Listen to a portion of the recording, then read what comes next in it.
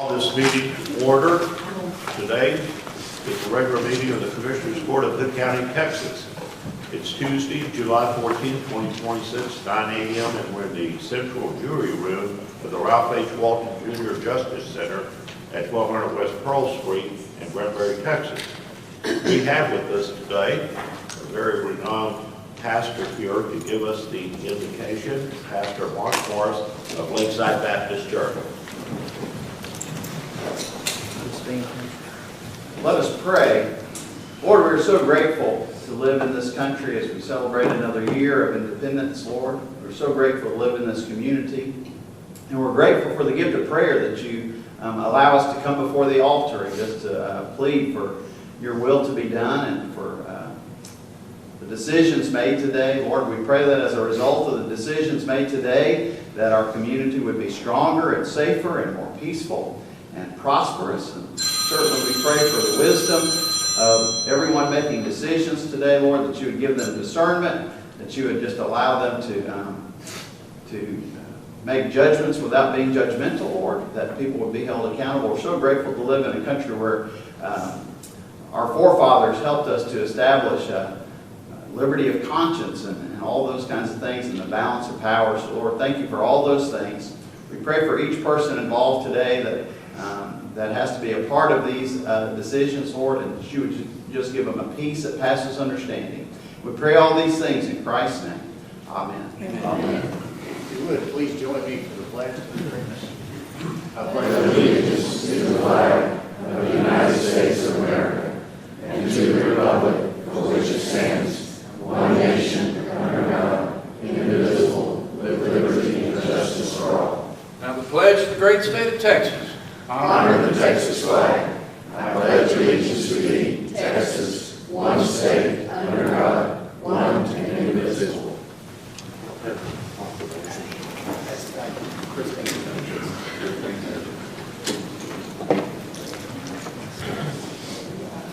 Okay, today we have a special presentation, and it is a proclamation declaring July 19th to the 25th, 2026, Pretrial Probation and Parole Supervision Week. And we have with us Shelley Berry and her group of about 50 of your citizens here. There's nobody doing any work. I don't know what all the parolees and probation, they're out there robbing the bank. Where's the sheriff? I know there's the sheriff right here. So, all right, Shelley Berry, bring your folks down here. We will read this proclamation.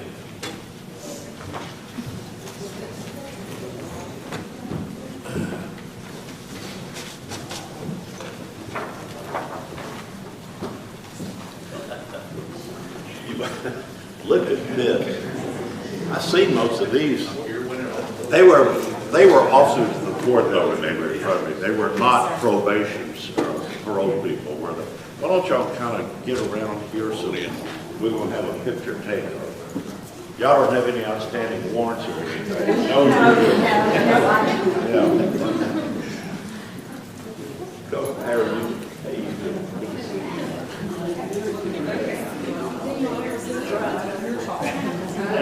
Do you still want me to read this? I told Miss Berry this. She heads up this group, and she does a fabulous job. I think the sheriff back there, you could back me up on that she does a great job. You really do a great job. And you do that because you have this wonderful staff with you. I mean, you really do. They do a great job. And I see her in court all the time and do these meetings. But here it is. This is the official proclamation to designate July 19th through the 25th, 2026 as Pretrial Probation and Parole Supervision Week. Whereas community supervision and corrections are essential safeguards to public safety. And whereas when someone commits an offense, it is the hardworking pretrial probation and parole officers that collectively work to prevent future victimization. And whereas they do this by assessing risk, designing supervision plans, serving as sources of accountability, and promoting positive change among offenders who have been released into communities. And whereas men and women who work in community supervision and corrections are the front lines of reducing reoffense rates by encouraging offenders to be productive, law-abiding members of society, their work is vital to breaking the cycle of crime. And whereas a week in July is dedicated to recognizing the indispensable role pretrial probation and parole officers play in keeping Texas safe and secure, now therefore the Hood County Commissioners Court hereby proclaim July 19th through the 25th, 2026 as Pretrial, Probation, and Parole Supervision Week, and encourage all Texans to extend appreciation to these officers. Their courage and commitment highlight the best of Texas, signed by all of us at the Commissioners Court. And I really do mean it. These people really keep us safe, and this is an indispensable part of justice. It really is. And this lady right here does it. How many years you been doing this? Working on 32. Only 32 years. You know what I'm talking about? Just now learning all the things of the job. Here, I present this to you. And we owe a great hand to all of y'all, because you couldn't do this without your people here. But y'all do a great job. Did you get a picture?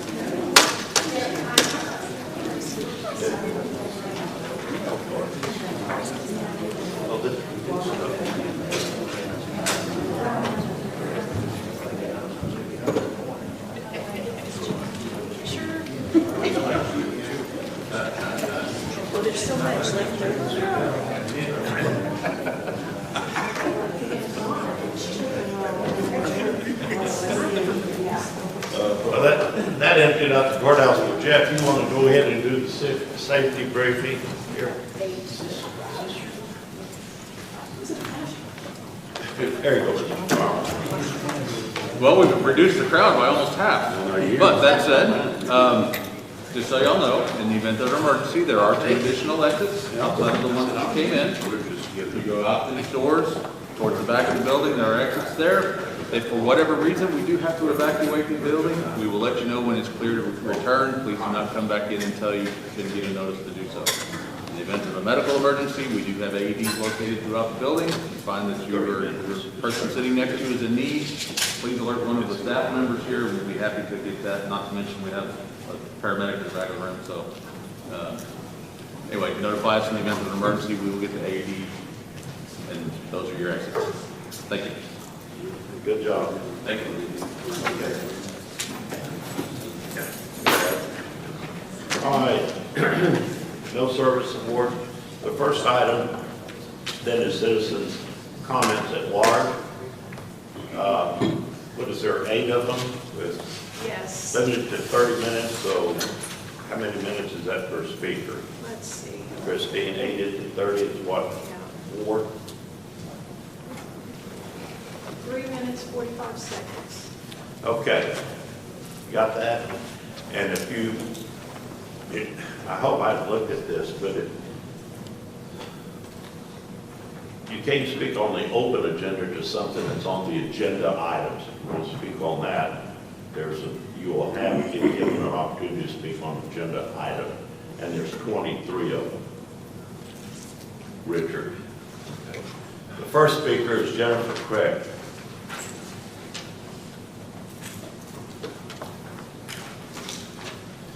I have something for you guys first. Each one of you, pass it along to paradise. For each one of you, or paradise. Yep.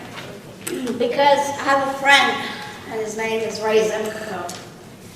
Ray Zemko is known as the Dice Man. And the Dice Man is known for cybersecurity. He's a former CIA asset. He doesn't make a secret out of that. He is former Ranger.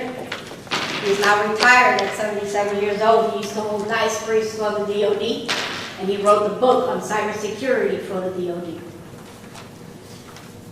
The way I know him is by being in one of those dice briefs when I was on a secret installation in the desert in California while observing.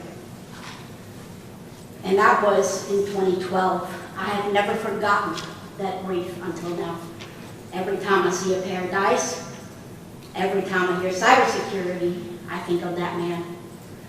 And he told us from the get-go that he would brainwash us within an hour, that we would never forget that brief. And he was right.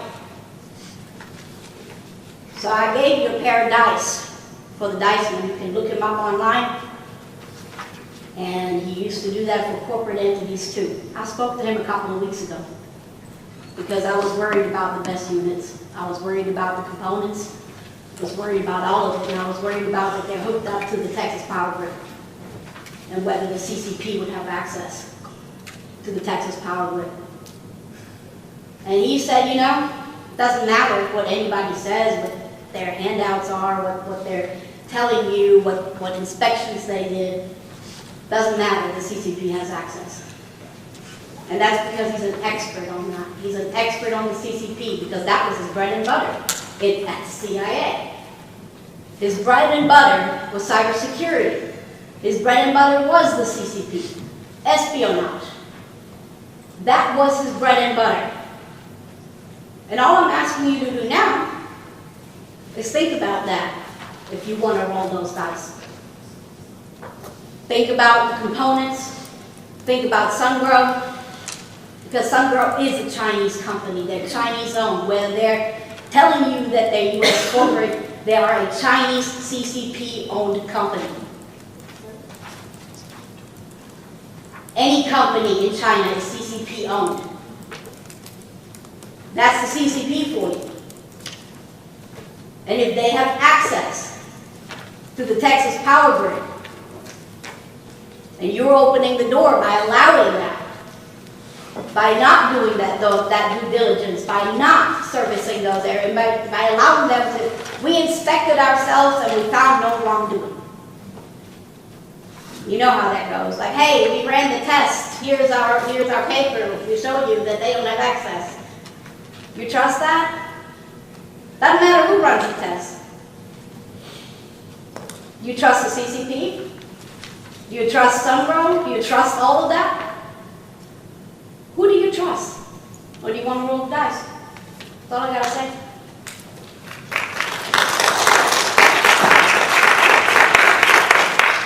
Oh, Ray Zemko is willing to talk to you. You can call him. His email, phone number is all online. The next speaker is Cindy Highsmith.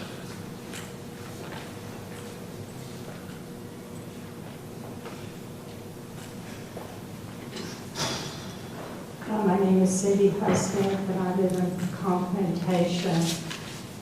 And I want to speak to you today about the road bond. So we ended on a really high note last year, and you had done everything right.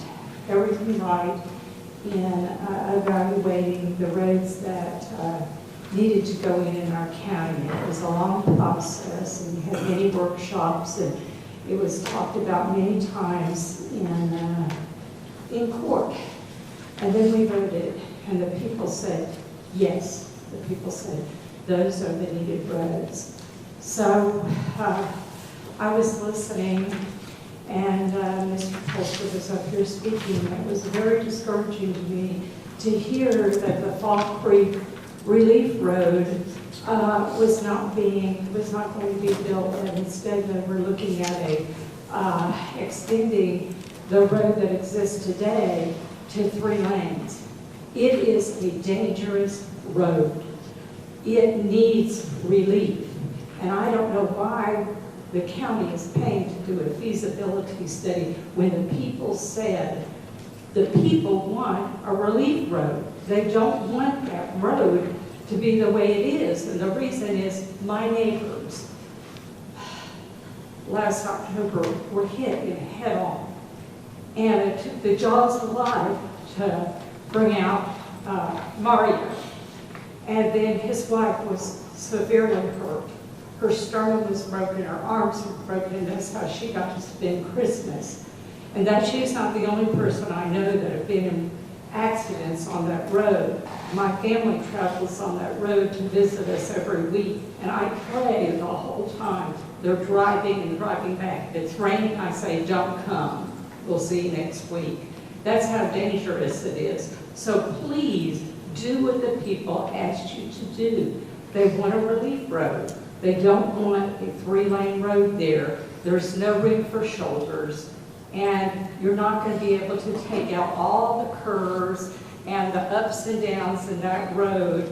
And every week on social media, they're saying the road's shut down, there's been an accident, it's going to take a few hours. So please keep this in mind and don't allow that to happen. Thank you.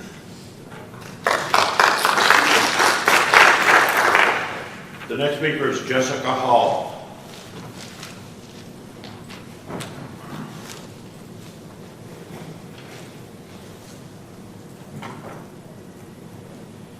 Later today, we're going to be talking about some permitting and fees.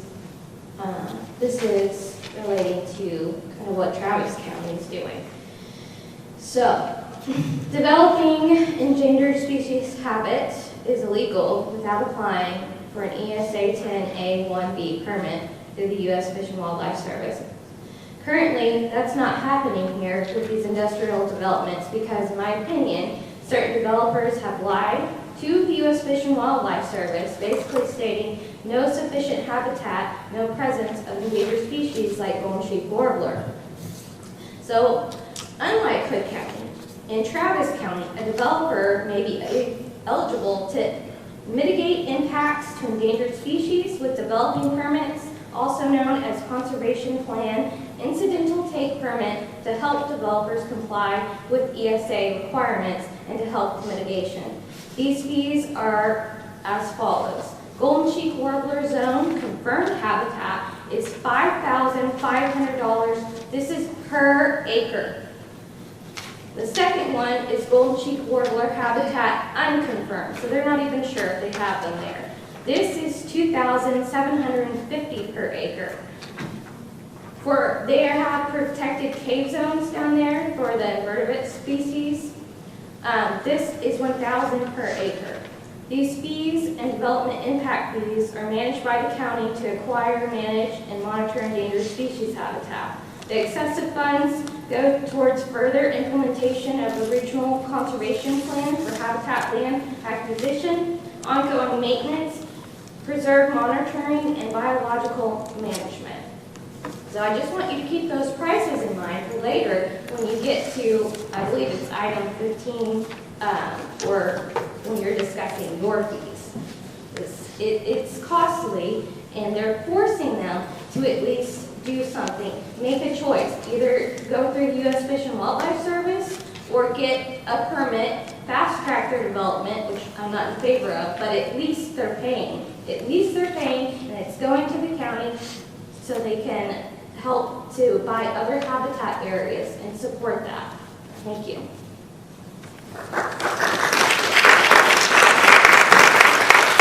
The next speaker is Christine Leftwich. Start my own timer.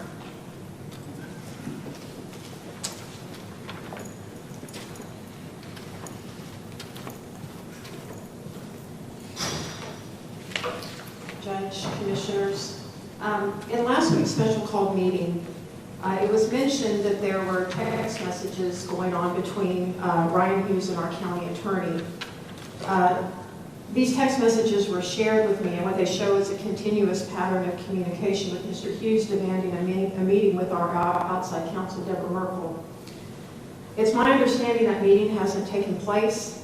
I hope that if and when that meeting takes place, that the county will not be covering the fees in conjunction with that meeting, the attorney's fees.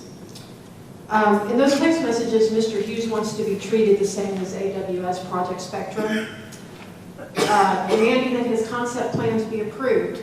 May I remind the court that the AWS concept plan weighed 7 pounds. It's about this big. Commissioner Sanderson brought it to court with her. These are the concept plans for for Comanche Circle, Project Panther, and Project Lion. I hardly see that it weighs about 7 pounds. The difference is that AWS purchased the land, they secured power, they secured water, all before submitting their concept plan. We've become aware that NRG pulled out of the project as a power supplier, and that decision was not something based on the county's actions. I credit Matt Long for following up with NRG in an email communication. He mentioned he'd heard that NRG had withdrawn their application from TCEQ. Can you confirm this? And the response from the NRG representative said, thanks, Matt. We withdrew the air permit application for Toller as part of our normal review of development opportunities and site prioritization. We routinely evaluate a range of sites and development options, and this reflects that ongoing process. Mr. Hughes is claiming hundreds of millions of dollars in damages, asserts he had to seek extensions from landowners, that he's had to do all these things because of the county's actions. And what I would submit to you is that the actions of the landowner in NRG are wholly based on Mr. Hughes's conduct. I think we've all been subject to his berating and public scrutiny on social media.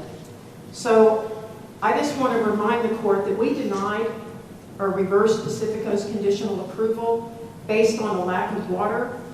I would urge this court to deny Comanche Circle, Project Panther, and Project Lion for a lack of a power source. Our own governor has stated that data centers must provide their own power generation. Something else I wanted to add about Mr. Hughes is that he's formed several LLCs for his projects. We know that an LLC is a limited liability company, and it doesn't take a law degree to understand what the term limited liability does. So again, I would just caution you with regards to the projects submitted by Mr. Hughes. Thank you.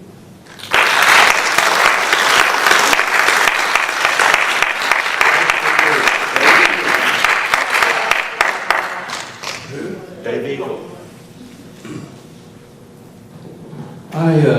I'm going to yield my time, Judge. I was hoping the hearing next door would be complete so I could speak to it, so I yield my time. Oh, thank you. All right, the next speaker is Lena Robinson.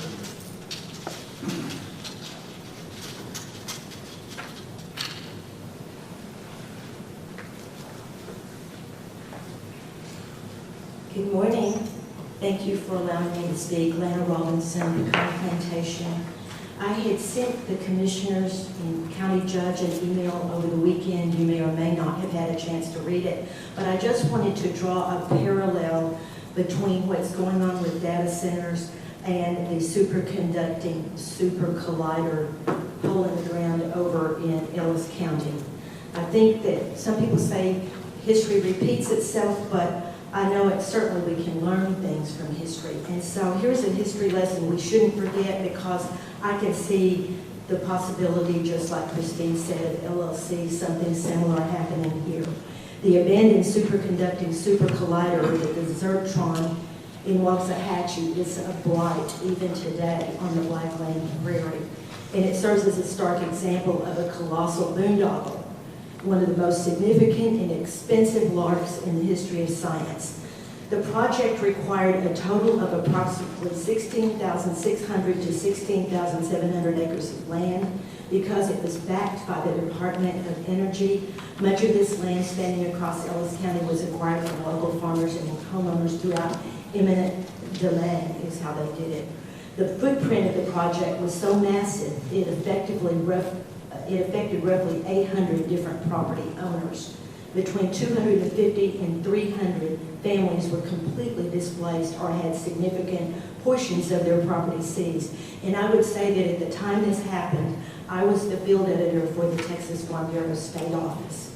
And I was involved heavily in working with K. Bailey Hutchison, Phil Graham, all the people that were senators and lawmakers at that time. I was writing news releases for them, op-ed pieces for them that complied with Farm Bureau's policy. And today, if Farm Bureau had a stronger policy against data centers, we could probably be making more headway with that, but they just kind of didn't know what was going on. It caught them off guard. But I want to say that the construction began in 1991 on that Superconducting Super Collider. Within 2 years, workers bored approximately 14.7 miles of underground tunnels and completed several surface buildings. It turns out the initial estimate of $4.4 billion quickly ballooned to $11 billion. So in 2 years, on October 21st, 1993, the Congress officially canceled the project. By that time, about $2 billion, or equivalent to over $4 billion today, had already been spent. So after the cancellation, the land and the bored tunnels sat dormant for years, and we know about that. But if you fast forward, and they flooded all of that underground that they had bored, and you can go online and look at those tunnels, they're massive. After the cancellation of the fast forward to today, so we are in a hyper expansion phase where data centers are getting massive. However, there are several technology shifts that could eventually reverse that trend. And I've given you in the email, so I'm not going to read all of this, but within 10 to 15 years, they believe that the size of these could be reduced from 100,000 square feet to 20,000, and that things can almost fit in a closet. So I just want to say, just as this Texas Super Collider was rendered obsolete by a mix of budget and newer, more efficient designs, the current data center land grab may eventually be viewed as a temporary era of brute force engineering before designers learn how to make AI hardware small. In the meantime, we need to push back in every way possible to stop these billionaire destroyers from ruining our beautiful county and state just because they can. Thank you.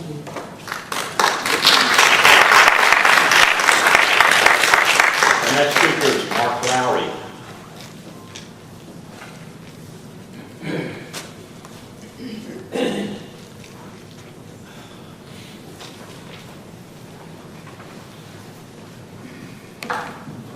Good morning, Judge and Commissioners. Mark Lowry, Hood County, Texas. I want to address the recent approval for the May 4th agenda item number 5, where 3 members of this court approved the Motorola Solutions DFR proposal. I would like to highlight this vote and how I believe it demonstrates the lack of process and detailed review of proposals, what appears to be a lack of fiscal responsibility of the 3 members of this court. If I misquote anything, please do not hesitate to correct me. There appeared to be a rush without appropriate review to get this before the court and obtain approval. As I read the proposal made available through the link of the agenda number 5, the quote from Motorola Solutions dated May 4th clearly states that this is a 5-year proposal, not 1. Review of the proposal quote shows that the total 5-year proposal was $432,000. Did any of you actually understand that cost to the county? Did any of you 3 that voted for the DIV understand the total cost to the county citizens, and why was it not addressed at that time? The total cost for the first year, $112,998. It was proposed to the Hood County Commissioners Court as a project which may be covered by the FLOC grant, which I believe was approximately $132,000. This is a 1-year grant and does not automatically roll over into the following year. It was associated with FLOC. That's another whole mess.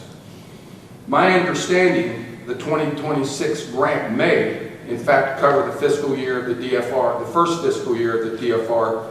How does this court propose to cover the additional $79,999 per year for the next 4 years?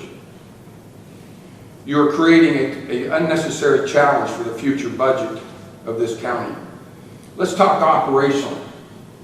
I searched online for the piece of equipment that there are some very fancy, sophisticated marketing tools that can be very convincing. Issues. Have we established a policy? If I may, yes, the Motorola Solutions is on the board there, please, for the citizens. Have we established a policy manual and protocols for the management of the DFR? It says it needs to be robust and detailed. Cost of increase in insurance coverage for this piece of equipment. It said, speaking to the gentleman out in the lobby, it was a 3-mile radius. Possible upgrade to 6 miles. That's a 7% total coverage of the county. If we can show the next diagram, please. It basically covers the city limits. It will be based at the dispatch center, is what I've been told, and therefore it will not be able to cover Lipan, Toler, Pecan, and many other areas actually in the county. I've been told that dispatchers will launch this DFR. Will the dispatch employee be able to opt out of this, and did they not, if they do not want this added responsibility? How much training and practice will they have with the DFR to become competent? Will we need to pay overtime to get these dispatchers adequately trained? Have we ensured that someone with certification to fly this DFR will be on 24/7? Are the dispatchers CGIS certified? This isn't a toy. It's a highly technical, sophisticated instrument that needs to be managed in expert precision. The dispatchers will be required to remove themselves from their assignments at the dispatch council to go fly this training. It simply said training. My experience is they usually assign a number of hours or days or people. The judge, please try to pay attention. Listen, in short. You said it to me? Yes. I'm reading this on the screen here. That's not what I'm talking about. Now listen, I did a big job down in Houston. Houston Police Department's got an entire unit that flies these things all the time. I did a SERA conference down there, a fossil fuel conference with a lot of protesters. Houston PD flew it into the side of our building. So if we think we can get this tool and have a little bit of training and navigate this safely to the county, I think you're sadly mistaken. Thank you.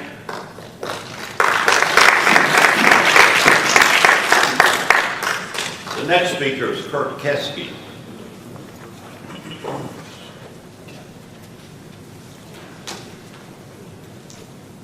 Good morning, Judge, Commissioners. Looking ahead, the site development plan process is coming up. That process is designed and stated to ensure that the development is consistent with the strategic plan of the county and its development regulations. At the very start of your strategic plan, it notes that this county values. What it values is the rolling terrain of this county and its recreational features. That's what this county is supposed to value. The first objective is that it is to protect the integrity of the surface water and the groundwater. Your development regulations do that through its districts.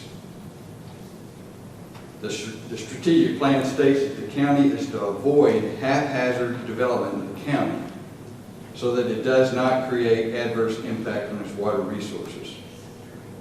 Your regulations have done this. It's done this by minimizing development in rural districts and regulating development in water quality districts.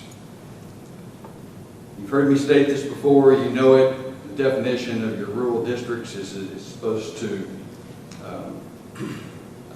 conserve the rural character of the development in the area and to enhance the quality of lives for people in those areas. This is what is commonly known in the industry as performance criteria. It's different than prescriptive criteria, but it is still applicable in this county. This requirement does not prescribe building size or population density, but it does state that the outcome of whatever use is to be constructed on the site is to conform to building sizes and population densities that are indicative of rural areas. It also, by definition, calls for maintaining night skies, calls for peaceful absence of massive combustion engines, the absence of excess pollution, and the minimized use of groundwater, which is central to the strategic plan of this county. I know that developers have asked you guys about this. I implore you to use this regulation.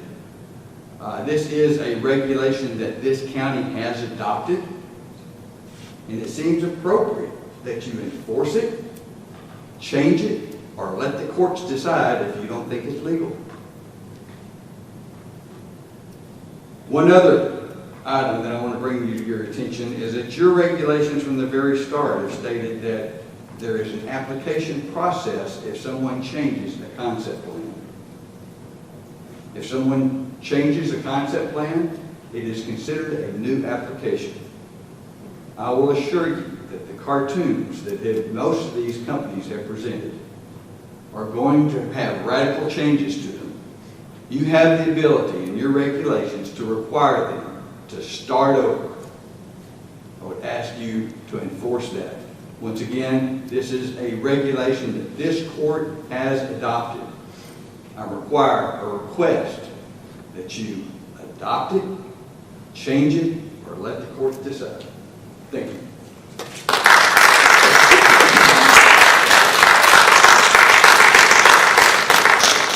That concludes the open comments, and Matt Mills has requested that we wait until he finishes. He's listening to what's going on in Judge Buffy's court right now, and we're going to take item number 5, discuss and take appropriate action to approve the plan of finance and direct staff to work with the county's finance team to implement, and a presentation from Jim Sabonis from Hilltop will be presented. Mr. Jim Sabonis is with us. And by the way, if anybody, we're pulling item number 20. It's pulled from the agenda. But Mr. Sabonis, welcome. What do you have to say to us? Good morning, Judge, Commissioners, citizens of Cook County. I'm very pleased to be here. This is the first step to issue voter-approved bonds. It's been a process we've taken many years to discuss. Funding road improvements for rapidly growing county and a jail funding. I've got a presentation. I don't know if it's loaded online or not. Oh, let me grab it. I'm sorry. Christine's going to get it. We've got a presentation talking about the first phase of this program. We've given it to Christine and put it up there, and I'll walk through it. It's very straightforward. And it hasn't changed significantly since we actually presented it originally to the voters for their approval. You go to the next page. This is a summary. In November, we had approval of a road bond program and a jail funding program. This will be the first phase of the road bond program, which allows the issuance of approximately $25 million of unlimited tax road bonds. The jail project is full funding of them. It's about a $24 million program. I was asked previously, what's the difference between the unlimited tax road bond pledge and the limited tax bond pledge for the jails? In the state of Texas, all our bonds are authorized by a specific state statute. So statute indicates what a county can fund, how it funds it, and what the limit is of what it can pay for. And uniquely, on the road bonds, on a limited tax road bond, it's kind of fascinating to me because the state statute indicates that we can only issue up to 25% of our taxable value in road bonds. Currently, our value is approximately $3.2 billion, which means if we wanted to, we could issue over $3 billion of road bonds. We're only talking here again, approximately $28 million. So we're nowhere near our capacity, but that's our state statute. On the jail project, it approaches it a little bit differently. On the jail project, the statute says that the highest honest tax rate we can pledge to fund the jail project is 80 cents, though our Attorney General has actually administrated a limitation of 40 cents. And so they're saying you can issue all the bonds you want up to a 40-cent tax rate. But the reality is that our current tax rate is approximately 2.699 cents. for all the debt that we have paid. Our projection going forward is that we're not going to increase this. So for both the road and the jail bonds going forward, our expectation is we'll be under 3 cents. And so you can see why when we sell bonds, I've indicated previously to you, and I continue to emphasize it, our state statutes provide us tremendous security that we have in those issues. So as you can see, we're nowhere close to what we can fund, though the fact of the matter is no one's going to fund those limitations to that range. We're going to go forward and fund them. We're going to pledge our limited INS ad valorem tax, easily tax event issues. They'll be amortized over 20 years. Standard in industry is a 10-year par call. 10-year par call is kind of the equilibrium point where we can actually, it's the point where we can call the bonds and refund them, take them away from investors. Shorter than 10 years, it costs us a higher interest rate. Longer than 10 years doesn't increase our interest rate. So we're going to go with our normal 10-year call. No need to go for a higher rate. No need to anticipate any issue to refund them until appropriately. Our bond rating, the last rating we have, we paid all our debt off as of this year, and the only debt we have out right now that we're paying is short-term debt that wasn't rated. But the last time we had rated long-term debt, we rated a AA+ by Standard & Poor's.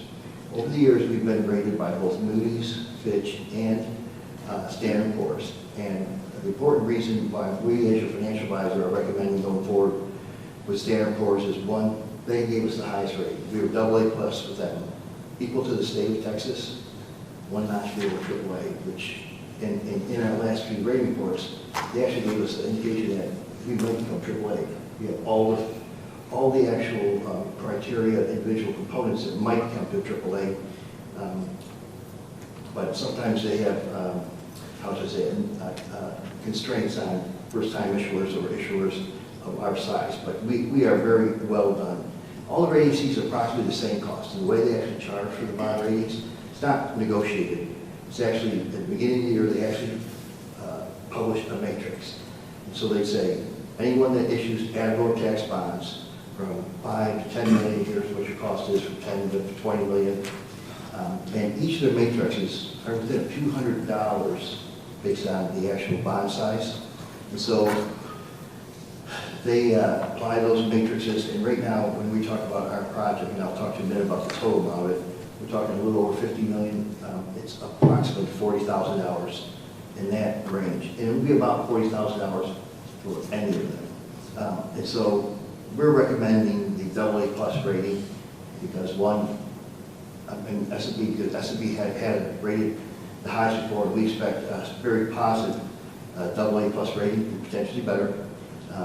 Their cost is about equal to everyone else, and they're very highly rated, highly valued in the marketplace. There's no need to do an additional rating. Right now, the way it works is funds require one rating, so we're recommending one rating. The timing that we have here, and I'll go through in more detail, would be with your approval, we're going to target a sale of August 11th. A competitive sale in the morning of both transactions, and then what will take place, we'll receive bids, we'll review bids, we'll make sure the bids are compliant with the bid specs and reflect the current market rates in a competitive position. We'll submit them to your staff, and based on that, we'll actually document them, present them to you, county commissioners, just as we've done previously. If you approve it, all the documents that are executed are presented to the Attorney General to review. His review is from a legal perspective, making sure that we follow all legal requirements to issue the bonds, and it's formality. Call Parker's is a very well-known bond firm, actually the oldest bond counsel in the state of Texas. They'll actually guide that process, and we will close this on September 9th, prior to your year-end close, so you'll actually have funds deposited that you will invest. Now, we're positive because we think this is a straightforward process. If you turn to the next page, this is actually the projection of what current market interest rates will have on this process. We're going to issue about $28 million of par amount of unlimited tax road bonds today in the marketplace because of the uncertainty and potential higher interest rates. Investors are structuring premium bids, so we'll actually receive $20.4 million of par proceeds, plus they'll pay us a premium to have those bonds. We'll actually fund a full $30 million project fund and the cost efficiency to fund that. And in this case, we'll actually only have $30 million go against our bond capacity. Similarly, we'll fund approximately $22.8 million of limited tax bonds. They'll also pay us a premium. We'll end up funding the full $24 million that we've been authorized to fund. The unique process that we have, when we do a competitive sale, our goal is to get the amount of money you want, $30 million for roads, $24 million for jail, but give the bid specs so investors can structure bonds that is best with their investment goals. We give them flexibility, but the goal that we have and what end up determines what we choose is who gives you the lowest principal interest. And so in the case of these bonds right now, with the market the way it is, their investors are generally bidding premium structures. And the reason they do premium structures is because they'll actually pay us additional money, plus our par amount, to get a little higher interest rate on the coupon. Because when interest rates go up, the mark-to-market is a little bit less for the higher interest rate than the smaller interest rate. But again, mathematically, we check every bid. The goal is what's the cheapest cost, principal interest to the county, to the taxpayers. Right now, we run these numbers at current market plus 25 basis points, and we're looking at about a 4.4% on the limited tax road bonds, about 4.38% on the limited tax jail bonds. Total principal interest for both will be about $82.9 million over 20 years, about $4 million per year. Right now, we have a tax rate of 2.699. This strategy was presented years ago as we paid off our existing debt. We added new debt, and our expectation is that based on very conservative assumptions going forward, we'll have no tax rate increase. We'll stay within the 2.7% tax rate. The following page is a detailed look at the cash flows. On the far left, third column, is a projection of tax assessed value, and the major columns in the middle indicate our amortization, and the key column is to the far right, based on a very conservative growth rate, 5% next year, 3% the year after, then decreasing to 1.6% per year.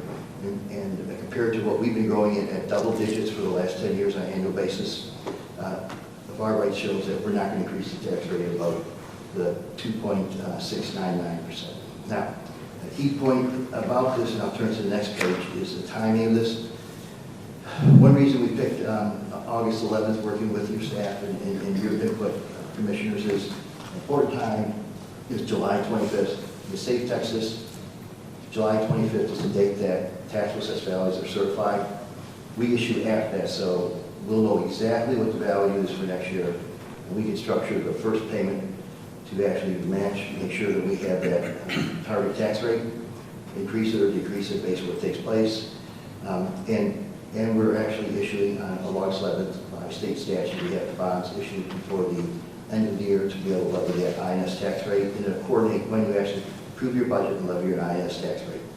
So we have the taxable values. We'll look at those final values, coordinate with your staff, and then we'll move forward with the sale on the August 11th. Also between now and then, right now, this is this bond program.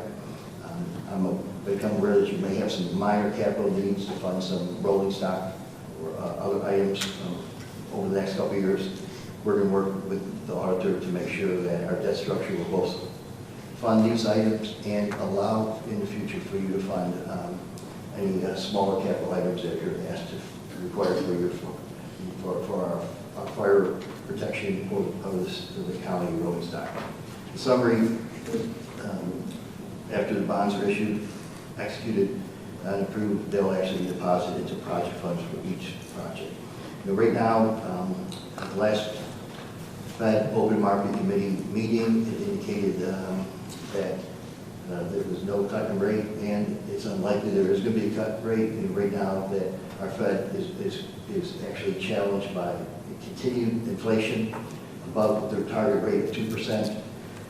And our expectation is that we'll hold rates steady. And if there was a rate movement later in the year, it probably would be upward. So our plan to go forward, I think, works well with what we expect to happen over the overall economy and interest rates. Get this issue before there's potentially any negative impact increasing interest rates. In summary, it's been a number of years I've worked with the commissioners and the staff of the county to prepare for this issue. Everything's come together, I think, a little bit better than we anticipated. And we'll be able to fund this first phase and future phases without tax increases for the county. As your financial advisor, I think it's a well-thought plan. I'm committed, and I'm certain that we'll be able to fund it as indicated. That concludes my formal discussion points. I'll answer any questions, provided additional information I have for you. I'd like to add one more item. I think later in the agenda, you have a separate agenda item about the application for Standard & Poor's. What's taking place is that the way Standard & Poor's works is they actually go through the rating process, and well, we've contacted them, we've shared information. We've actually have a conference call set up for later this week to discuss the information and provide any additional information from them to their rating review formally, because it's very important for a regulatory perspective that we formally ask for that rating review. They forward us through email a document saying, do you want us to rate us? And you have the agenda as part of our plan that we would ask for that rating and go forward. Again, it's going to be about $40,000, but it's actually indicated in cost of issuance, consistent with all ratings and when we recommend approval of that ratings. Mr. Sabonis, are you going to be here? Are you planning to stay around to agenda item 16? Agenda item 16 is are you planning to stay for that? Yes, I am. Should we just go ahead and take that one next, Judge? Number 16? Yeah. So just a question from a layperson's perspective. We've got on here projected to close on September 9th, 26, closing and funding. Yes, sir. So when's the first payment due? First payment is going to be $215 of 27. And will we be paying quarterly or? The bonds are paid semi-annually, interest, and then principal amounts annually. Standard for 99.9% of tax bonds. So we set up 215 and 815, and typically we put the principal payment also at 215, with the reason that you receive IRS taxes, and traditionally the interest rates on bonds might be slightly higher than the interest rates you can invest at, so you might as well get paid down your debt as soon as you receive those funds. But we're setting up for 215 and 815 payments, principal interest at 215, interest over 815. So then principal on 215, principal P&I on 215, and just interest. Principal and interest on 215, and then interest on 815. And in general, just give the detail that commissioners that with ad valorem tax bonds, you'll receive a significant portion by them, with the thought is that generally the investment rate will be less than your bond fund, so you want to pay down your bond funds as soon as you can. And then you just have an interest payment of 815. If we were doing a revenue bond, we actually might go 815 principal, make sure we get all the revenues we have for that year, but it's a standard for ad valorem bonds. And uniquely, and I'll follow up with your staff, that's what our recommendation would be. One more reason why we do that is that sometimes when we do refundings, we actually call bonds, and I think we've discussed this before, where sometimes you set up as a thesis to get rid of your bonds. Vast majority of government securities actually mature on 215, so it kind of matches up in the future if you're ready to do a refunding to have the principal payments match up with government, federal government securities mature. Anything else? Well, let's go ahead and talk about 60. You already mentioned this being global on your, you've already contacted them, have you not? I think you need do we need a vote on this one first to accept the plan of finance? I think it's part of the overall plan, so I think we can discuss it, even though it's implied in here, then we go forward. we've reached out to them, we provide them information, but again, and we set up a meeting due to the timing of our issue. We meet later, it takes a couple of weeks to get the rating, but the thought process is here that they formally asked a request, do they want a rating? And from their position as a rating agency, it's actually going to publish a report about what our rating is. You know, they don't want to, they want to make sure that we want that report issued.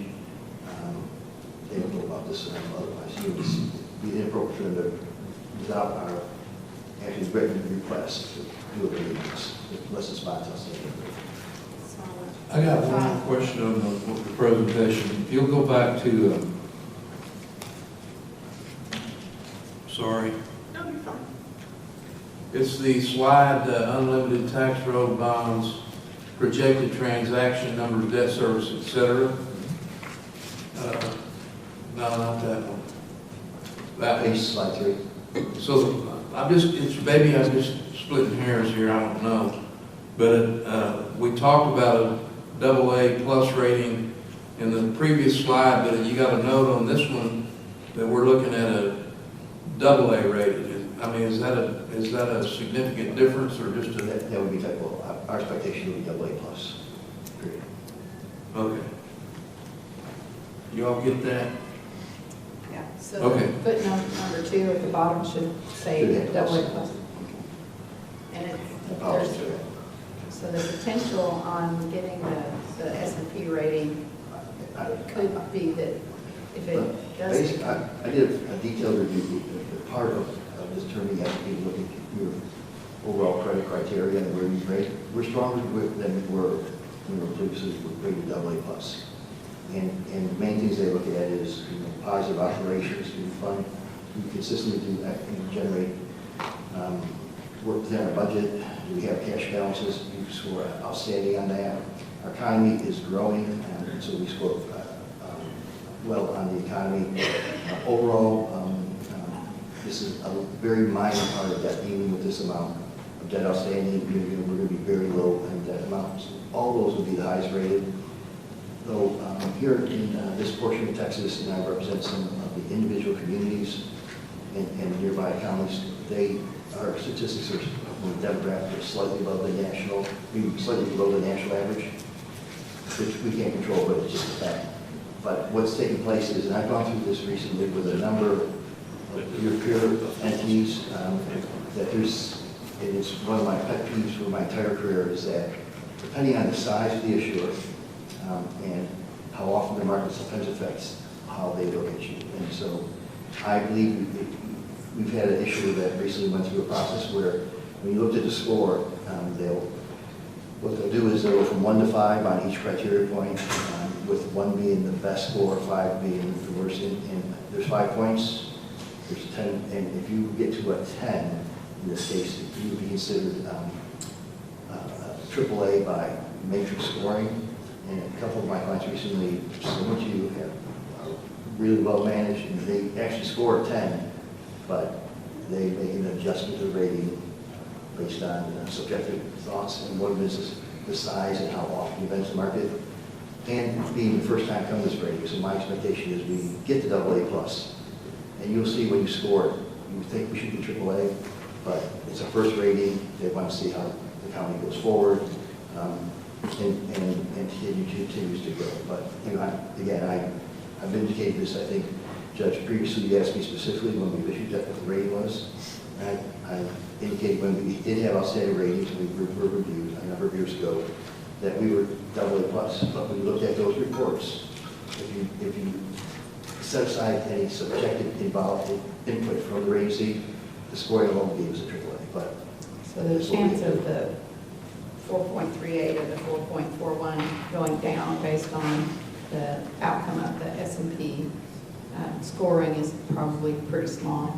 Well, I think we're anticipating that they'll place. Where I think that rate will be affected by is the status of what's taking place in the nation. Okay. Right now, though it's moderated a little bit, you've seen significant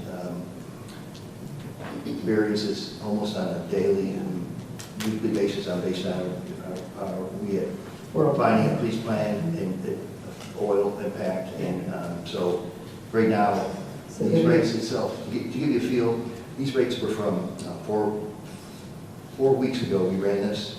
Yesterday, I updated and looked at rates. And if you look at yesterday, we're 4 basis points better than this. But I thought we'd just keep it here. But we're going to be in a trading range right now, rates based on what's taking place nationally, and the biggest issue being what's taking place in the price of oil. You'll see that hit everybody across the board.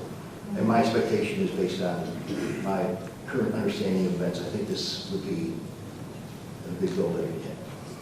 Well, I'll move to approve the plan of finance and direct staff to work with the county's finance team to implement, as presented by Mr. Bones from Hilltop. Okay. Motion been made by Commissioner Samuelson to approve the plan of finance and direct staff to work with the county's finance team to implement based on this presentation from Jim Sutherland, second by Commissioner Anderson. We both did, so. Commissioner Andrews. Any further discussion? All those in favor say aye. Aye. All opposed say nay. Motion carries unanimously 5-0. Let's go ahead and vote on number 16 now. Does anybody care to make a motion about that? I just have a question about with purchasing. Is there anything we need to do with this? No, we don't. Due to the dollar amount, we're fine. And then the fund, the money will come from contingencies? Funding will come from the bond issuance. We'll pay it out of that 55 held for bonds, and then we'll pay it back with the bond issuance. So, Yeah. I move to adopt the revised, wrong. 60. I move to engage with S&P Global to provide a credit rating and direct the auditor to notify S&P Global to proceed in the amount of $43,300 from the Fund 55 that's held for bond Issuance. Thank you. Okay, motion been made by Commissioner Samuelson to engage S&P Global to provide a credit rating and direct the auditor to notify S&P Global to proceed based upon the amount, what's it, 4,350 out of Fund 55? 43.3. Okay. Second by Commissioner Wilson. Okay, any further discussion? All those in favor say aye. Aye. All opposed say no. Motion carries unanimously. Thank you, Mr. Smothers, for coming down. Thank you for the good work. Everything's on time. We should proceed. Thank you. We look forward to coming back with a successful bond sale and bond ratings. Thank you very much, Judge. All right, thank you. Take care. Thank you. Okay. Now, this was in his back.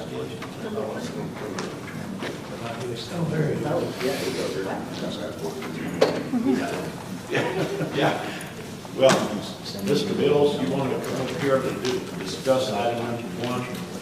Discuss and take appropriate action to request the county attorney take action related to flock safety failure to perform under the terms of the contract and provide a refund of $126,000 due to the Hood County taxpayers. Now, before you get started, I'm just going to do a recap on where we've been on this. Just for people who may not know what this is about. On March 11th, 25, the court voted on a motor vehicle catalytic converter grant that was to be used to purchase 24 flock cameras. On 3/21, the flock camera was signed by a member in the sheriff's department, but did not come to court to be signed by the county judge. In July 2025, I discovered the payment had been made for $132,000 while no valid contract signature, and only one camera had been installed on June 14, 25. During discussions with Flock late during last summer, I learned that Flock was aware that there was a DPS pause that had started in November of 24, but did not inform the court when the grant was presented on the agenda in March of 25, or in July of 25 when the full payment was made. Flock was resistant to a refund, so I worked with them to provide a credit for funds paid for services not received.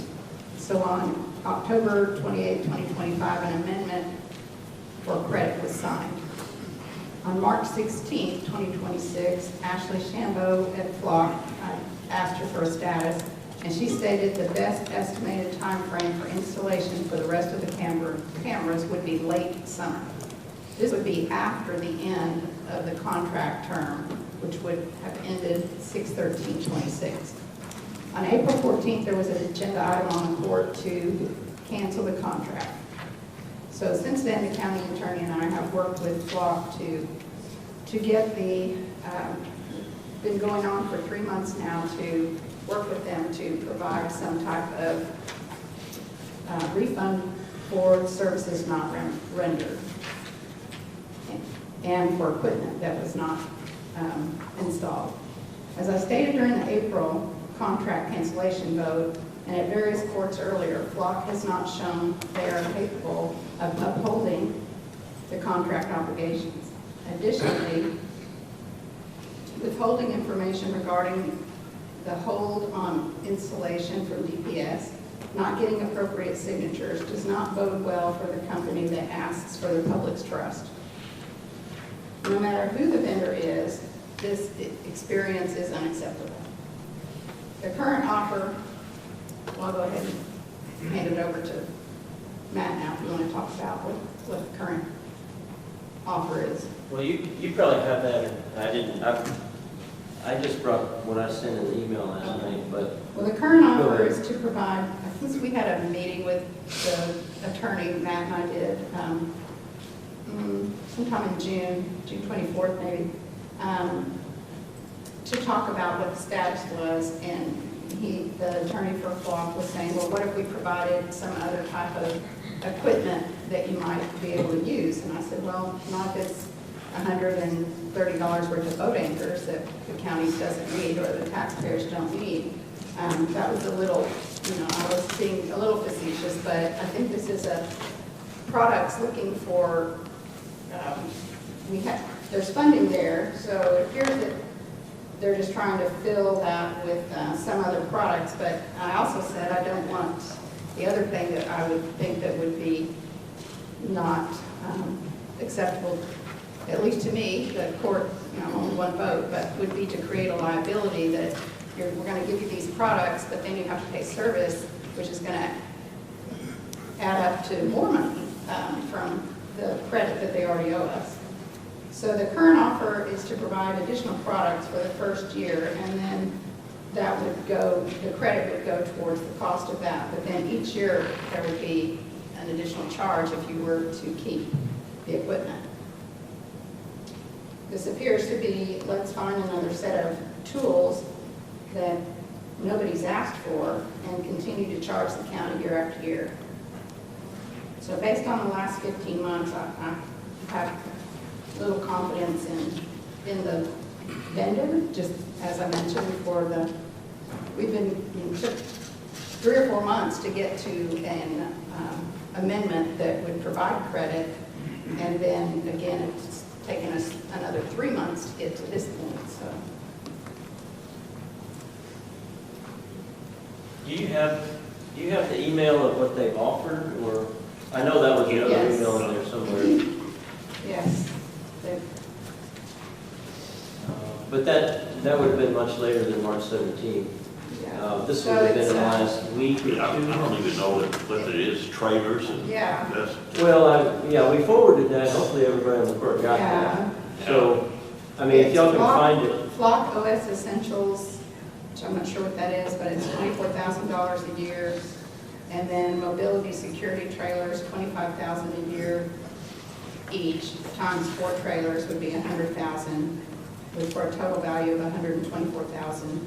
Essentials gives the Sheriff's Office immediate access to the broader Flock network and core investigative tools, even without permanent LPR cameras to deploy. The mobile security trailers provide rapidly deployable solar-powered video coverage for temporary hotspots, special events, critical facilities, or locations where permanent infrastructure is not practical. But again, it's kind of like we're giving you this equipment because we owe you $126,000, but if you want to keep it, then you got to keep paying for it year after year, so. Right. Well, So I think Sean needs to look at it. Sean looked at it to see, I don't even know what it is. We don't know what it is. But if that's something that's needed, they can put that in their budget and ask for it during budget time, but I think for this, to satisfy the non-performance of the vendor, the options that you have, that you sent us. I sent an email last night, Yes. yes. I mean, I can work through those options. Yeah, go ahead. I guess. Okay, so, option number one would just be the simple option, which is just take the offer, which I don't think that y'all want to do that, but at least it's the simple one. Option number two would be to make a counter proposal for, okay, we don't really like this bundle of goods, but we like something else, and that might require meetings with the sheriff's office and whatever, so that we can make a counter and take something else, okay? Option number three, and this gets into the terms and conditions, which I sent that out in an email on June the 3rd. I can't remember if it was Stephanie or somebody who found that, but there's a question of whether we even accepted the terms and conditions on that little term sheet or whatever you want to call it that Sean signed, because there wasn't on that document all the legalese of, okay, if there's a dispute, then what happens? But they do have a website that has terms and conditions. And on the website, it says that if you can't come to an agreement, then you go to mediation. And if that doesn't resolve it, you go to binding arbitration. And according to their term sheet, or their legal terms, it's governed under Georgia law. And I'll come back to number three here in a second, but let me just keep working through the other. Now, if you feel like we haven't agreed to the term sheet and we're not bound to the mediation and the arbitration, one option is to hire outside counsel, file a lawsuit here. And the question is, okay, if the total amount of money is $125,000-ish, how much are you going to spend in attorney's fees to collect? I mean, to me, $125,000 is a lot of money, but you know, when you're talking big picture, attorney's fees, all that, and you're running a risk of not necessarily getting 100% collection on the $125,000, do you want to go that route? It's just a question. And if they come back and say, hey, according to these legalese term sheet, or the legal terms and conditions, we shouldn't even be in this courtroom. I mean, that might be one of their first arguments is, hey, judge, if it's a district judge or whatever, this needs to be mediation arbitration according to the legal terms that we put on everything. And then the final option, number 5, is similar to number 4, which is just ask our office to do it, but we're mainly a prosecutor's office. I have never filed a lawsuit on anybody in civil court, so, I mean, it's free, but you kind of get what you pay for. So, I mean, it's, you're not out money up front, but, I mean, now I'm starting to try to pore over what are the rules of civil procedure and all these things, which I'm used to being in criminal court. So, big picture, what I said I think is best to start with, if you don't like their proposal, would be option 3, for a couple of reasons. Mediation really shouldn't be a lot of money. I mean, you might pay, $1,000 as your share of the mediation or whatever, and you might be able to resolve it there. We have to make sure it's done remotely. Yes, it would be under Georgia law, but I don't think that they have a completely different view of contracts in Georgia than they do here. And just try to mediate. And then if mediation doesn't work, you go to arbitration. And at least throw that out there and make them say no. And if they say no, we're not going to mediation with y'all, then file a lawsuit. And then, either under option 4 or 5. But I think that's probably the best. But I don't know, I just try to lay out 5 options and y'all decide, really. Would you be the one managing the mediation? Well, I thought about that. I mean, surely it's got to be able to to be remote in this day and age, where we don't have to fly to Georgia. But it'd probably be, I'm thinking me, you, Stephanie, and, I mean, fill in the blank, we can't have a quorum, or else we gotta post it, and that's a big mess. So, yeah, I mean, we need at least one member of the Commissioners Court, probably me, probably the auditor, and go from there.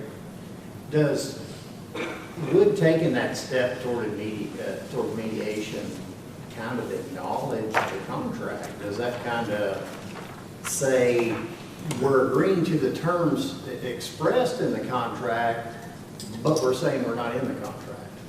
Well, I don't think we can take a position that there is no contract, period. Not only did one of our agents, if you will, sign it, but we even paid them. We're just saying that they didn't fulfill their side of the contract. And our second argument is even if they couldn't because of forces beyond their control, they've now received a windfall of $126,000 without performing the services to earn it. So, I mean, it's kind of a twofold argument, I would think. Let me ask you this, has Borquez Law Firm looked at this at all?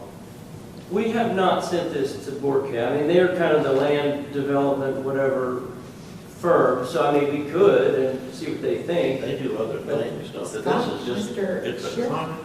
Mr. Shearhart's in the room if you want to ask. Well, okay, but, so Well, let me throw in on number 4 and 5. There is a contract. I don't know what it is, but obviously there's offer, acceptance, consideration. Okay? So there is a contract here. right. And the question is what are the terms? And I think that from their perspective, they breached it.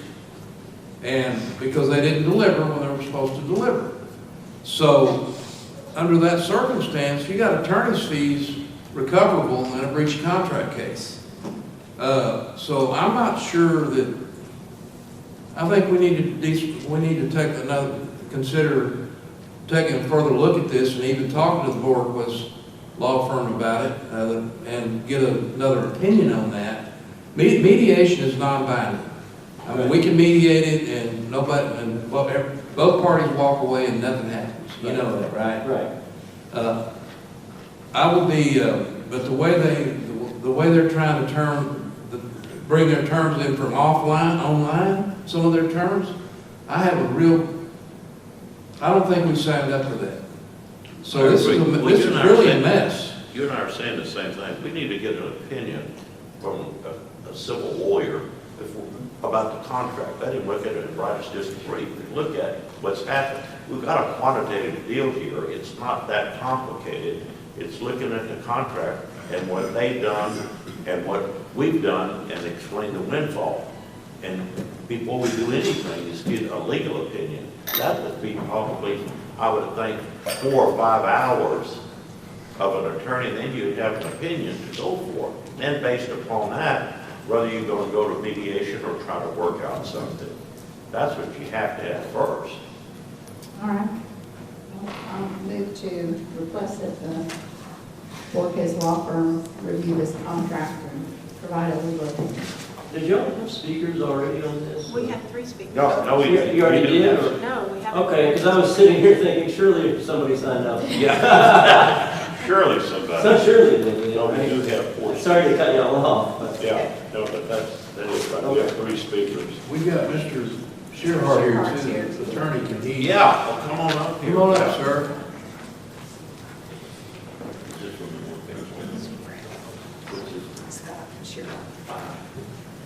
Well, I understand you got victory. We did, Your Honor.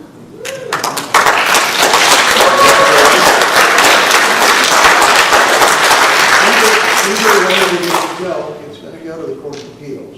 We did that. For a new determination. So they've already told me they're going to appeal. So.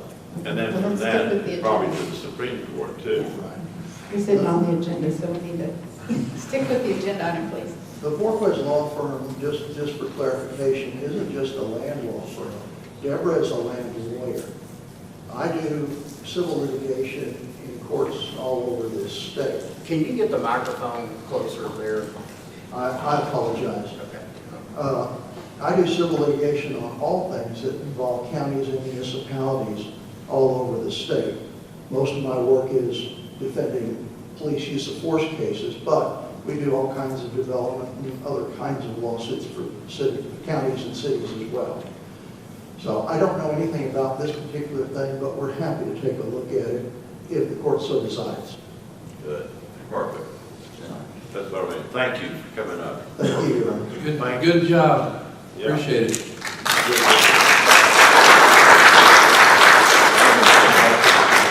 Speakers. All right, the first speaker is Mark Lowry.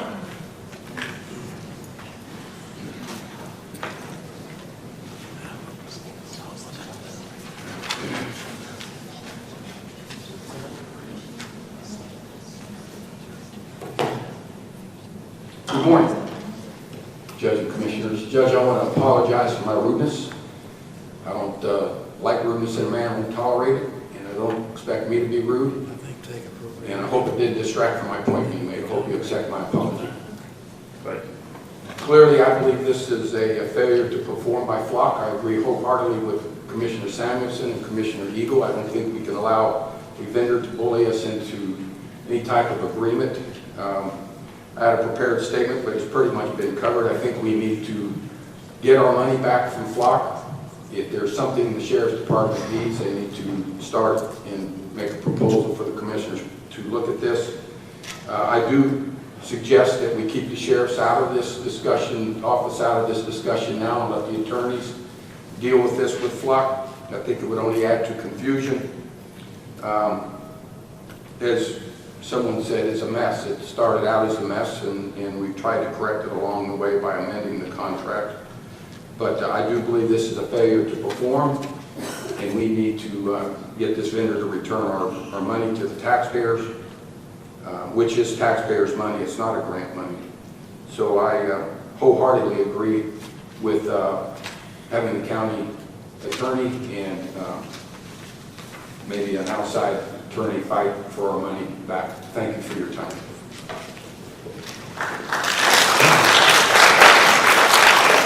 The next speaker is Carolyn Bauer.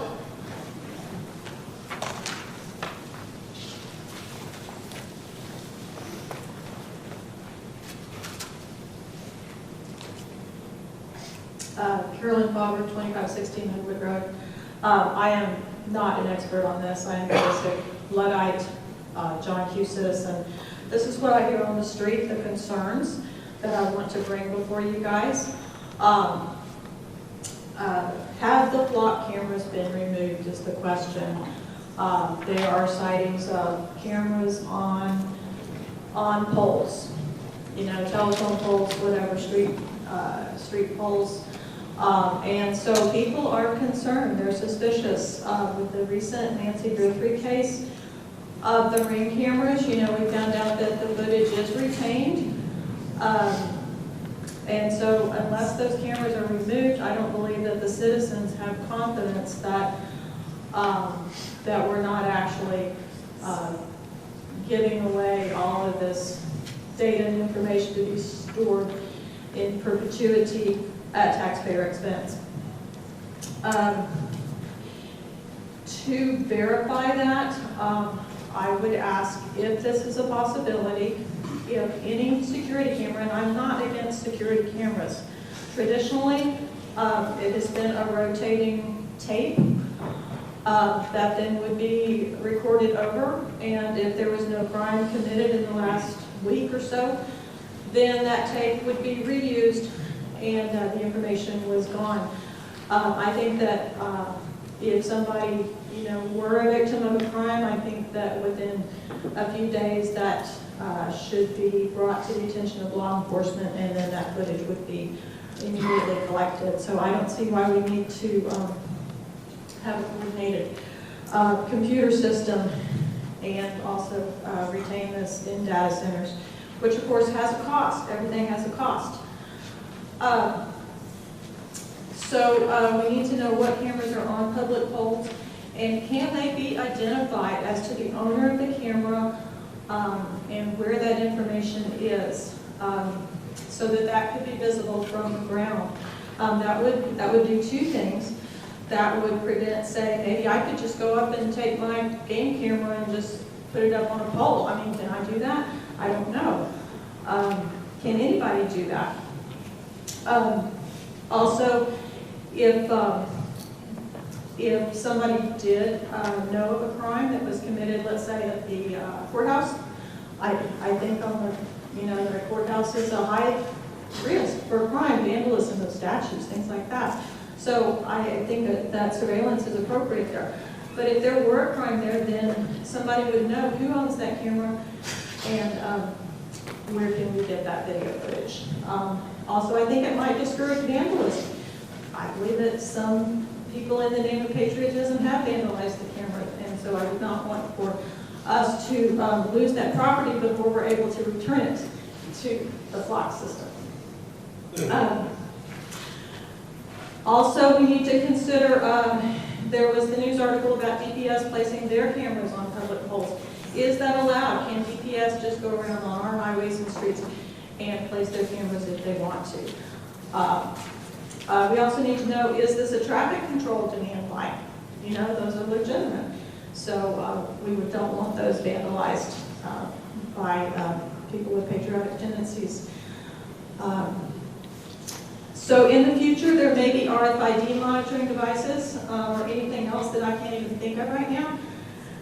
Any regulations that we write now should include Bluetooth or any other monitoring technology. So thank you all for your attention and hopefully answering those questions for the public.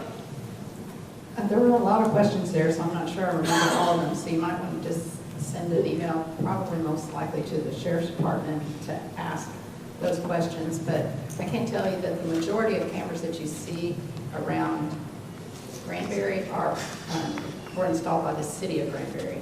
The county had 3 installed, and now that the contract's been canceled, I'm not sure what the disposition is. Have those cameras been, they're not connected to Flock anymore because the contract's not active for monitoring, but I'm not sure if they've physically been removed. Do you know, Sheriff?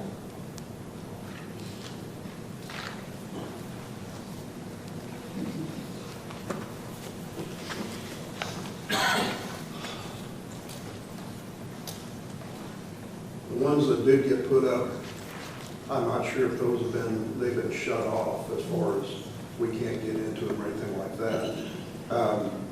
So there's a lot of cameras, and I don't recall exactly how many off the top of my head, but the city of Granbury has a bunch of cameras out there that are flock cameras. So that might be what a lot of people are seeing. But we can't get into them.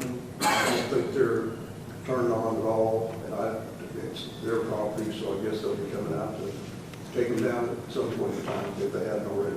And the other question was, can DPS, DPS has their own right-of-way, so if it's a DPS, text dot road, DPS has the authority to put up cameras there, and that's been allowed. Yes, and that was the problem with why it was taking them so long to get those up, is because of DPS and text dot and a problem that they had with each other too. But I think they got that all resolved, and so, but that's why it took so long, and we never got our cameras put up. I think that answers most of your questions, but there may be a few more. You can just go ahead and email the sheriff deeds. Can they be identified with a label that's visible from the ground? Let's say you put the label, this is a text dot camera, this is a GPS camera or something. I've never actually went to look up at them and see if they had any labels on them, so I'm not sure about that. I'll have to check on that. Thank you, Sheriff. Okay, the next speaker is Kenneth Metter.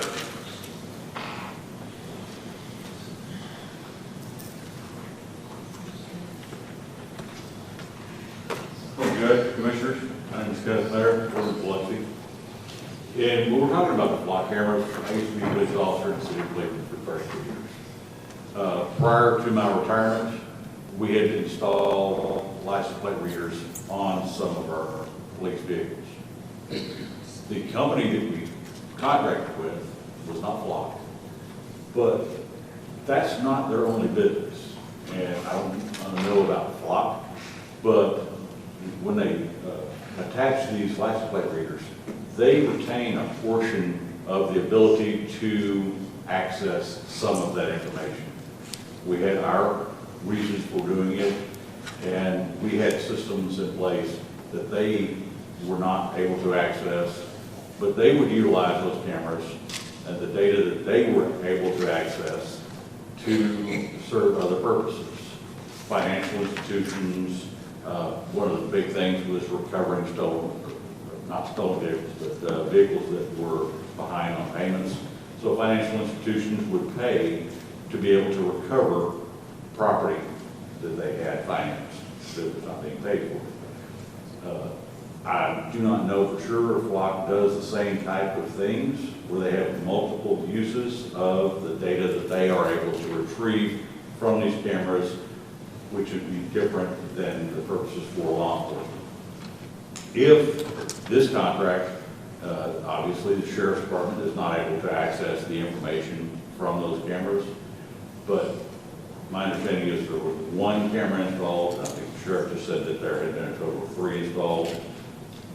If those cameras are installed on county poles or some sort of county right-of-way, it might be best to have those removed because they may have shut off the sheriff's department's access, but they still have access to the data for their own purposes and doing whatever it is that they see fit with that data, if they have contracts with financial institutions or other things like that. So we don't want, as the county, to be supporting that when they've already kind of reneged on the contract. And as far as with the contract that we're talking about, if we have not, as a county, asked for other products that they have access to provide the county, then maybe we haven't decided we want any of that. So just taking some other product in lieu of the refund of the monies that were paid to them for services that were not rendered, then I think the best course of action is to get the refund of the money that is owed to the county for services that were not performed. Then if the county at some point decides they do want to do business with Flock again, then we revisit that under a completely new proposal. Thank you very much. I got a comment on the Flock deal. Just had a Supreme Court ruling come out at the end of June. It may be they'll have to get the Flock out of here. And so I think their company is maybe in serious jeopardy with this Supreme Court ruling. It will take some time to go through the courts, but that Virginia case is still ongoing in Norfolk, Virginia, and it's working its way through the appellate system. And you're talking about the geofencing Supreme Court ruling? Yes. You want to go ahead with your motion? Yes, so, I move that to request that the Volkey's law firm review this contract and the situation with the refund and provide an opinion. Second. The motion made by Commissioner Sanders and Professor Bork as an attorney to this Flock camera contract. You're to make a recommendation. Do you want to put a limit on this thing? Yes. Say, it shouldn't take, 5 hours of legal time to get an opinion from them about which way to go. No, not to exceed $2,500. Yes, that'd be good. Not to exceed $2,500. You still want a second? Yeah, yes, sir. Second by Commissioner Eagle. Any further discussion? All those in favor say aye. Aye. All those opposed say nay. Motion passes unanimously 5-0. Okay, item number 2. Consider taking appropriate action to approve the annual renewal of RFP 2024-07 hot mix asphalt concrete to Reynolds Asphalt with a $3.50 per ton increase for type B and a $3 increase for type B. This is the third year of a 5-year contract. Mr. Glenn Tillman. Good morning, Judge, Commissioners. Reynolds is the primary vendor. This increase would make our pricing 80 per ton for type B and 75 per ton for type B, which is in line with our alternate vendor, Texas Materials. So road operations and myself recommend the approval of this extension with the price change. Do you agree with that, Mr. Tuttle? Yes, sir. Okay. Okay. Based on that, do I hear a motion? Yes, I move that we approve the annual renewal of RFP 2024-07 hot mix asphalt concrete primary to Reynolds asphalt with a $3.50 per ton increase for type D and a $3 increase for type B. This is the third year of a 5-year contract. I'll second.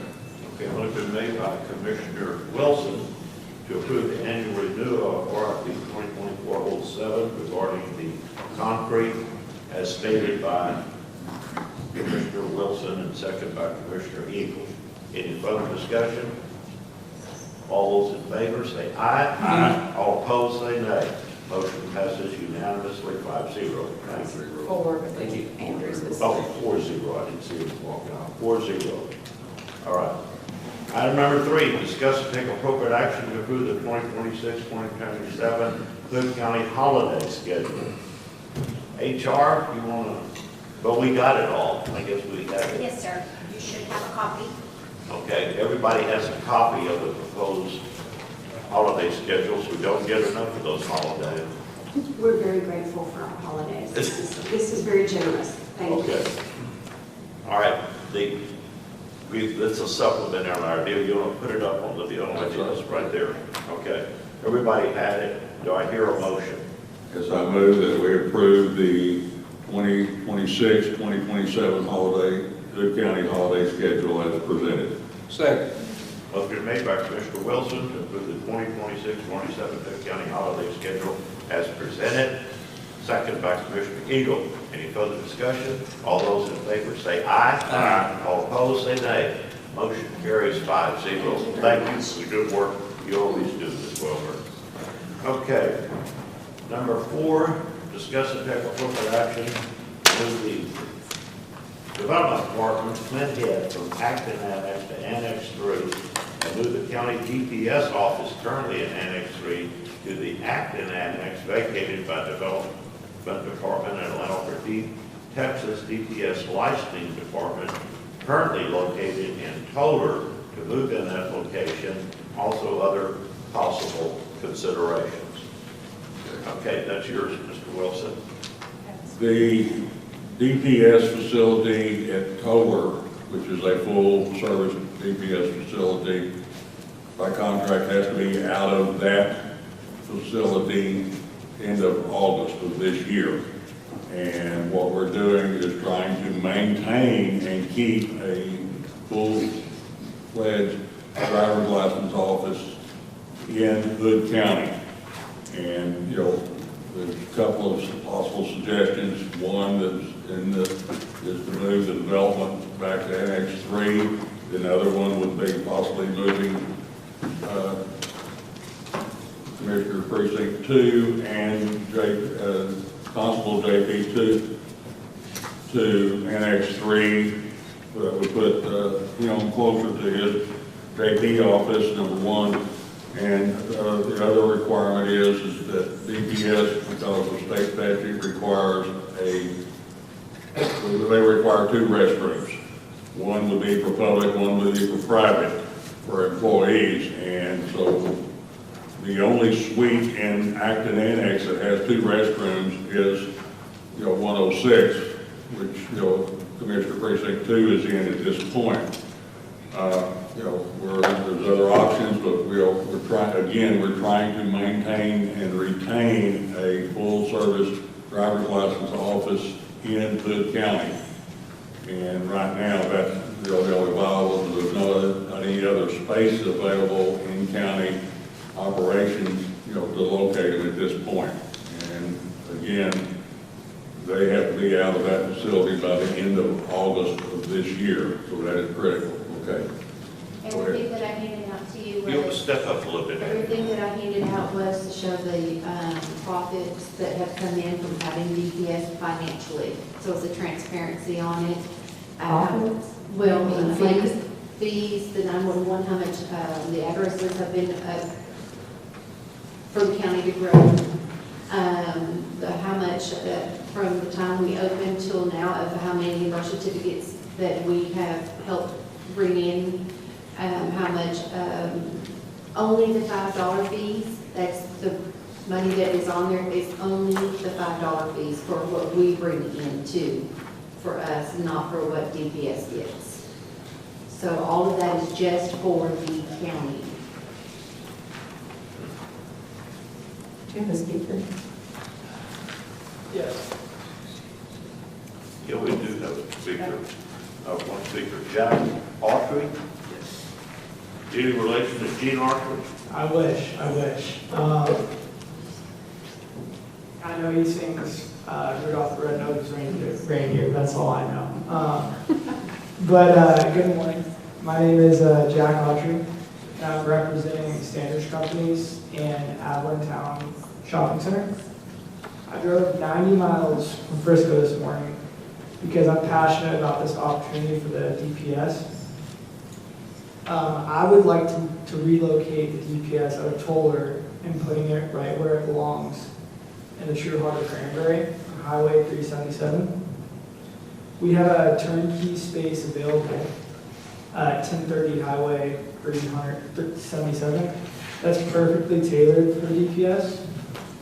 The property features a drive-through window, which is a massive logistical asset for the DPS.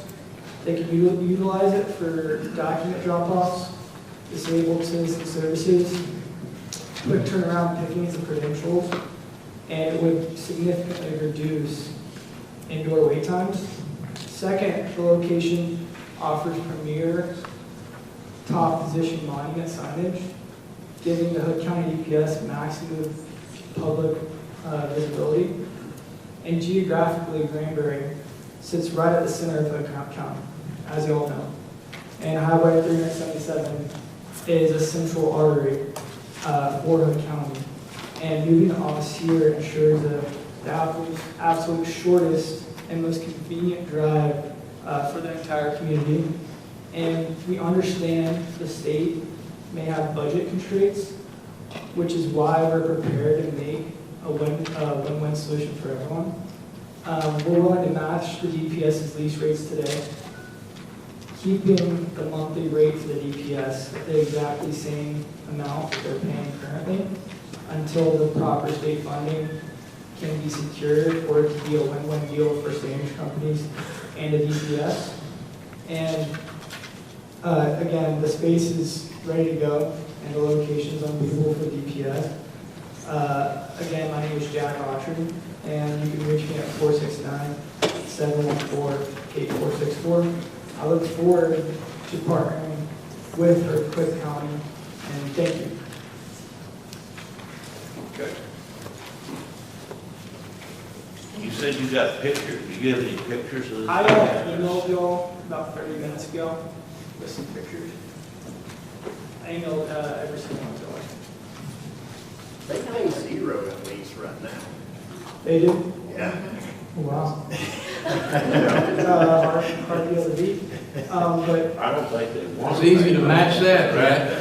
yeah. Well, again, we would match that until they can get the proper state funding.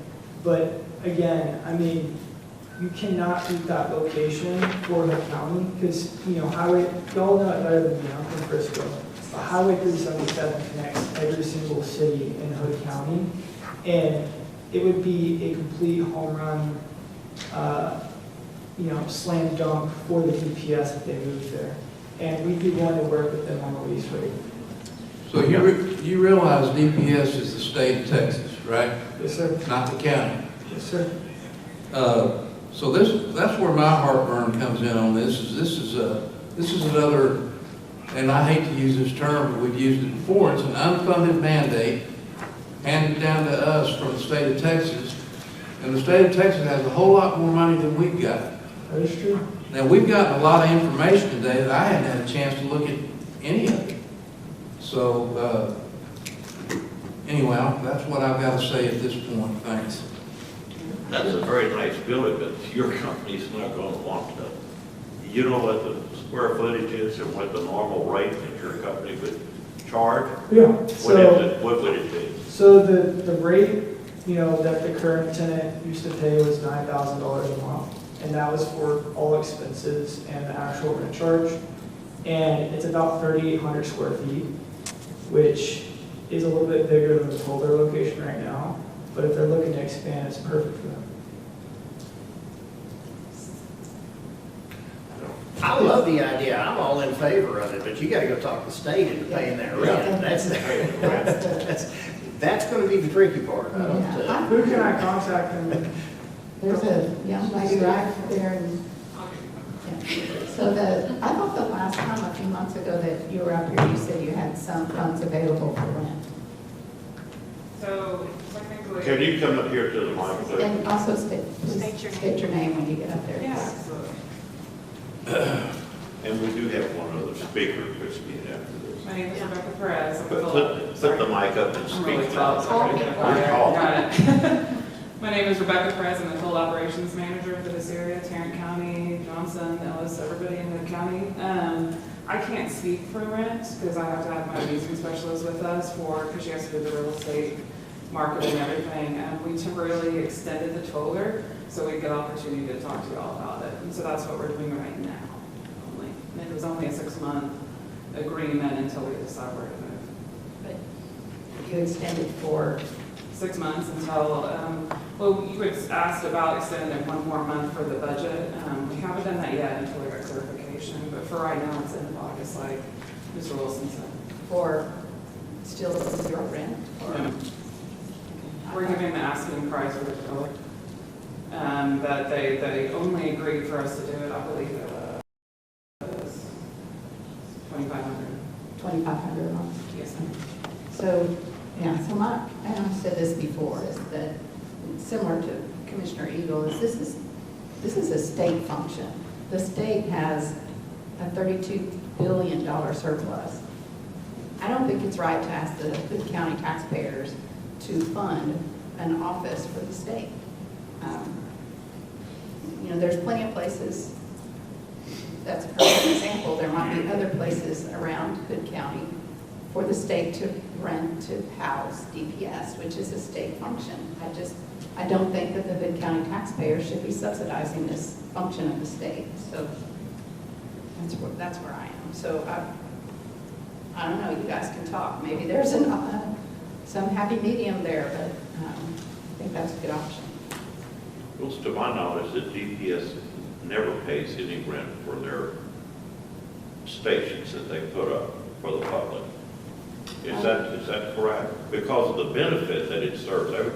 The benefit that DPS serves to the citizens of Hood County by being here is tremendous, just like it being in Toller. People were driving from Frisco and Dallas and other places to come in and get their license renewed because of the availability to be able to get employment. I mean, this is huge. We want to try to keep DPS in this county for the benefit of the citizens. I think every citizen here that's out here would agree that they want a DPS station here to be able to renew their license.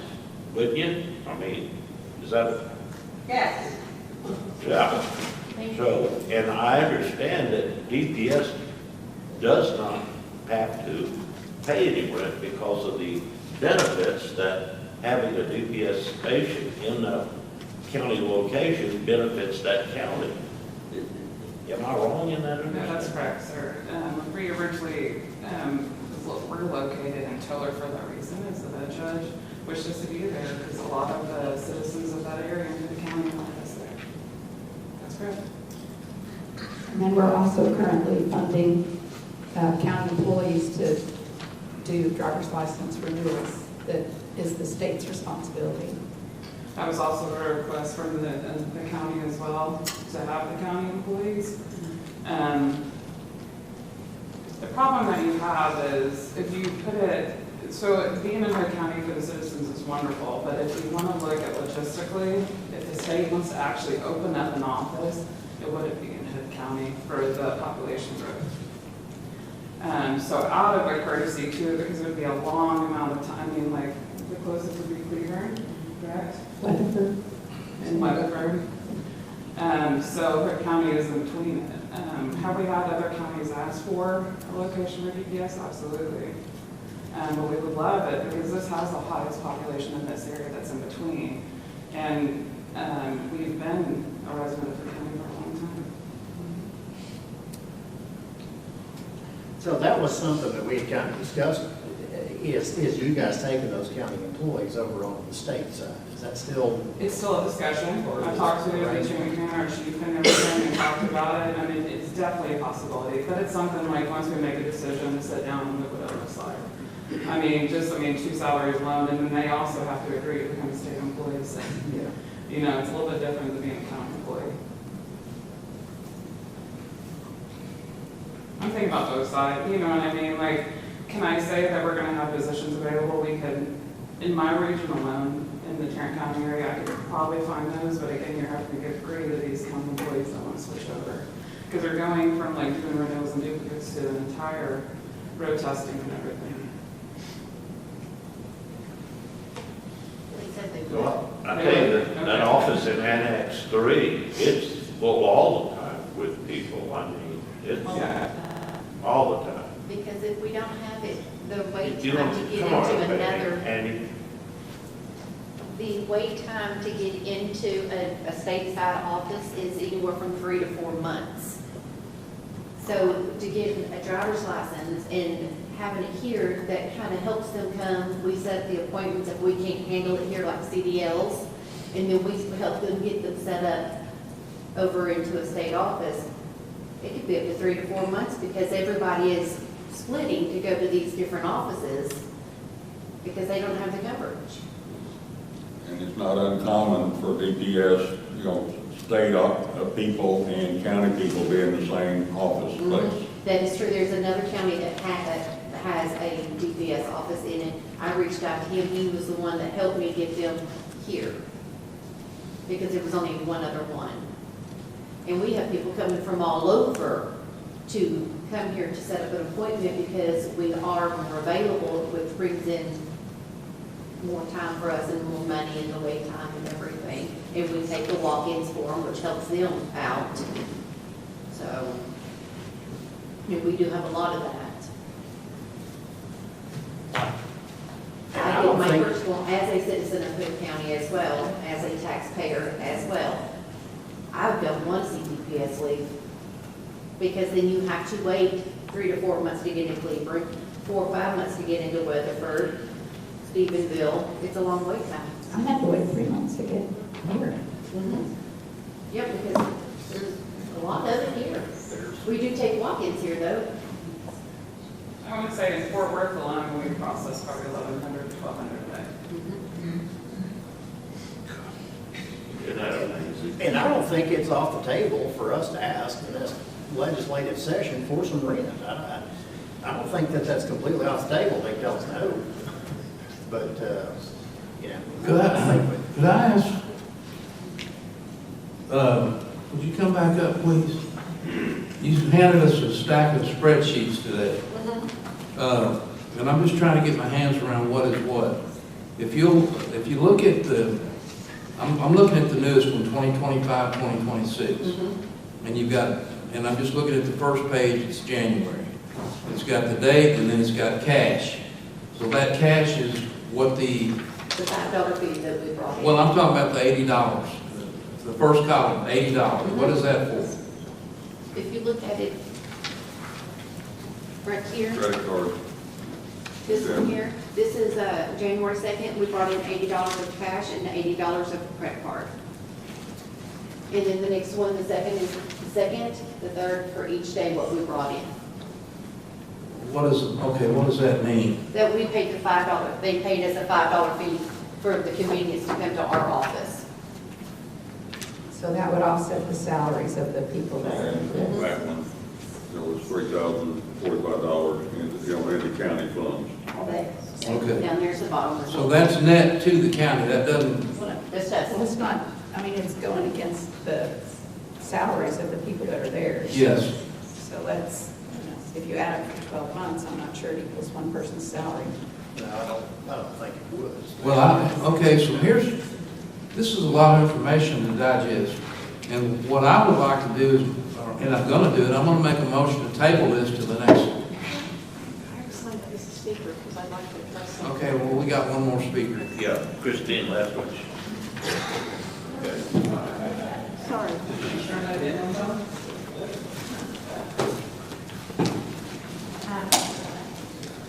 On page 2 is the revenue from birth certificates from January of 2020, January 1st of 2020 through. We ran this report on 6/22. We received it over the records request from Ms. Ferguson. So the revenue from birth certificates, as you can see, about almost $92,000. I think it would be great to keep the DPS office here. However, I don't think where the DPS is located in Hood County is going to affect my revenue. When someone goes to renew their license and they need their birth certificate to do that, they're still going to come to my office and do that. So I don't think that the revenue of the clerk's office should be seen as diminishing or being highly impacted by this. People need birth certificates, they're going to come in and get renew their licenses. That was my only comment. That's a good point. I didn't understand why the birth certificates was in here because I knew that was out of your office. Right. But it's because it's a prerequisite to get the Right. driver's license, but that's going to happen anyway. Exactly, that's the point that I want to make. So this is really, Well, you gotta get your birth certificate where you were born. Right, well, not necessarily. You can get, if you're born in Hood County, you're going to get the long form. But you could get it in another county and you would get the short form. We just let people know sometimes the short form may or may not work for a passport. So we always recommend that people get the long form. But we get all kinds of requests from people that are even born out of the county. Can you get a birth certificate for somebody born in a different city in Texas? Please go to the mic, you got sorry. Yes, And you do that quite often? Right, so if someone was born in Denton County and they're living here in Granbury and they go down to renew their license, they'll come to my office and they'll say, well, I need to get my birth certificate, and we can issue it. It's not going to be a long form, it's going to be a short form. Well, according to this, you brought in $91,000 in revenue for birth certificates. can we call it fees? I'm just really don't like it. Yeah. Well, and that's not necessarily all due to driver's license. It could be, No. passports or whatever else. Exactly. But it It's not is necessarily an driver's ancillary license. consideration. Sure, but a lot of it is driver's license related, just because of the change with DPS now requiring, a lot of those renewals when you come in to get it, so, yeah. So good point. This isn't all attributed to driver's license renewals. Right. And That's just raw birth certificate request. So, I remember Judge Walton, Ralph Walton, who was a district judge for 28 years, went down to try to get his license renewed and then wanted his birth certificate. And he said, you don't know who I am? Anyway, he had to get a birth certificate. thank you. So you made a motion to, Yeah, I'd like to, I'm just asking for some more time to digest all this. I'd like to make a motion to table this item for further review for another commissioner's court. second. I mean, we got let me ask this. We got a timeline, right? Yeah, because they have to be out by the end of August. All right, so I'll make a motion to table this to the next commissioner's court. Are we going to have enough time? Because I imagine there's going to have to be some remodeling done in this new suite or whatever for them to be able to come in and We've function. got to move people out of, wherever they go, whether it's been, where Clint's at or possibly where Mr. Stu's at, then, we've got, to move out before we can move in. Well, I think, Well, let's say that Commissioner Precinct 2 is not moving to Annex 3, so we'll just And I think that we can make the restroom accommodations. Yeah, we've got, With the other- there is an alternate plan, yes. Right, so I think we can make that work, and we've been talking about this for quite a while. This came up a few months ago, and I thought that was one of the things we said, hey, if you'll take the employees, we'll give you the spot to come in and do that, and then, like I said, we go ask the legislature for money next budget year, or budget biennium, and get some rent out of this thing. But I know that this is important to the citizens of Pitt County. I didn't realize how important it was until I go stand up there in that office. Exactly. This is important for the people, and this is the only way we're going to keep this here. We also talked about a lease agreement. Has there been any action to create a lease agreement? Last time this came up, we talked about there needing to be a lease agreement. Has there been any action on a lease agreement? Can't make it until we decide what we're doing. We can accommodate them for the. Could you come up to the mic so we can't hear you?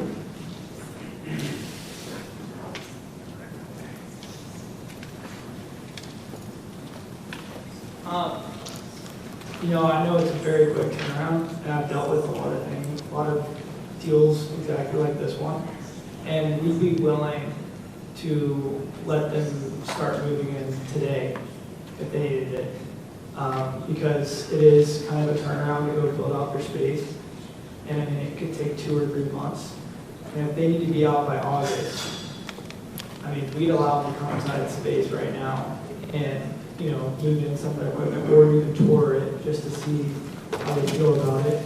And also the bathroom requirements that y'all were explaining. We have 2 bathrooms there, and we'd be willing to put in more bathrooms or anything that they would need to go build out their space. It's called a tenant improvement allowance, and we'd be willing to give them a good tenant improvement allowance to build whatever they need. So we pay them out of pocket to build more offices or put some computer equipment in, and we're willing to make a deal out of this. I think like Commissioner Andrews said, that's between you and the state of Texas. So. I love the idea. If you can make that happen, yeah, that's and also what I can do, Mr. Perez, is I can get a letter of intent to look at, because you're right, it's always through a lease document, and it's good to have in paper. All sorts of letter of intent, and I can draft one up for your approval, or for anyone that wants to see it, and it just kind of has outlined everything on paper, the deal points, and it's good to have it right. The next budget cycle for the state would be July of 27, or August, beginning August or beginning July? January technically, and then they actually start. Oh, they'll fund things in January? No, because they'll start the. September. Yeah. Okay, all right, I didn't know any of the state working with different fiscal. Our fiscal year is September. Okay, so that would, what I think I'm hearing is you wouldn't get any money until September 1st of 27. And that's a gamble as to whether they'll even agree to pay lease at that time. It's a gamble, but if we get everything in writing and say, they get their funding right for September 1st, we'd be willing to accommodate them until then. Because that's a tenant that we would guide out in our shopping center. And we feel it is very purposeful for our company to do it too. Talk to the state. Yeah, love that idea. Yeah. So we'd be willing to come down. What was that address again? It's 1030 East Highway 377. Say that again? 1030 East Highway 377. It's by that Walgreens and Chase Bank. And Behind Chili's. Behind Chili's, yes. Yeah, Fuego, yeah. Little Caesars. I think it's where Little Caesars was. Yeah, there still is a Little Caesars there. And then you've got Workforce Solutions in our second story, which could be some, ways where y'all could work together, So, we're willing to help out, we're willing to get a deal done here. And it'd be extremely purposeful for me. And I came by Granbury for the first time, anyone from our company, because we're from Dallas. And I met with all my tenants, and I also walked around the city, and I was extremely impressed with how everyone's so nice and accommodating. And it's not like that in Dallas. And I expected to have a horrible time, but it was awesome. All right, thank you guys. Thank you. Second. I'm seconding your motion, Mr. Eagle. Okay, Mr. Mills, on that type of a deal, when he said he would give the space free until September 27, is that it? Comp it till September 27? Oh, you said January. Well, January is when they start the fiscal year. Fiscal year would start in September, so that's before the dollars would come into state. About a 27, but we're comp it So a year and a month. for a year and a month. Say the lease is 10 years, when it's Formula One driving. Yeah, we comp it. It feels like that we move in on the deal, we didn't take any consideration for that. Well, what he's saying, the consideration is we lock in a 10-year agreement. And I'll give you the first year for free, and then you pay rent for 9 years, essentially. That's what he's saying. Yeah. But We can't split to the state, that's what I'm saying. I mean, you know. you want the state to pay for it though, is that how? Yeah, we prefer not to have the county citizens pay taxes on it. So if the state can fund that 100%, What I'm concerned about is that I was talking from way back years ago about this. DPS never paid any rent for any of their stations. Do y'all have any place where it's licensing, where DPS pays for a building and space? Anywhere in the state? Yes, sir. You do? Yes, sir. Where is it? Because they told, I was informed. Right now, it's cold. Yeah, fourth, right? so you do have places where you We do lease buildings. You lease buildings. We do sometimes lease buildings in certain areas, but it depends on legislative funding. It depends on what? Legislative funding, like if we get the funds for it. Is that the only criteria? I mean, y'all look at need or benefit to the community or No, how about the population? We can only, our chain of command, so we have budgets, and so our budget, like the legislature has to give us the money for us to have new buildings. I've got that. But y'all have to present to the legislature Yes, sir. the buildings that you want to lease. Y'all got to have a specific request.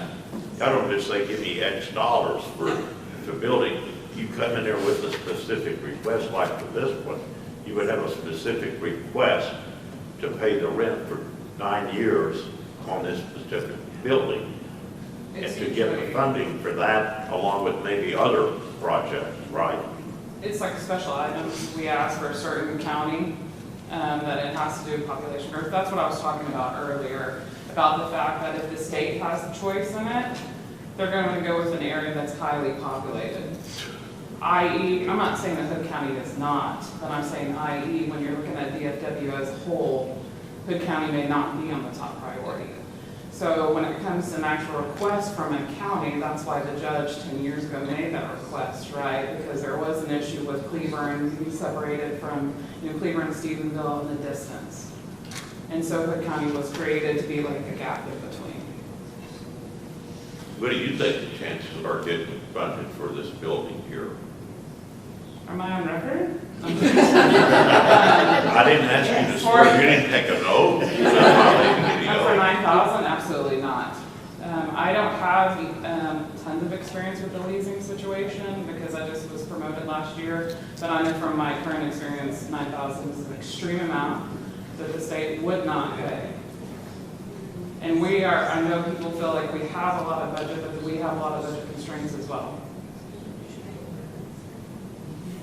That's what I've been told too, that I try to get one, they said, all right, DPS would not pay. The last The last facility that legislature gave us was in Katy. Was it where? Vegas Center. Katy, Texas. That was the last building that we got in the legislative session. Which is near Houston. Yes, sir. Any idea how much that building costs? Well, it's a mega center, so it's 4 supervisors and Millions of dollars. Their priority recently is mega centers, like the Fort Worth Mega Center, the Carrollton Mega Center, the bigger facilities that house about 70 employees. I'm not sure that the gentleman was saying, I think that was the retail price. I'm not sure that that's what he meant for the, I don't want to speak for you, but you want to come to the mic.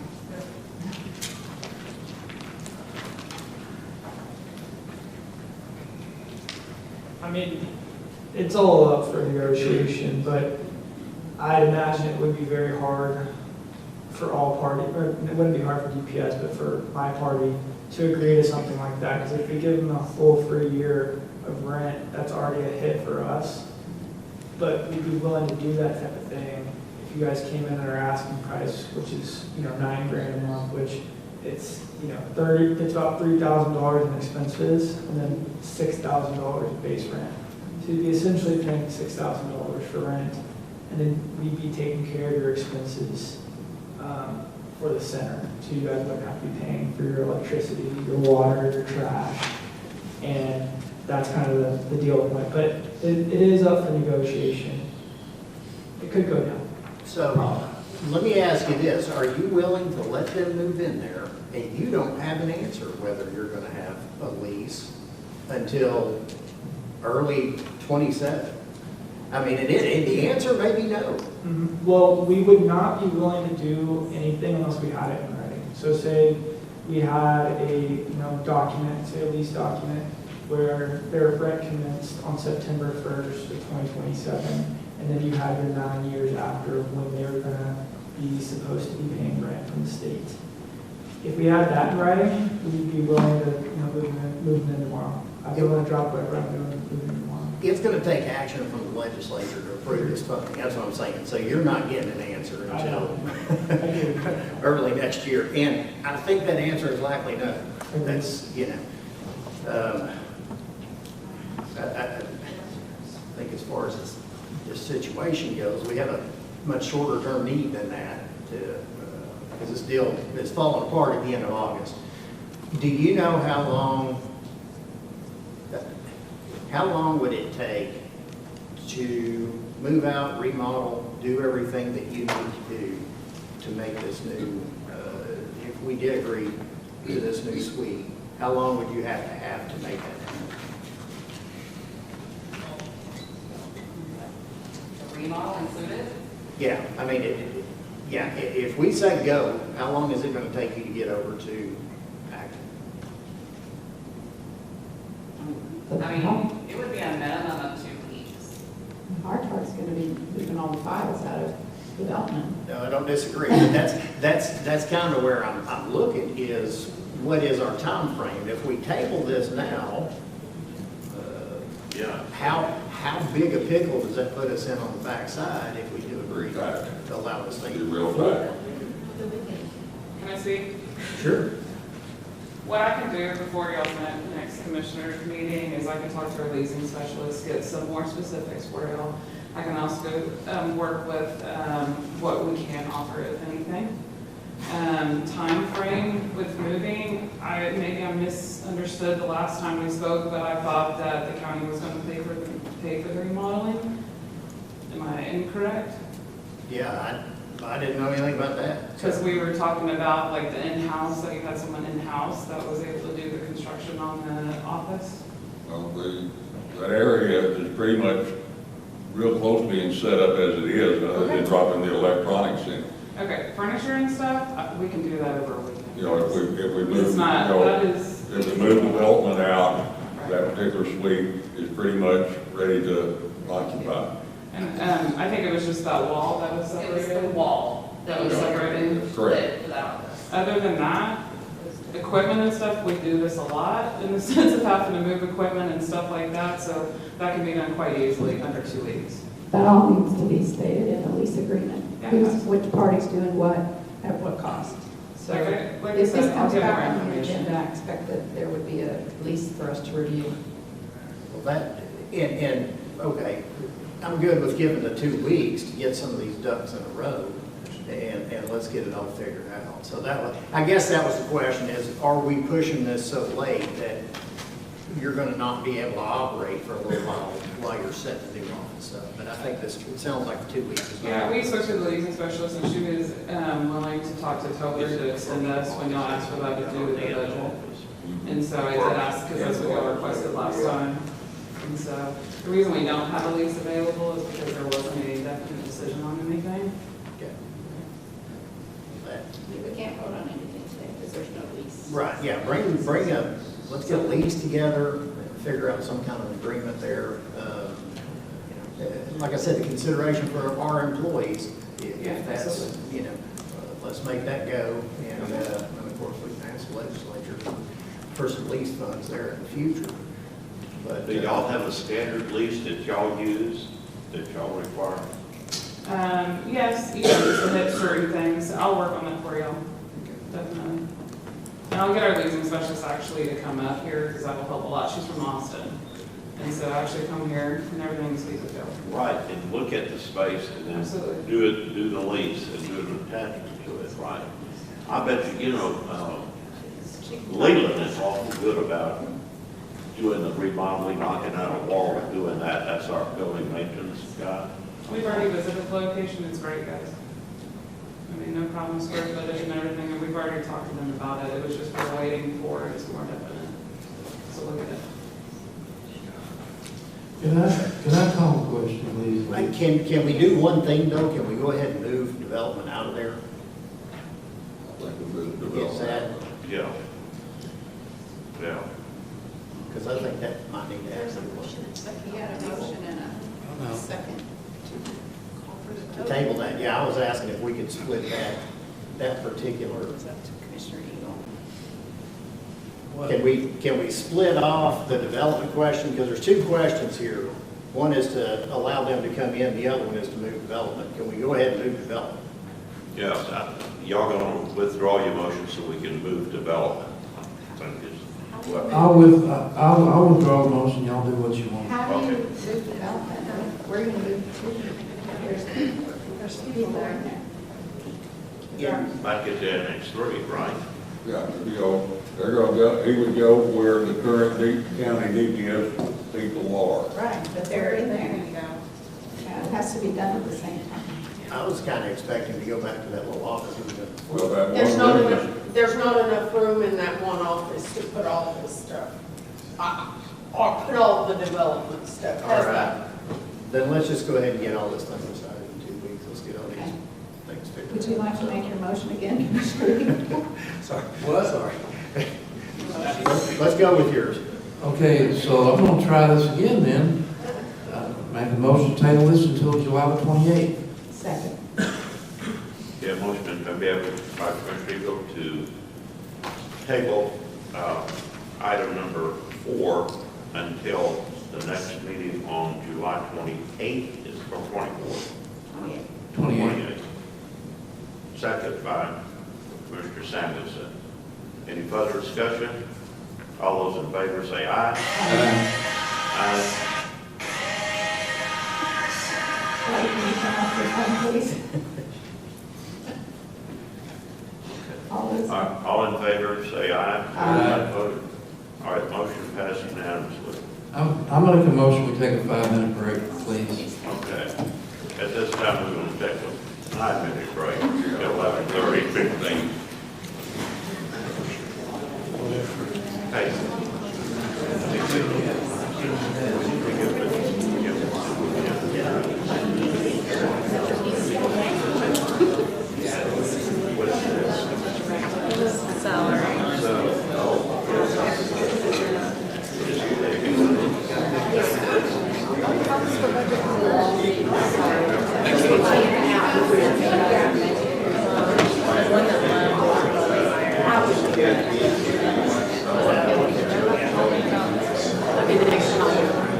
Yeah.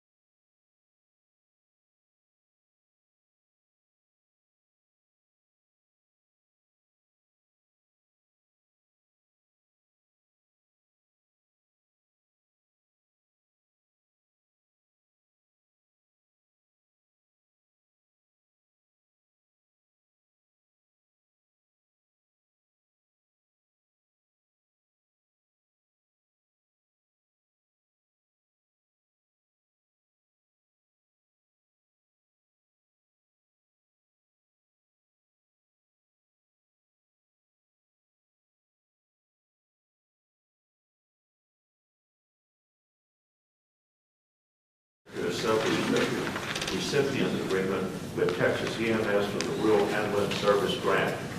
You want to come on up here and talk about it, Ms. Auditor, you too? Which one?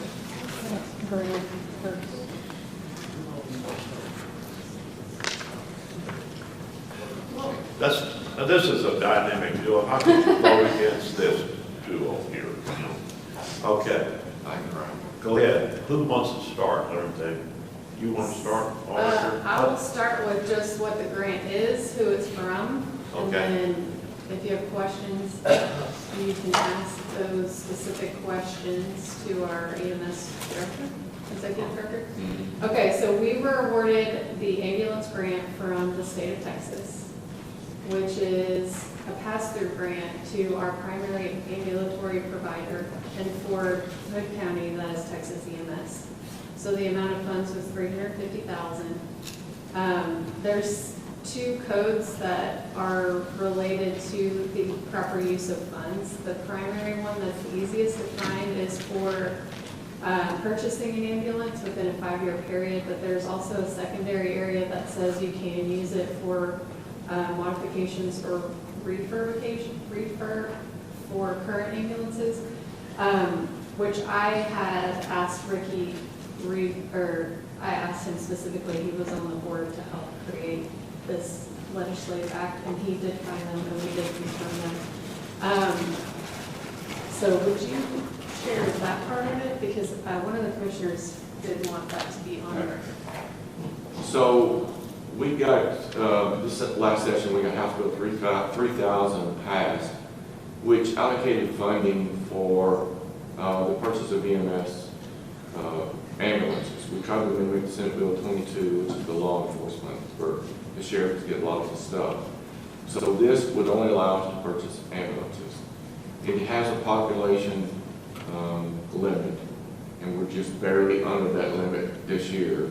The next census will be over that. In this next session, we're going to ask them to raise that and to add more funds for additional stuff. So for our county size, you can get $350,000. For a county under $68,700, and a county under $10,000, you get $500,000, $500,000. And it can go towards the purchase of a new ambulance. And the reason the 5-year block is, right now, the window to get a new ambulance is 2.5-year minimum if I ordered it. And you couldn't order the ambulance until the funds were received and allocated to the provider. So we are taking and remounting 2 of our old agreements, putting brand new chassis on them and having them remounted and refurbished, which gives me a brand new ambulance basically, because the box has some life in it. Once we redo the AC and the wiring and other things. So we are taking the funding, adding some funds to that, and redo 2 ambulances for the $350 versus buying 1 ambulance that cost me about $390. So I still have to have funds and can't get it for 2.5 years down the road. And so when I met with the auditor, we went through the rules, and it does allow that purchase a new one, which then the 5-year limit kicks in, or refurbish, which we're going to have it back within 180 days for the 2 refurbished units. So we will be well within that 5 years. In order to apply for the funds, you have to have a contract or other agreement with the county. Currently, we have that as your unit provider with the county. So that allowed us to be able to purchase that through the county, and then it's awarded to the county, and then it gets passed on to us to be able to just allocate for the need. So Title 3416-505 goes into the description of the modifications to current existing ambulances. I don't see it on the comptroller's website. It's hard to find. I did have to dig to find that, Title 3416-505. You still want to go ahead, you want to pull one, which is the agreement itself. You want to pull that or not? Yes, we have several issues regarding that. The purchase agent has 3 things in there that we have in there that's current, that if we leave them in, it does subject us to a bid process in the future. And then Commissioner Sanderson had some other questions regarding some other things that I'm not sure what all they are. So we want to pull that to the next Commissioner's Court when we can get it revised. That contract's good till September of '26. Then it has 2 one-year extensions if we decide to. So it's not a real time constraint. We No, can it's do it- not. Do it at the next time. I would rather make it clear and make it agreeable to all parties and then recommit that. But we still need to go ahead with 19 and approve that so Yes. that we can get the 350. Yes. So you have the funds, and it's now, it's just allocated back to us with an agreement that we signed between us and the county. Okay. I understand that. Okay. And we're doing this now, but we're backdating it to October the 1st, 2025. What? No, it doesn't. No, there's no backdating. That's what it says. It's for this fiscal year is the term of the grant.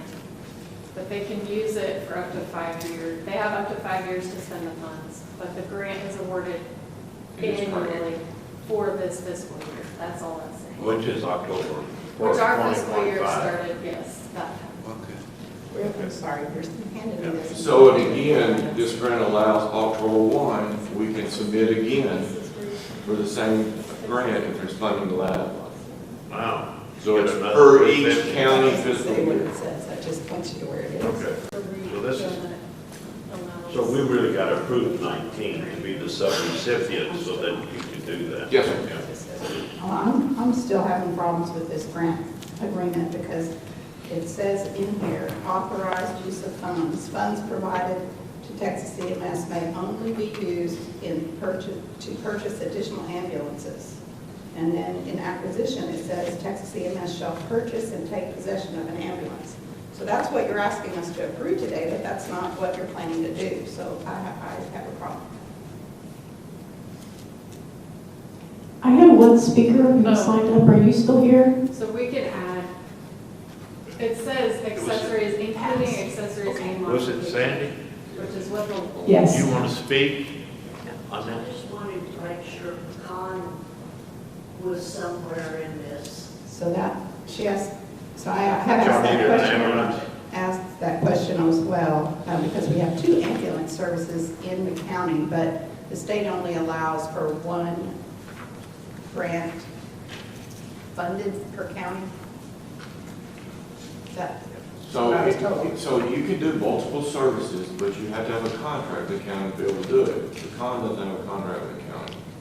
It is an HOA benefit service provided for the gates of Pecan.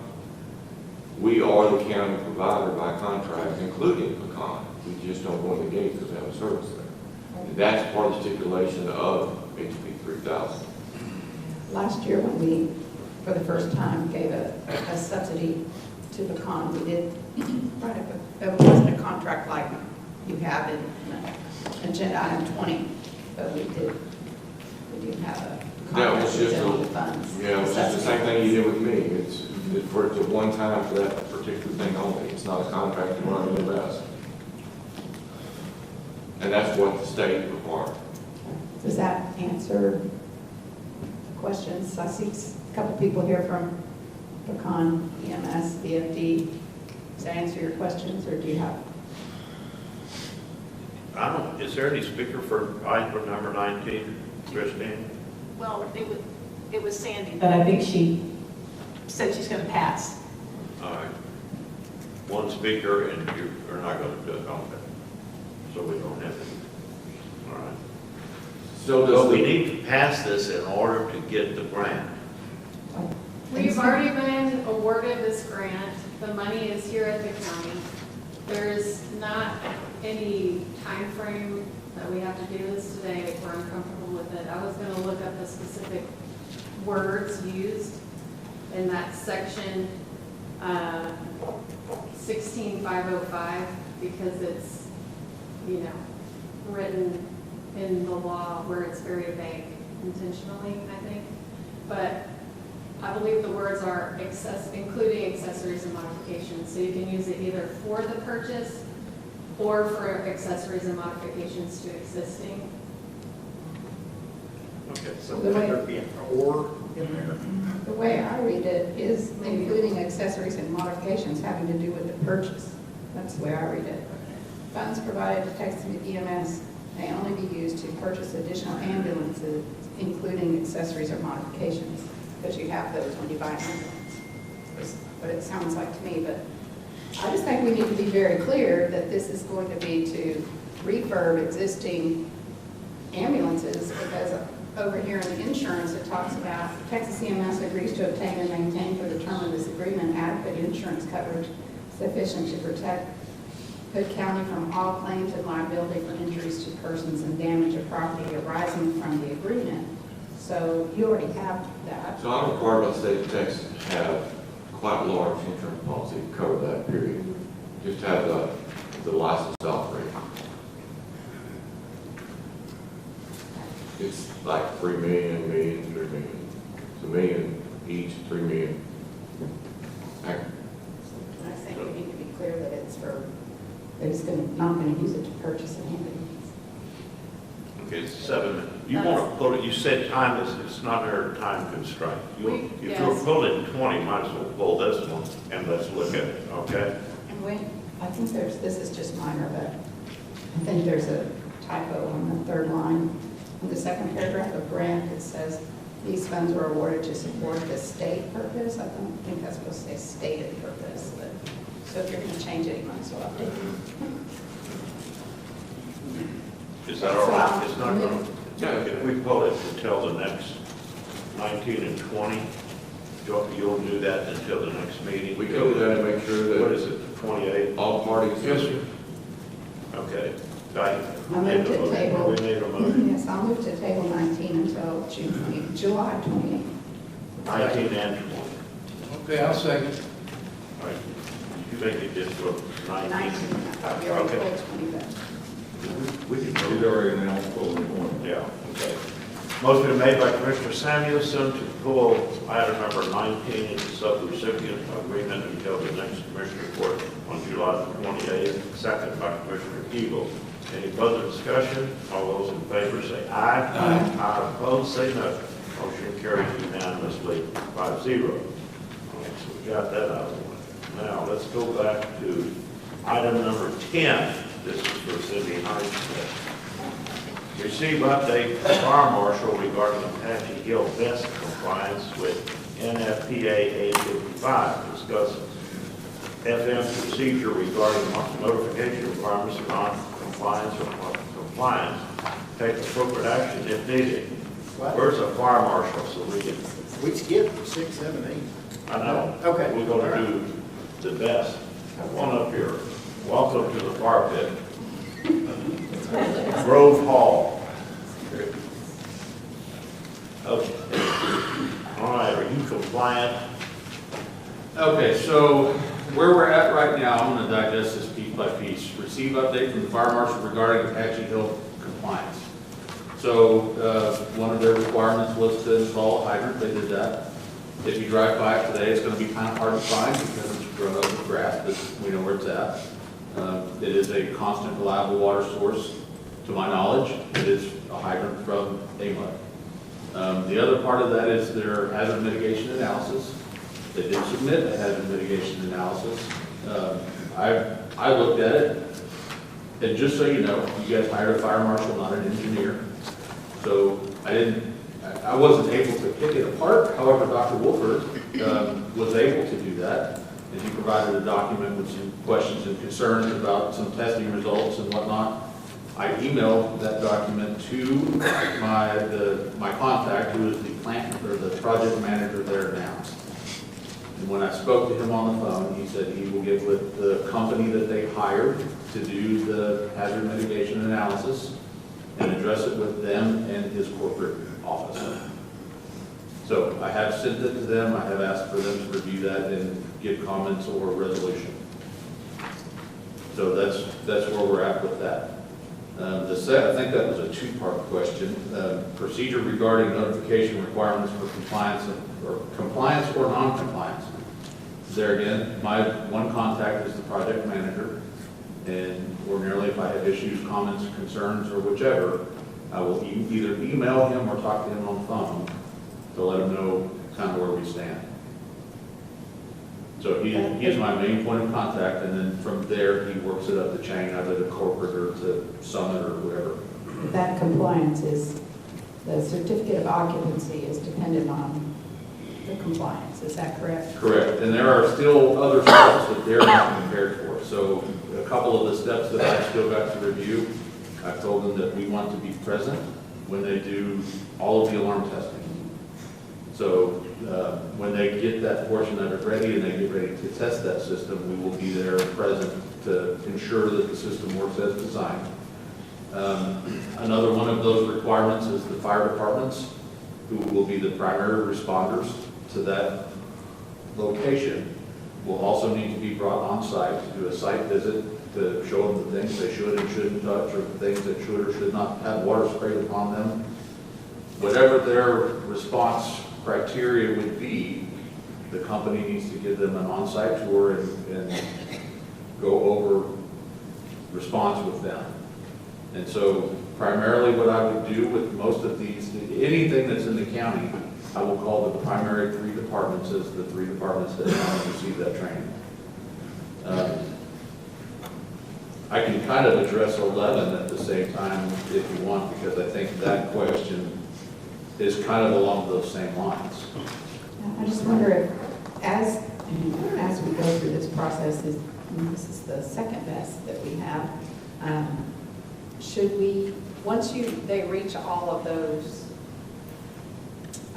requirements that you have, should we put something on your website to say fully compliant, or some way to notify the public that we have done our due diligence and all of the steps have been required? Or I mean, I could. If I'm going to do that on my website, we'll have to we'll have to build a page in there that has an area for that. I don't know, I'm just trying to, maybe some people in the public have a better way of, what's the best way to communicate this? And is it like we do the submissions for development now through the Development Commission, where you could create another folder down there with all the paperwork that's associated with that? We could include that there. I am open to suggestion. Whatever you would like to see, I will try to make that happen. I'd have to ask the Development Commission if that's something that they could do, is just create another folder for the battery energy storage called compliance or something, and put the documents in there. Sure, we can do that. I can do that. Okay, well, we got some speakers here before we go on. Let's take them one at a time. Yes, sir. Okay. The first speaker is Andy Walford.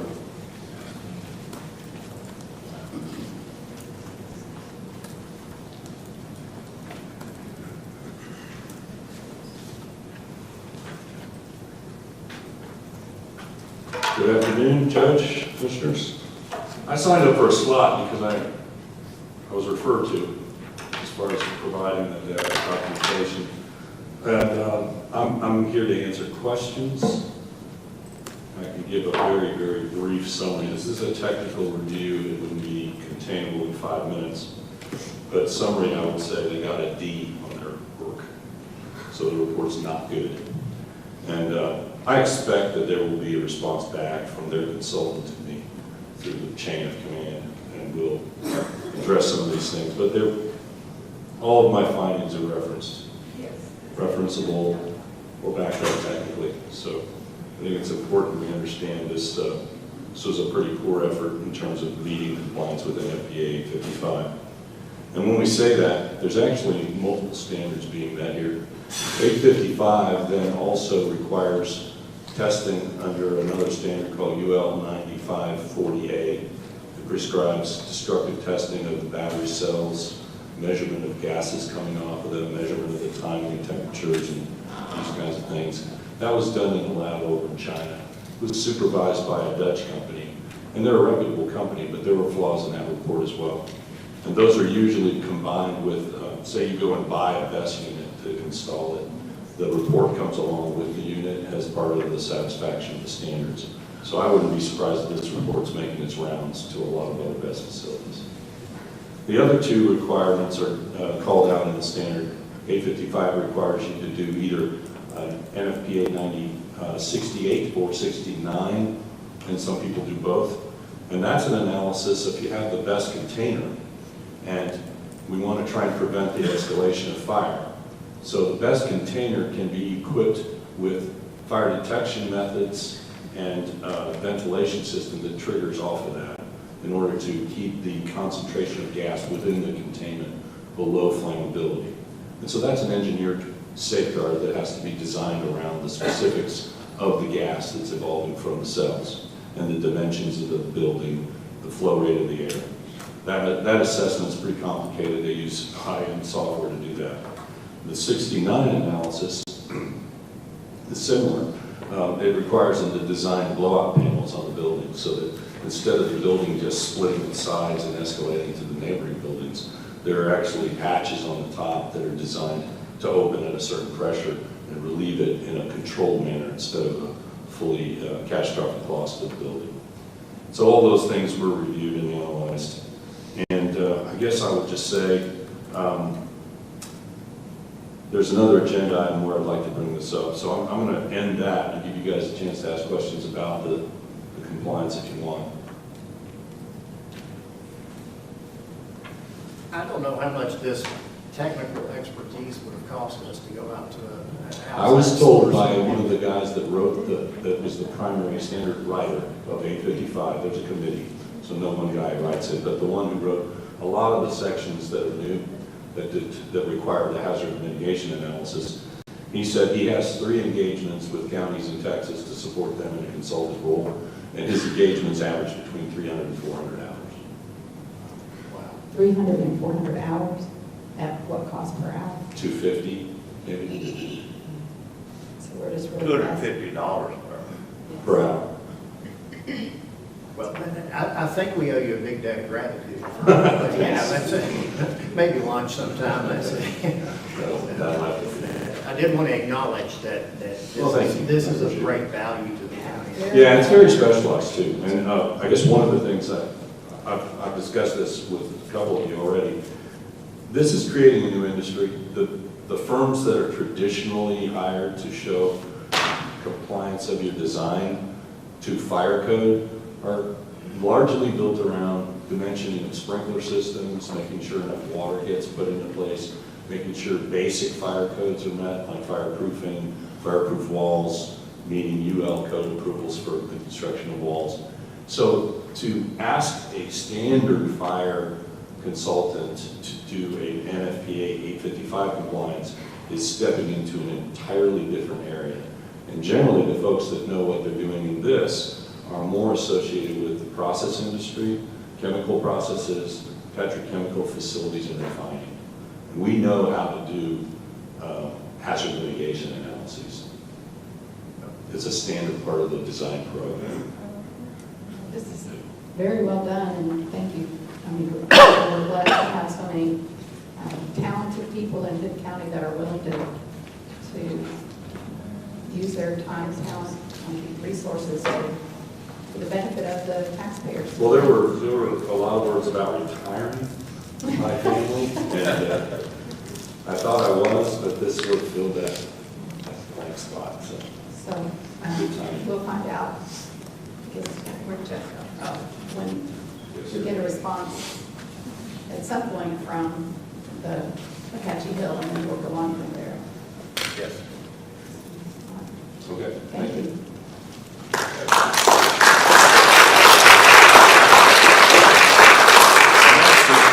Jessica Hall.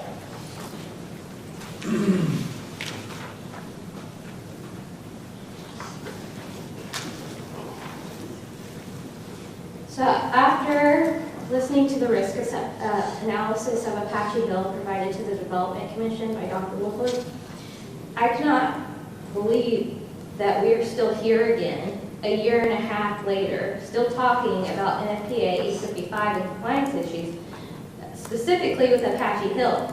Apache Hill has shown our fire marshal the equivalent of a large stack of busy work, y'all have seen it, in hopes to fool this county into thinking they will be or in compliance with our state nationally recognized fire codes.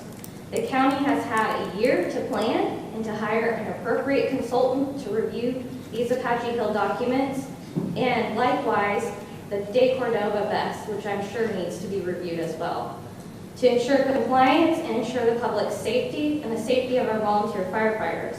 Okay? Not much has been done on this whatsoever, except the work that the fire marshal has been trying to keep up with. Okay, so please stop wasting our time. I'm tired of coming up here and talking about this. You can reach out to consultants. You can figure out something. You can put a proper best application on the county page. There are other county examples out there that you can look at to do that type of thing. Okay. So, like I said, and was mentioned, other counties in Texas have already hired consultants, one of which wrote the actual NFPA 855, helped contribute to it, to ensure these things are done properly. Okay.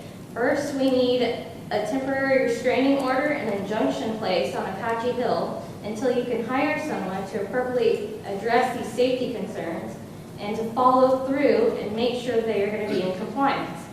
Your fire marshal and volunteer firemen, they're busy. Okay, we see them out there. They're out there doing their job, so let's give them the actual resources that they need. Find it somewhere. Find the funds to do it. Okay, and I will just say one last thing that came to my mind. You know, we really need the UL battery thermal runaway testing to be done in the United States. There's a very credible company. They do it for most of the lithium batteries, and that needs to be used here. That needs to be provided by these companies. So thank you for your time.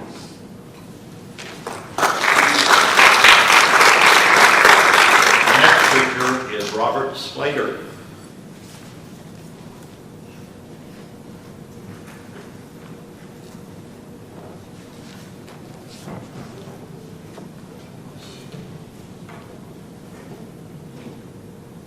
I've kind of changed my remarks a bit based on some of the comments. I want to give all the credit in the world to Jeff Youngs for his wisdom, his decision-making, to Andy Wolford for the brilliant analysis that he did that serves as the basis for at least holding for the time and further progress on Apache Hill. But as a lighter aside for the moment, I've upgraded my music listening from Chicken Fried to Morning Has Broken by Cat Stevens, which is a Christian hymn, as we all know, whose central message is largely gratitude, hope, and perseverance, renewal, love. And I think a lot of that was needed, and this decision kind of reinforces much of that in my mind. I thought of the children at Apache Hill, you know, on average 50, 10 staff, playground outside, in close proximity to a facility that obviously endangers their lives. And I think it affects all of us. It's the mortality that we all have. And there should be no certificate of compliance. And I think that Jeff properly pointed out why at this point. So I think there's no better outcome for the children. These are the songbirds of the future. I think in the music, so to speak, of Morning Is Broken, Blackbird is spoken to. I prefer a cardinal or something like that. But it's doing the right thing. It's doing the right thing for all of us. And I think it's very important to the future of the county that we protect these kids so they can speak in front of you at some future point. But let's be hopeful. Let's be insistent on meeting any standards that are required for best type units. That is the threat. Thank you.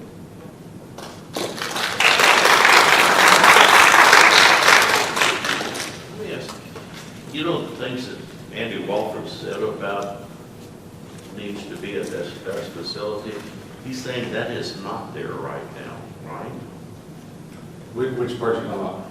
Well, all the stuff, I mean, everything he said, 3 significant things. I mean, one was a container that could capture the gases in case something went wrong. I mean. So there is stuff in their design for that. The problem is that a lot of the testing that they've done, or the test results are what are in question. So they've implied that they've done some of this testing, but they had not referenced any of the material that they used to get to those results. Some of the results are questionable. So they made an attempt at doing the right thing with the hazard mitigation analysis. There's processes in that testing methodology and some of the results that are in question. So like they do have alarms in there, they do have heat, smoke, and gas, they do have vent panels that are supposed to be on the tops of these things. There's some deflagration designing in there that is supposed to keep the containers from exploding when they get under pressure. I mean, a lot of the stuff is there. What we're questioning really kind of is more the results of the test and how they got there. Like, was it witnessed? What are they referencing to get to this result? You know what I'm concerned about? This kind of reminds me, it's about a year since the flood down in Kerrville on the thing, talking about the alarm system that they had up there for the thing. They kept talking about it, and then when it happened, of course, that was kind of a freak of nature to have that much water rise in a short period of time, et cetera. But we talking about it, I mean, if something happens out there, I think Mr. Slater's statement's really quicker. There's a school right close proximity to that. Man, that would be just a devastating event if something happened. And they don't have the safety features. Isn't there some federal agency or state agency that comes back and checks them? Well, so technically, all of this 855 NFPA stuff is the state's purview. It's the state adopted code that we have been authorized to enforce. So ultimately, the state can come in here and do whatever they would like to do in ensuring 855 compliance. So a couple of years ago, when the state passed the legislation that any fire marshal, regardless of size, can enforce state-adopted codes, effectively what they are doing is recruiting other fire marshals who can now assist them in enforcing the codes that the state has adopted. We still do not have adopted codes. We can't. We don't meet the requirements to adopt our own fire code as a county. But I've been given the option, the availability to enforce the state-adopted codes. Then on top of that, NFPA 855 is relatively new. Correct. So, and it's, as Dr. Wolford was saying, it's a different kind of animal from regular fire, or fire code, the traditional fire code, I guess I would say. Right. So fire marshals may or may not have been trained in how to. The whole industries and the codes and laws to protect and enforce all of this is new. What is your mechanism for enforcement? That's something else I still got to figure out. I guess we could go out there, and if we find that they are non-compliant with something, or alarm systems don't work, or whichever, we tell them to, I guess we give them 30 days to fix it. Or, yeah, I mean, we have to give them an opportunity to repair that item or become in compliance, and then if they fail to do that, I guess I would learn that next step, which would probably be. Like Ms. Hall says, an injunction, you talk about a lawsuit. Right. Right, Mr. Mills? And that's the Van Zandt County case, basically. But at the current time, the certificate of occupancy for Apache Hill is dependent on them meeting all these requirements that we have set forth. So correct. At the current time, they're not operating, and they won't be operating until they meet these requirements. Correct. It's my understanding that they haven't even loaded the batteries in the containers yet. And the last time I talked to Robert about that particular topic, he said it's probably going to be into the year before they're to the point where they're ready to start loading in. And if I may also add in reference to the daycare and everything else, so they did provide me with an ERP, emergency response plan, or emergency action plan, whichever you want to call it, and there were some suggestions or corrections that I responded with. So they have a level 0 through 5. So a level 1 is any type of smoke, gas, or heat alarm in any of these containers. In their original document, they said that the AHJ may want to be notified, but only if we required it. I required it.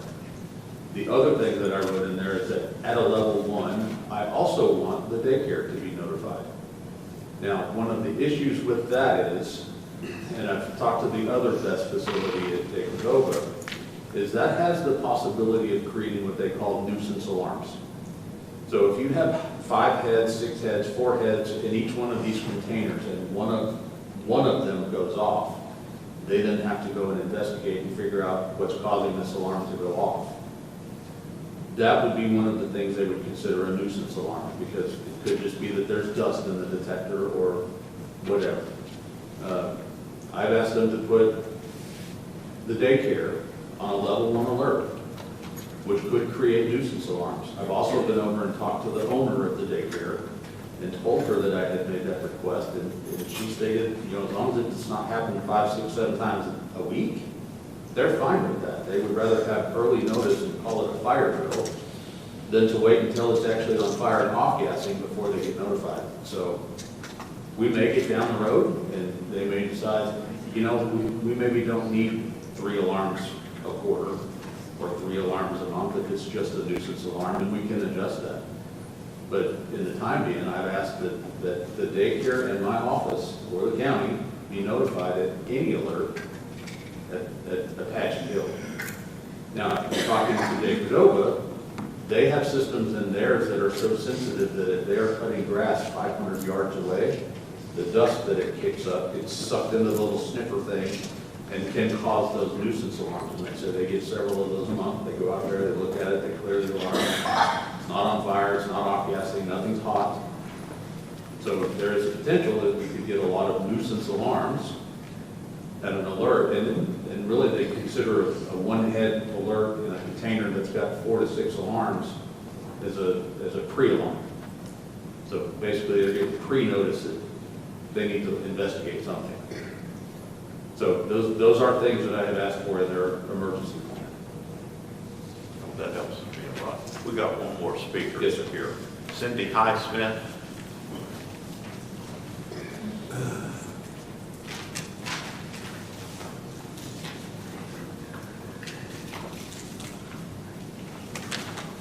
Yes, my name is Cindy Highsmith, and I live on Pecan Plantation. And I'm going to, as Fire Marshal Young did, I'm going to try to combine my comments for to 11. And so the legislature truly failed us on this one. They had an opportunity in the 89th legislature where we would be talking about this. And this was the Good Neighbor Bill. And Wes Burdell put it out there. He's a rep from the Hill Country. And he put it out there for a different reason than what we're concerned about. We're concerned about our children that go to the Rainbow Promise Preschool, and the children that are less than a mile away as the crow flies, that are at the Maine Rhino STEAM Academy, which is about 900 children. So with all this going on, I decided that we really needed our rep to be involved with this. So I requested that Representative Slauson come and speak with us about this, which she did. She spoke with myself, she spoke with a school board member, and she spoke with Dr. Wolford. And she had some thought to that legislation. And she very much wants this to pass in the 90th legislature. In saying that, I asked Fire Marshal Young, and I asked Mrs. Kendrick, our emergency management coordinator, to send me emails about this. And I know that Fire Marshal Young went to the added responsibility of contacting, yes, Representative Slauson, and she really did appreciate it. And this is what I'm concerned about, and I want you to walk with me on this. So let's say something does happen. There have been best fires. There have been lithium-ion fires in the United States. And I think that Nancy White told you about several of them. And it's not just a few. And now the Secure the Texas Grid with the Republican Party, because we have so many BESS now they are saying that 2% of those BESS will have fires. They're looking at this statistically, they're looking at what's happening in the United States. So work with me on this. This is what's going to happen. If there is a fire there, then what happens is our fire marshal calls to Superintendent Moreski, and then she has to declare an emergency. And then she calls the director of the bus barn, or just walk with me. And then the bus barn has to put out a, calling in the bus drivers. And the bus drivers have to come in. And in the meantime, Fire Marshal Youngest told me that, or told all of us, that best case scenario is they could be there in 6 to 7 minutes. But really, in all actuality, it would be 14 to 16 minutes before, pecan plantation VOD could be there. So they get there. In the meantime, remember, they're calling in drivers from the bus barn, okay? And then those drivers come, and guess where they're coming from? Well, you know where the bus barn is. It's in the middle of town. And so then they have to come down 144, and we're going to have construction there next year, aren't we? And so they're going to come down, and they're going to take that left onto the Membrano Highway. And who's going to be there? Who's going to be there? All of his firefighters are going to be there trying to put out the fire. So how are those buses going to get past to go and take those children from Membrano STEAM Academy? Okay, so remember, they put the fire hydrant on the other side of the road, and our fire marshal asked them to move the hydrant. Have they moved the hydrant? Not yet. No, they haven't moved the hydrant. But even if they did move the hydrant, there's going to be all kinds of fire equipment there to put out the fire. And you've got to move those buses. And then you've got 900 children that you have to load on the bus. Wait a minute, they can't come back down Membrano Highway, can they? There's going to be fire trucks there. And they're supposed to take those children, over to, another campus. So they can't do that. They can't do that. So then they have to go through Pecan Plantation, which is a gated community. We had a disaster here, folks. And I feel like Dr. Wolford, Ms. Hall, and our fire marshal have told you many times that all they can do is, we don't have hazmat equipment. Hazmat team is up in Fort Worth, and he can, keep the periphery of the fire from spreading. So we have a disaster here, and I want you to really think about not allowing them to connect to the grid. Just say no to this. It takes a lot of guts to do this, but our children are worth it. Thank you.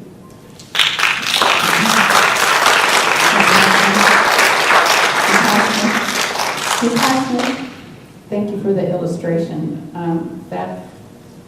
Painting that picture, obviously a picture's worth 1,000 words. I know you didn't have it on bulletin board, but just painting that picture of the likely scenario that will happen if there is a fire, that was very impactful. Thank you. Okay, that's all the speakers then. We'll make a motion. Well, that was just really to get the update. So until we have any information back from Apache Hill in response to Dr. Wolford's analysis, we're kind of at a wait and see. Correct, waiting on a response. Okay, so let's take item number 11. Discuss safety coordination procedures between Hood County Fire Marshal, Emergency Management, Cook County volunteer fire departments and administrative Cordova vests, including but not limited to NFPA 855 compliance, tabletop exercise, and emergency preparedness. Take appropriate action if needed. I'll go ahead and take the first bullet on this one. Ms. Kendrick. I can take the first bullet on this, if you don't mind. No. Okay. So, the Day Cordova vest was started in 2021 and completed in 2022. A lot of that was pre-855 anyway.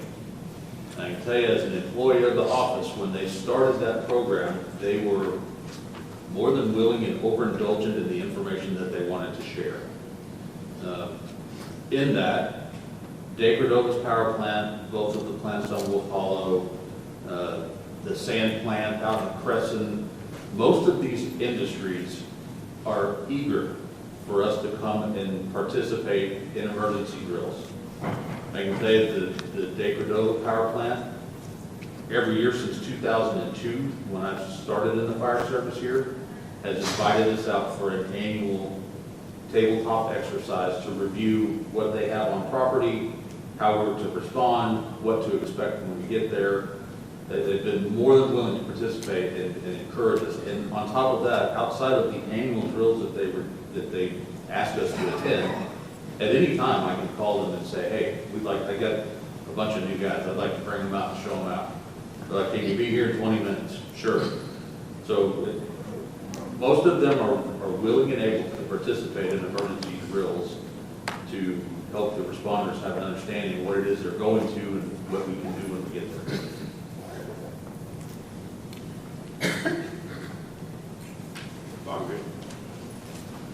I'll just echo what Jeff said, and he's correct. The Vistra battery energy storage system has been nothing but open with information for us.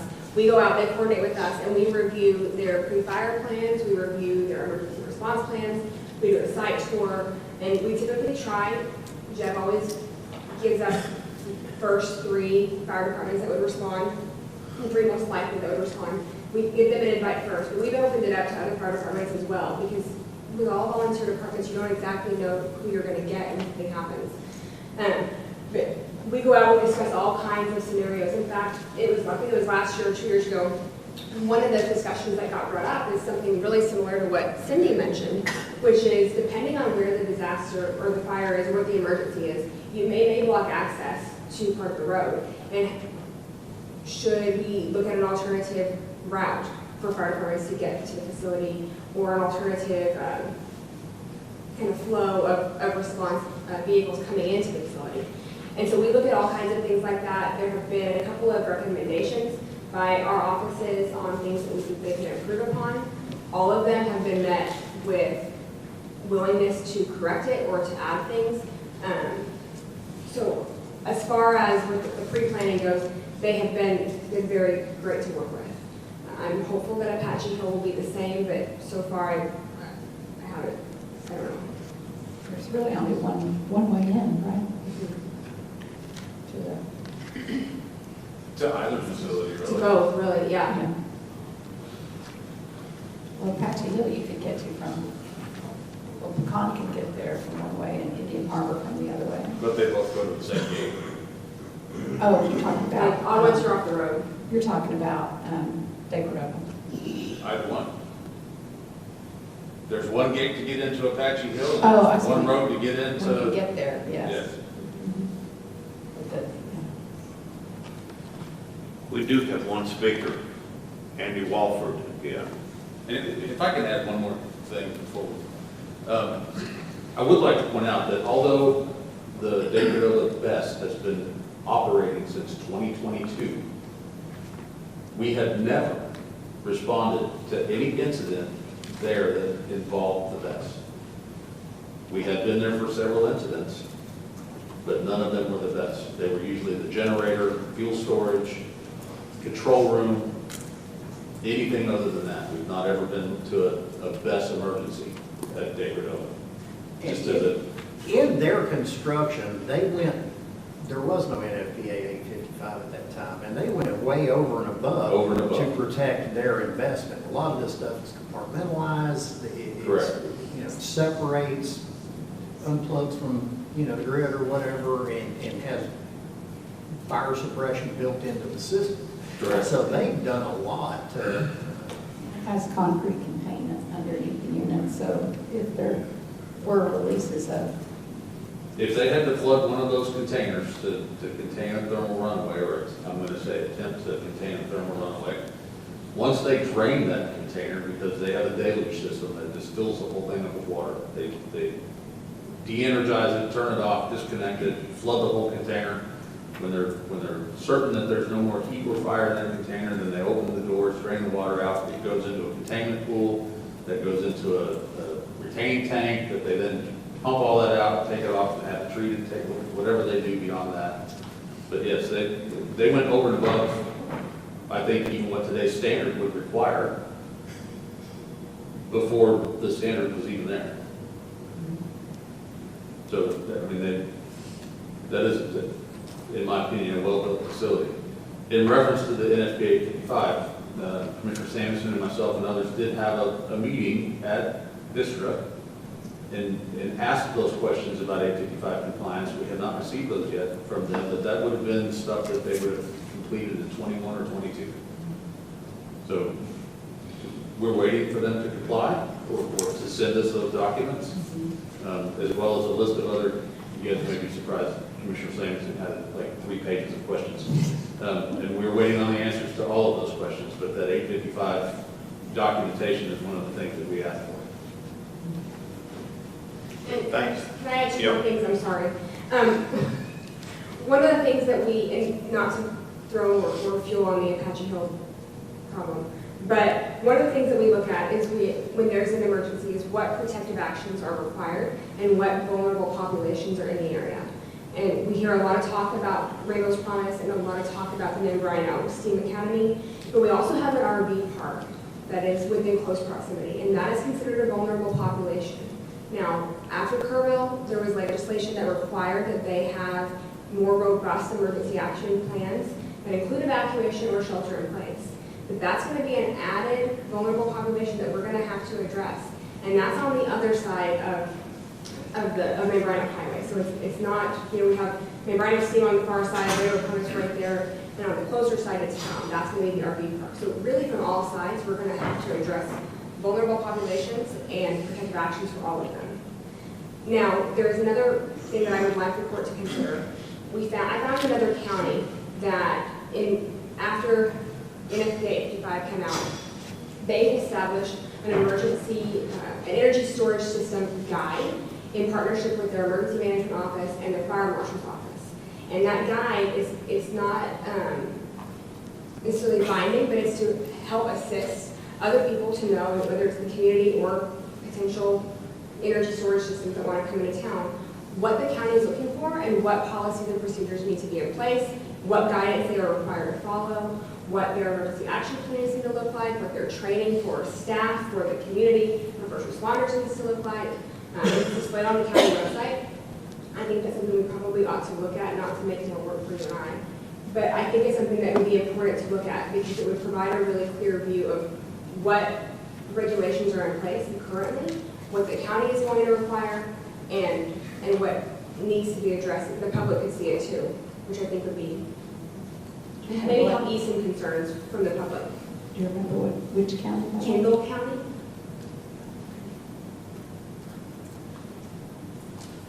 And we would have to basically rewrite that. We could use that kind of as a guide. And Kendall Ours would be a little pretty different, but it's a good starting point. touches San Antonio, so they are able to adopt their own fire code. So there is a lot of reference to IFC, the International Fire Code that is in their guidance that I wouldn't necessarily be able to use.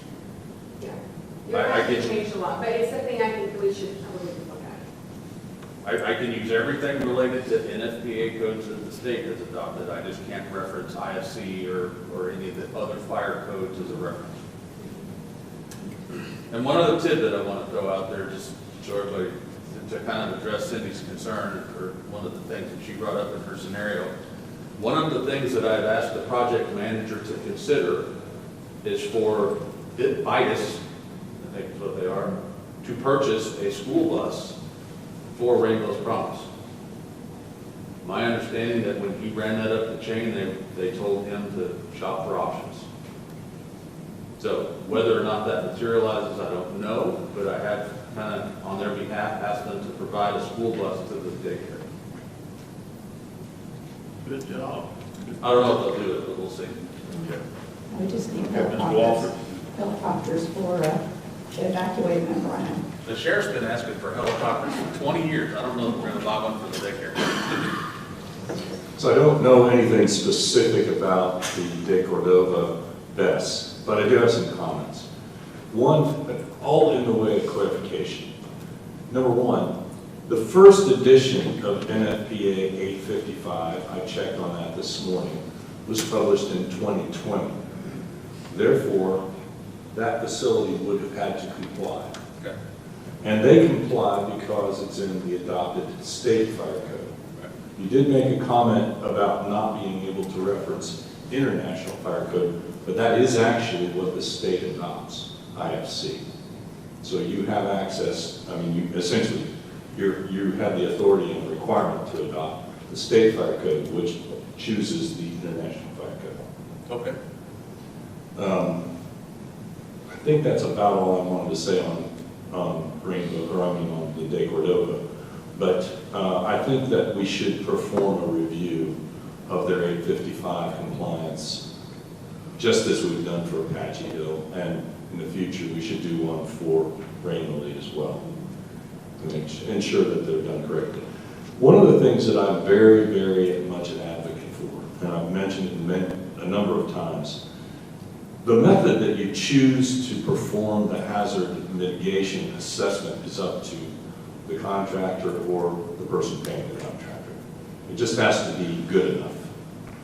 The method they chose was essentially an exercise a single engineer can do in a cubicle in isolation, although he's obliged to understand all of the technology associated with things that he mentions in it, all the mitigation measures, all the response measures from the local authorities. That's unlikely to be available to an engineer doing that in isolation. We have 65 years in the process industry of performing the same kind of study by using an expert team facilitated by a licensed or bona fide facilitator. Those kind of workshops I've done personally, over 350 of them, my company over 600. That should be the basis for the HMA, and furthermore, we should have a nominated representative participating when it's done. Jeff would name that person. That way we have representation from a stakeholder that is also a subject matter expert on the fire response in this county. So if there's something that you wanted to put into Hood County's, whatever that document is, make sure you get representation at that critical step of defining the hazards. Thank you.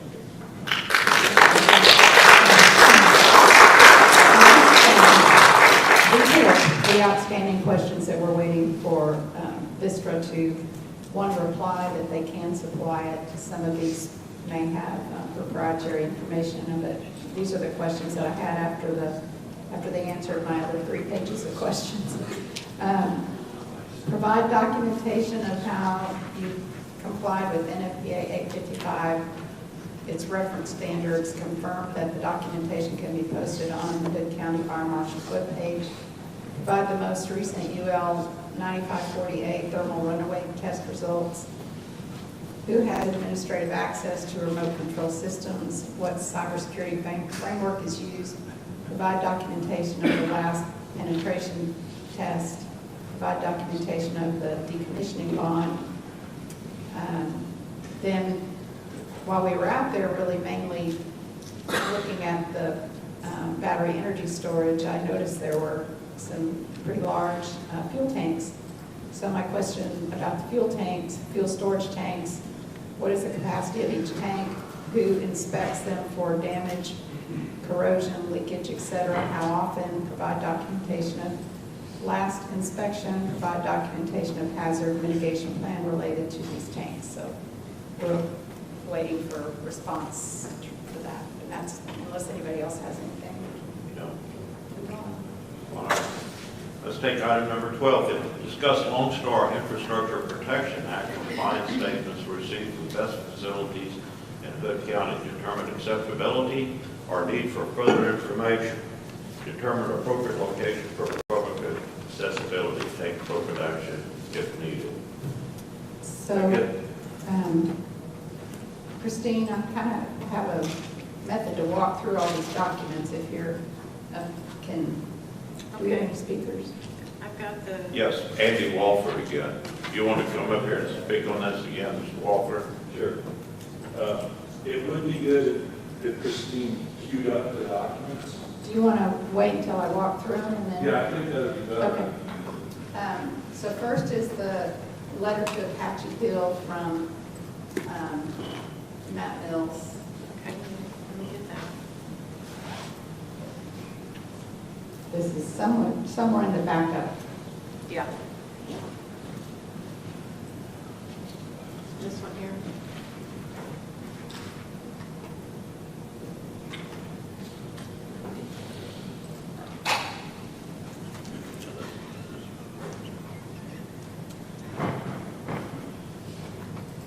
So the county attorney, Matt Mills, sent letters to both Apache Hill and to Vistra requesting their clients. So that's the first step. So we'll wait till we get that. You looking from the one from Baker Botts? Yes. Okay. Proof of, well, no, that's the response. There should be one that's called Letter to Apache Hill. Okay. In the backup? Yes. Okay, let me see.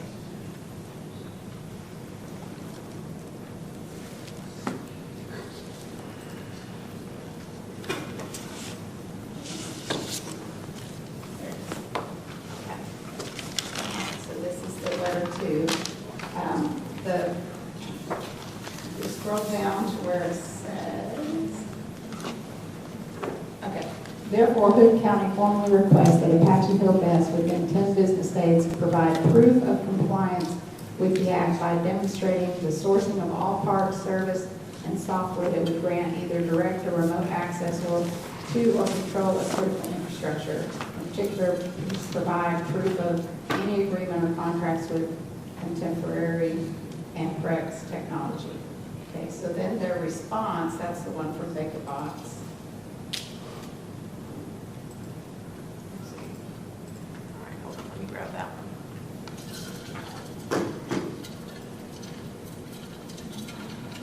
I think it's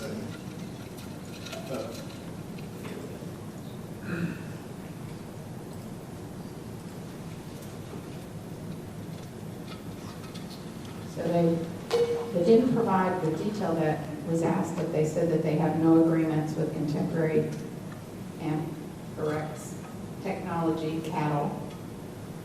You can read what that says.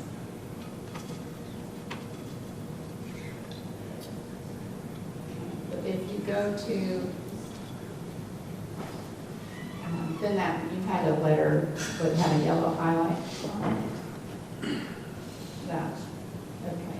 This email? Yes, so it does say, so this is from their attorney, when we asked about, there was some public information that said that the inverters that were going to be used at Apache Hill were going to be manufactured by Sungrow. So we asked specifically about that, and this was the response. It is the case that Apache Hill has Sungrow equipment, but the actual energy management system, which controls the equipment, you can continue reading. So we then asked for an affidavit from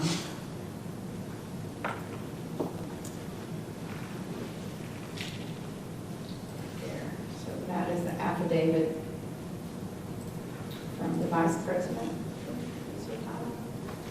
Vice President stating that based on my personal knowledge and due diligence conducted, I can attest that Apache Hill does not employ any equipment manufactured or produced by contemporary.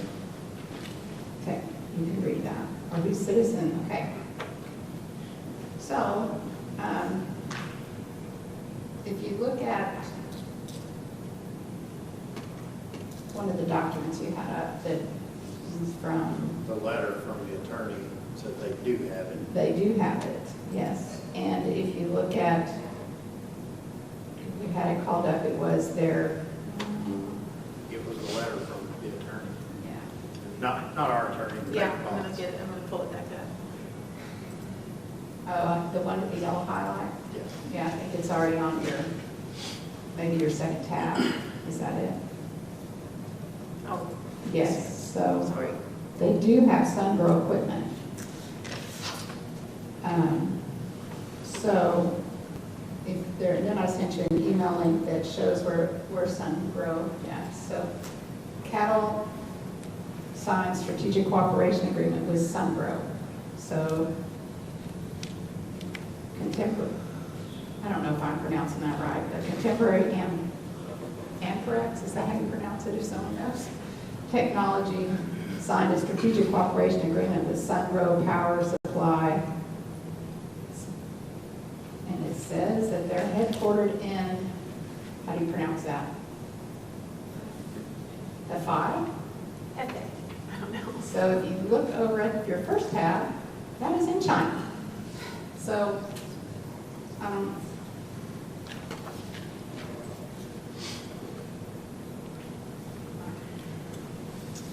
so what do we do with this? Are they in compliance? What's in for it?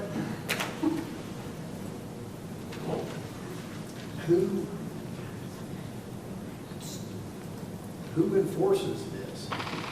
Is this Attorney General? Where do we go with this? I'm gonna Google search and see what The AG is who's doing the investigation into cattle. So we had the same discussion with Vistra, which they also, we had one of the documents called up that showed the Sungrow components. It was one of the, if we go back to, yeah, go to the, This Vistra one? Or it says Vistas, the I guess. one that says Mount Rhino Park. Oh, this one here probably. Yeah, that's the same letter to Vistra, which is the De Cordova, which we asked the same question. Within 10 business days, provide proof of compliance with the act, and they responded. Read the response.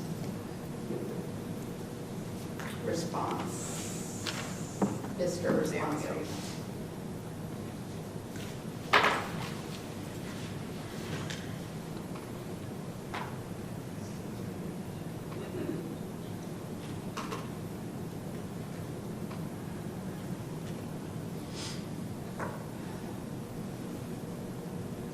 So their response is different. They say that they filed with the ERCOT for the protocols. And that's who, I just did a quick Google search. That's who, this says the enforcement mechanism for this is the Public Utilities Commission and ERCOT. And then, the Office of the Attorney General is involved with that to some extent. But I guess we'd make a complaint to ERCOT or the PUC, bring this to them and say, hey, they do have Chinese-made equipment. Yeah, they say they do. The batteries installed on the side are from Sungrow. And they do contain battery cells from cattle. However, they say that there's no contractual relationship. And they say that they're air gapped, which means that it's like a firewall, but better. That's why I asked about the penetration test, because that would really tell. But So we file this what's stuff that? with We have an attorney. What do you the think, Matt? PUC and the ERCOT? There's some stuff on page 1 and 3 here. So a few things. First of all, it's not illegal or prohibited to have Chinese products. It's prohibited to have remote or direct access. That's the threshold. So what CATL and others have said is basically we sell a battery. You know, you get a Duracell battery and you put it in your alarm clock. That doesn't give Duracell, I mean, that's their take. Now, I don't know if they're lying or not, but that's what they're saying. It's just like you put a battery in your alarm clock. Duracell doesn't have access to your alarm clock, right? So that's the first thing, and all of them have said that even if we use SunGrow, they have no direct or remote access to the site, which is what's in the Lone Star Infrastructure Protection Act. Second thing is, in that, and by the way, I'm used to criminal statutes, and on all the criminal statutes, it said, here's the prohibited act, and here's the punishment range, right? Whereas a lot of these statutes just say, this is prohibited. Okay, thank you. You know, it's almost like the legislature wants to go home and say, we stuck it to China this session, but what do you do with that? So the only part of what do you do with that that's actually in the Lone Star Infrastructure Protection Act, which is Business and Commerce Code 117. If you go to section 117.004, it spells it out. Enforcement by Public Utility Commission of Texas. The PUCT may impose an administrative penalty in the manner provided in Chapter 15 of the Utilities Code, basically on a violator, and it may be an amount not to exceed $1 million for each violation. So that's Business and Commerce Code, if you want to find that. It's 117, and it's .004 right there. So that's that. Now, what I just supplied to you is something I found on the ERCOT website, and on page 3, in highlight there, ERCOT, the OAG, or Attorney General, and the Public Utility Commission of Texas were granted various authority to investigate and/or enforce LSIPA compliance. So, based on what ERCOT is saying in their publication, based on what the code says about PUCT, I think those are the entities to enforce, plus the AG has said that they've got some investigation going on this as well. I mean, they're the ones who are openly saying they're the enforcement arm, so I think it goes to them.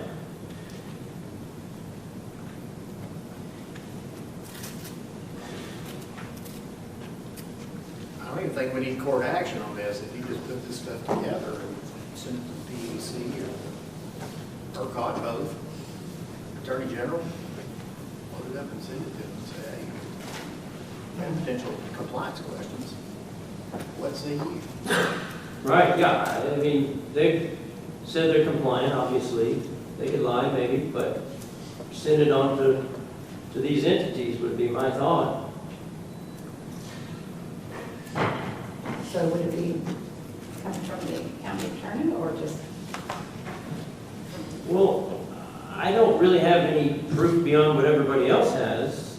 I mean, all I have in terms of proof is their denial. I mean, maybe that email saying we use SunGrow, and that's on a website somewhere too. Well, it also is in there. If you look at, go back to the document on the backup that says this Vitus Membrano Part 1.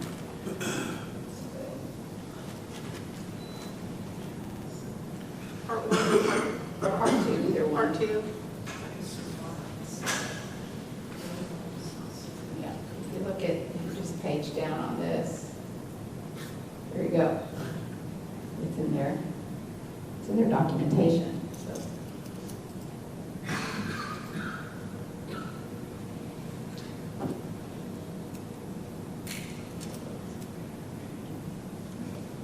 I can send this off to them.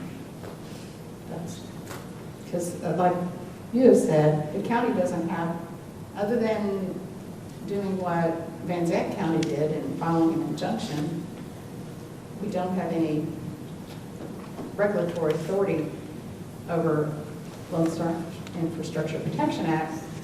However, we are aware of it. We are aware of a potential compliance issue. Right, and it's been several months since I looked at the Van Zandt County thing, but that was under the fire marshal and fire codes and all that. That was not a Lone Star Infrastructure Protection Act injunction, as I recall. And it was several hundred pages, and I read it months ago, but I'm pretty certain that's correct. So, if you want to give some strength to it, so it's not just one citizen or commissioner, you could, vote to enable you to draft a letter, but it at least has a court vote and approval from the court to send this to ERCOT, PUCT, etc. That might be a little stronger. Okay. willing to do that. Well, You I'm wanted to sorry, speak? Johnny, that's against the rule. Do I get my turn? Yes, yeah. He signed up. How about you drafting a letter for us? You're the expert on this thing. Would you draft a letter?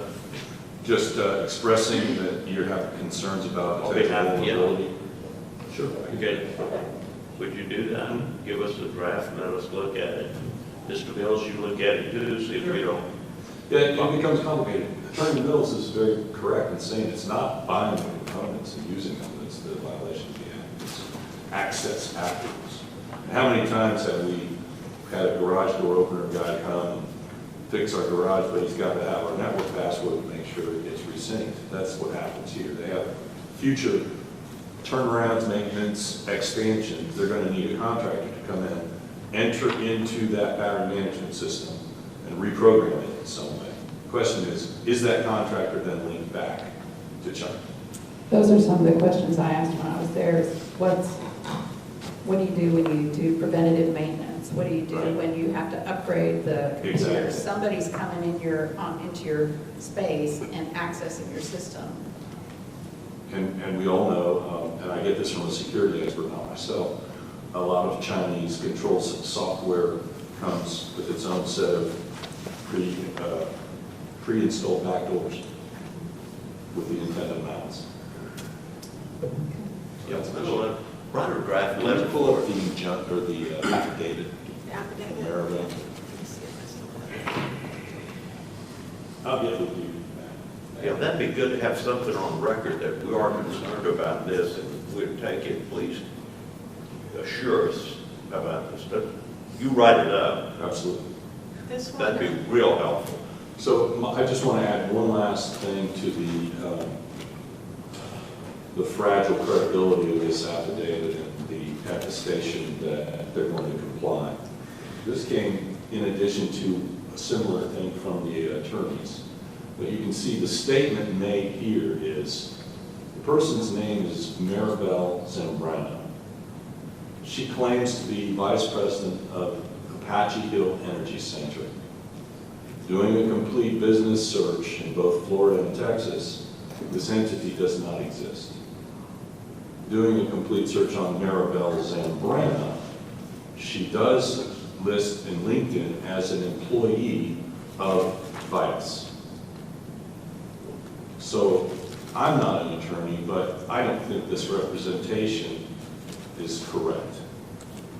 If she's trying to represent that she has the authority as the vice president of Apache Hill, which is an entity that doesn't exist, I don't think this is a very credible attestation that they're going to meet requirements.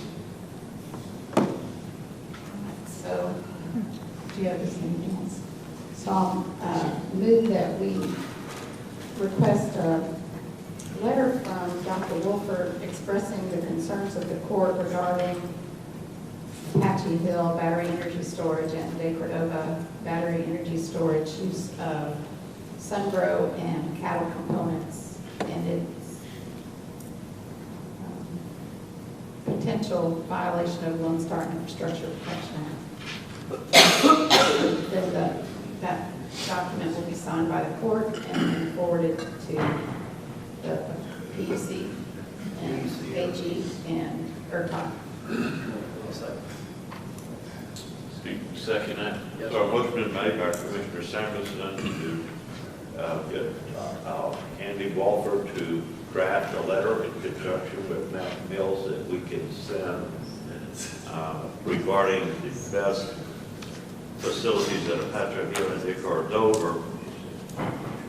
The concerns that we have and send it to ERCOT and the Public Utility Commission, voicing our concerns and seeing if they're in compliance with the Lone Star Infrastructure Protection Act.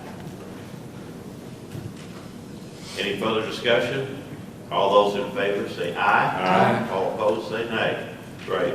Carries 5-0. Thank you, Mr. Walford, for agreeing to do that. I mean, really, that's important.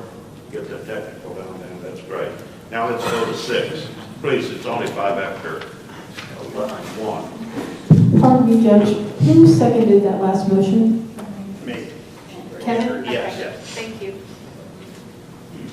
All right, item 6, discuss and take appropriate action to remove record specialist Michelle Betcher from clerk 1, $38,447 to clerk 2, $39,600, effective July 15, 2026. This request is to allow for higher pay to be offered to an applicant with Sheriff's Office administration experience. Budget to support the increase has been confirmed. Sheriff. Judge, Commissioners, we were trying to get this on the court for 2 weeks ago, but it didn't happen. So she has started already, but at the step 1 pay. So the request then would be to give her $1,153 per year, a raise to step 2.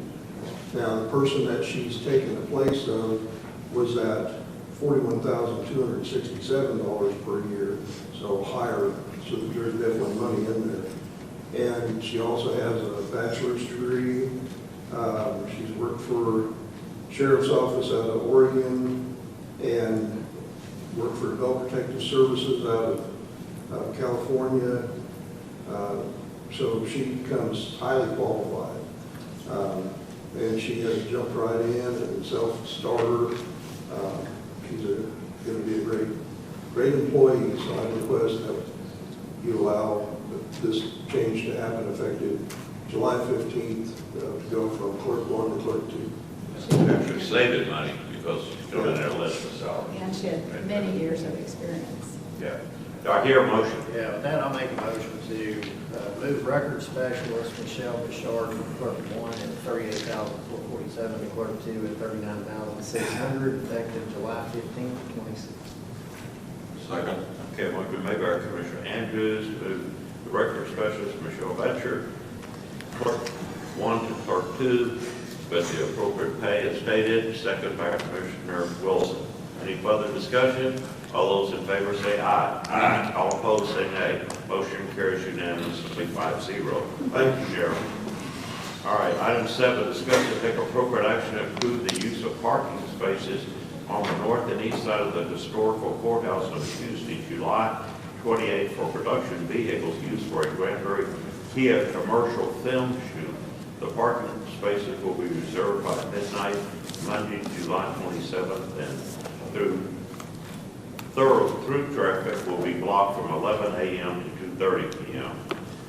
They ask us to do this. It's something it's always contingent upon them providing, I guess, insurance if they're using that city, but it's something that we do. They didn't go through me, but I assume they did go through the county judge's office. They don't, do they have a facility use agreement?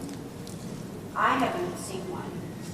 I haven't seen anything regarding this item. Well, it's using the parking lot. It's not using the courthouse. Have facility use agreement on it? Not the parking spaces. I didn't think we did. This is new. I don't think we've ever had this situation before, so I don't know. We have the car Corvette shows, club, car people shows, use. they use Haven't the we had Yes, the Corvette Corvette show. clubs Yeah. and stuff like that? On the weekend. Do they do a facility use agreement when they're using the parking lot? I think so. I think they do. I think that. But I think they also go through the city too. Right, yeah, I thought we just approved the city's request. And did they go through the city on this one? I don't know. I don't know. I think we need to get the city involved. Well, I don't know if this had anything to do with the city. The city usually organizes the event, and that's whenever they come to us, not that. This is This is just, commercial. yeah, this is between us. Well, the city's application for filming's in there, what do you mean? Do what? The application for. They got an application for filming with the city.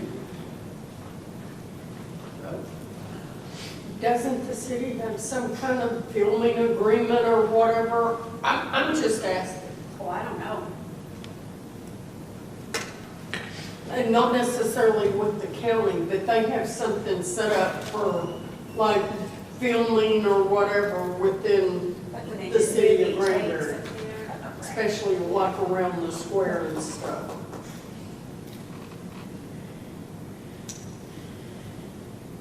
Can we approve it contingent on them filling out the facility use agreement and bringing forth the insurance? Yeah, why don't we do that? All right. Is that your motion? Yes, sir. Okay, did you get that motion? It's that we authorize the shoot by Kia on Monday, July 27th from 11 to 2:30 p.m. contingent upon them filling out a facilities use and providing insurance. Second by Wilson, Commissioner Wilson. Any further discussion? Is that gonna disrupt it? I mean, normally when we block off the parking lot, it's on a holiday or a weekend. Is this gonna disrupt the people that work there? It's in the middle of the day on a work day. It probably will. We do it on Fridays sometimes to allow setups and stuff like that, so it's not completely uncommon. You know, And you're the one that works the there. insurance is provided as part of the backup. Yeah, certificate of liability insurance is on here, but we just don't have the facility use agreement. But you do have the insurance? Well, they say on their application, there is no liability insurance, so I'm confused here. I didn't have anything in the backup, I don't think. It's on. Am I the only one that got this? See, hold on. Am I the only one that got this agreement application for filming with the city of Granbury? No, just page to the bottom and it's got the liability. It's got a drawing and then keep going. It's not in the backup that I got. It says if you provided a copy of your liability, it says no. But yeah, there's one attached, like 6.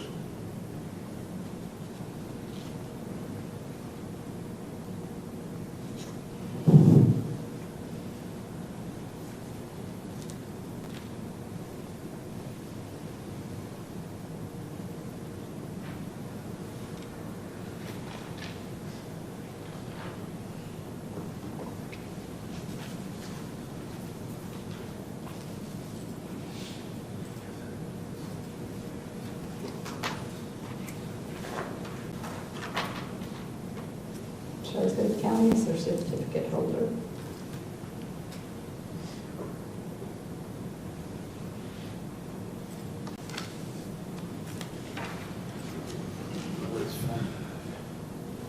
Kristen Gibson is with the, yeah.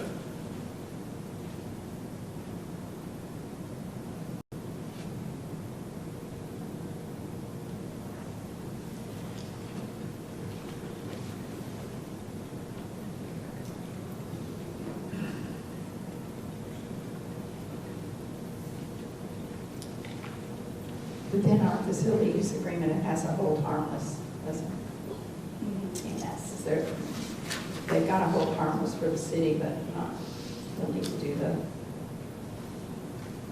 facility use agreement to have a hold harmless in there for the county. So where are we on a liability issue? I mean, it does say no, but it is right there. Yeah. So. I didn't say no.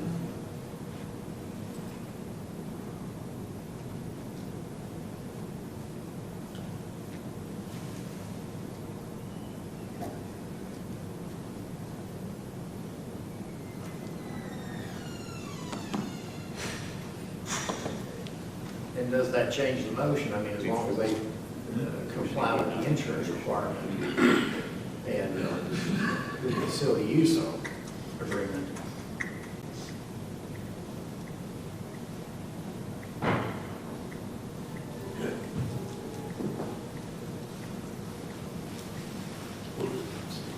quote harmless agreement here for the city of Granbury, but not for the county. That would be the facility use agreement.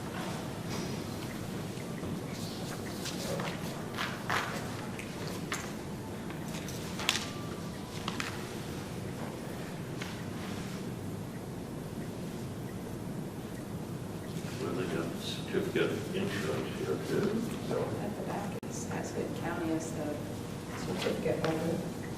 So just want to change your motion to be providing facility, did you make a motion? Facility use agreement. Yeah, I mean, I could do that, we remove the insurance part of that being submitted with this, so, yeah, we approve the application for that time with an executed facility use agreement.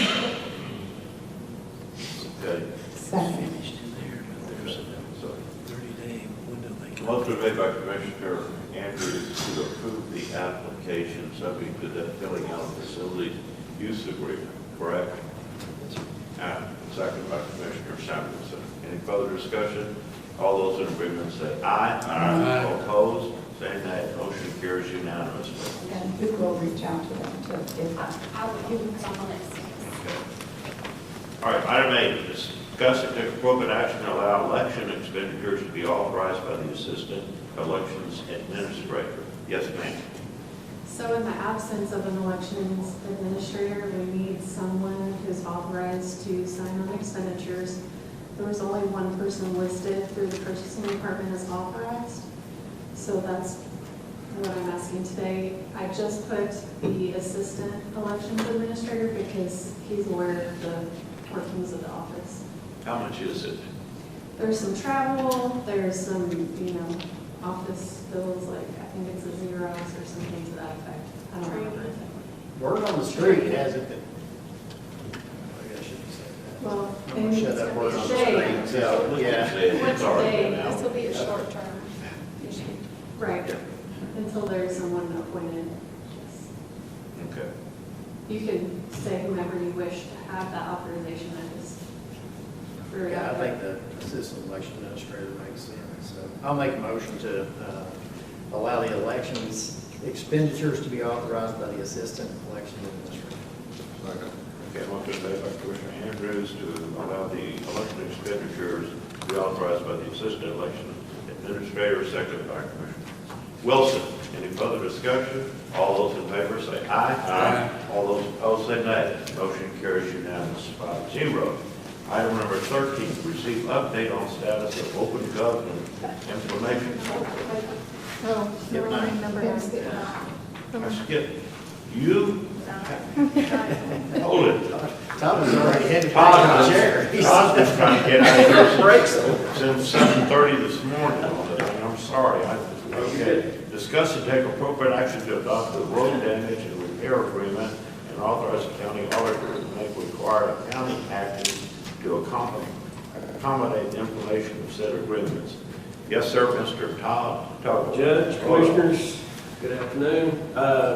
In your package, you should have a example of a road use agreement / repair. I went through several agreements, counties in Texas. This is one that I found that was out county in West Texas. So there was there was 3 things I guess I added on this. It was 4 and 5, which was the pre-inspection, road inspection prior to construction, as well as the post-construction with the videos and photographs and everything of the roads that would be used. Then also on the next page, I had added, I guess, the traffic control, number 9. It didn't have anything about traffic control, signs, flagging, barricades, etc.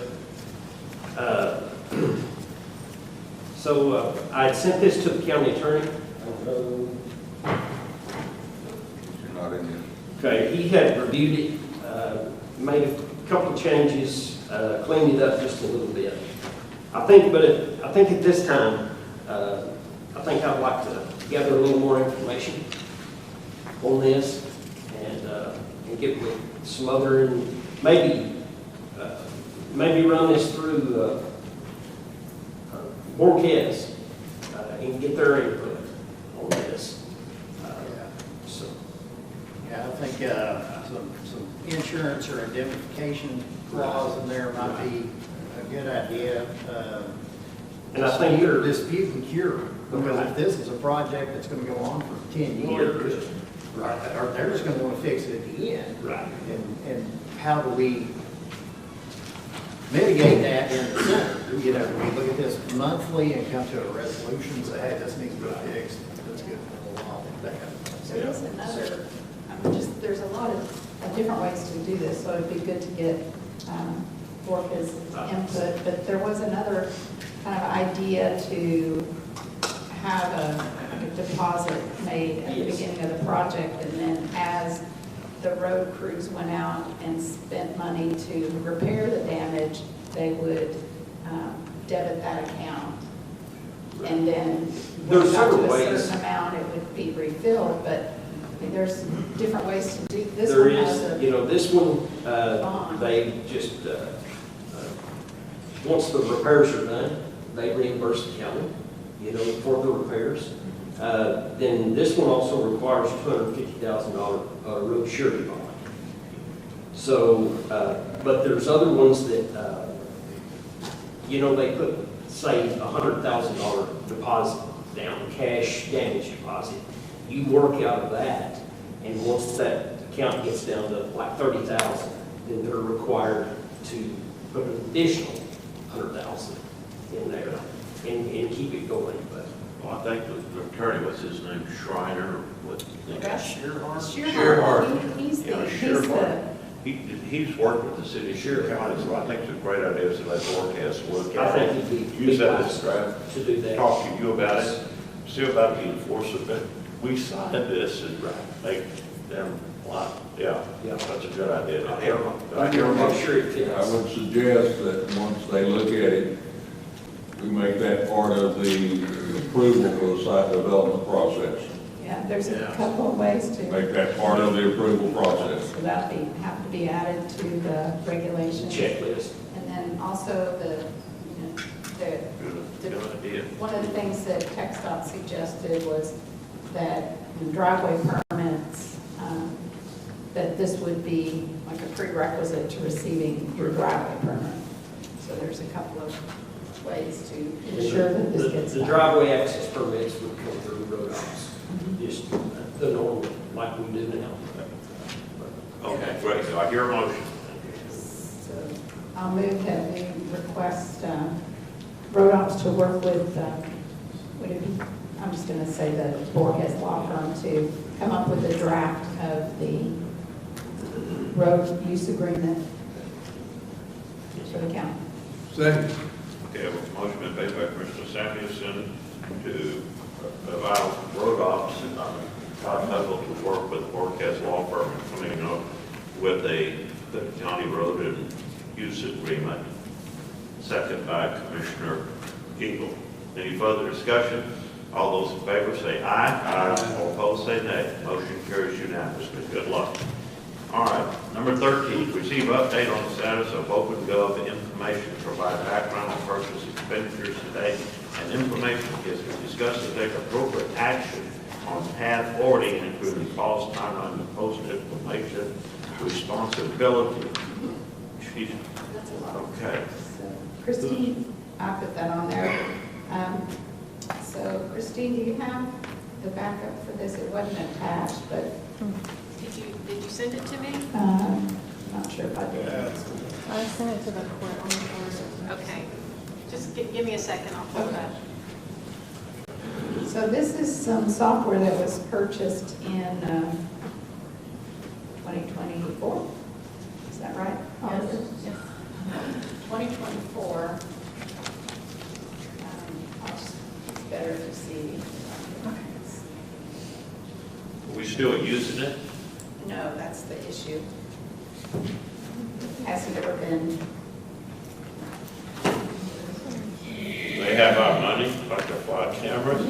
got our money? Yes.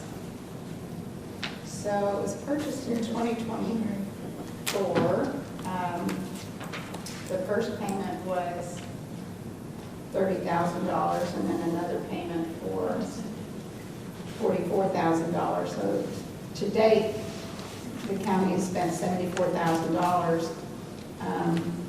I asked Christine to find where this contract was authorized by the county judge in a court, and she was not able to find that. So, no.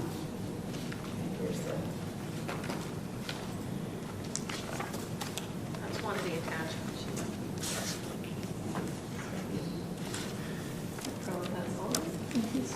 But it was never, so it's been 2 years. It hasn't been implemented. This was to help development manage all the requests that come in. It's a workflow process system so that when an application comes in, it can be put into OpenGov, and then the workflow would say, this needs a flood permit, this needs to go environmental, it needs to go to the county attorney, has all the different steps that it takes for an application for the development department to get approval. So probably best if either Steve or Stephanie kind of fill in the rest of because they kind of picked this up when they discovered that we had this software and no one was using it. It was brought to my attention that we do not have a current operating system for the development department. Actually, Steve had an invoice that was sent to him, and he was asking around to see who it belonged to. And so we just kind of unraveled the ball of yarn here. And basically, we've had this as ongoing for a period of time since 2024. Somewhere the ball got dropped and we never actually went live with the system.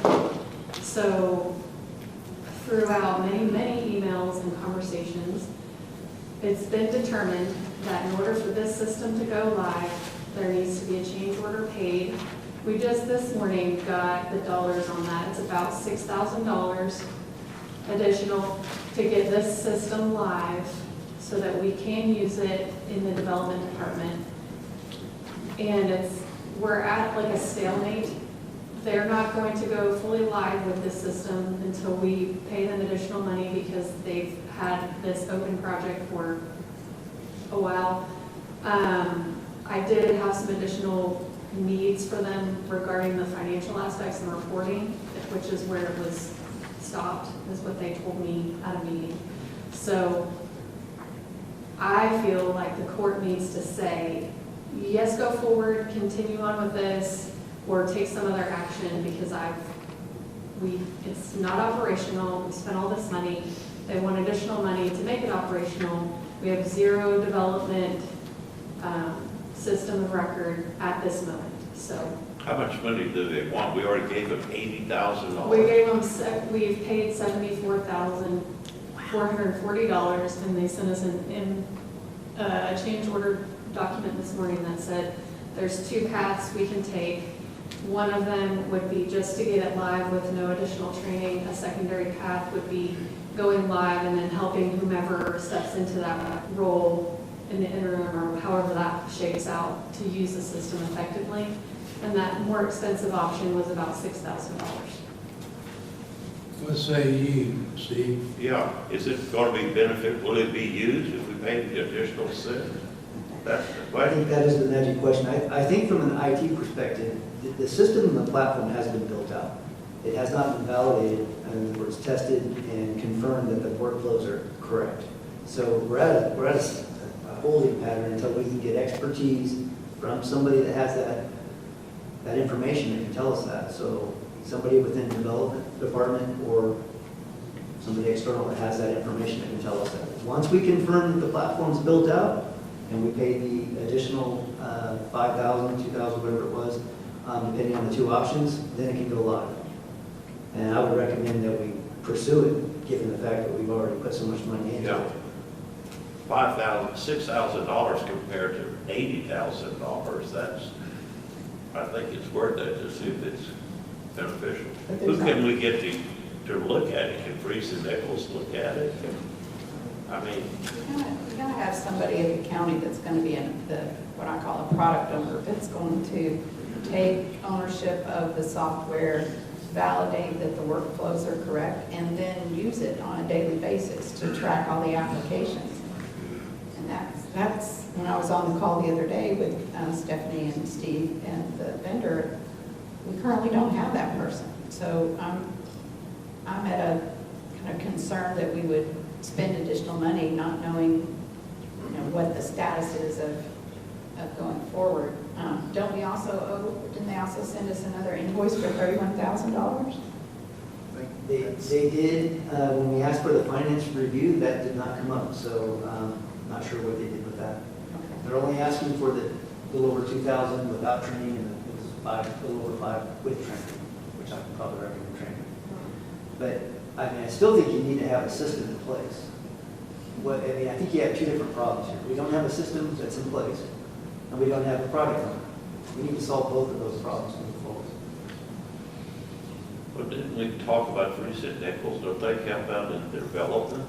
Wouldn't they understand what it takes? I mean, I know that's on the... Well, I think this software stuff is kind of an in-house. It's how do we deal with it specifically. It's not necessarily a development question. It's more, how do you use this? How do you accept the stuff coming in? And it's not review. It's not development specific. It's Tracking. Yeah, it's more how to make the software work.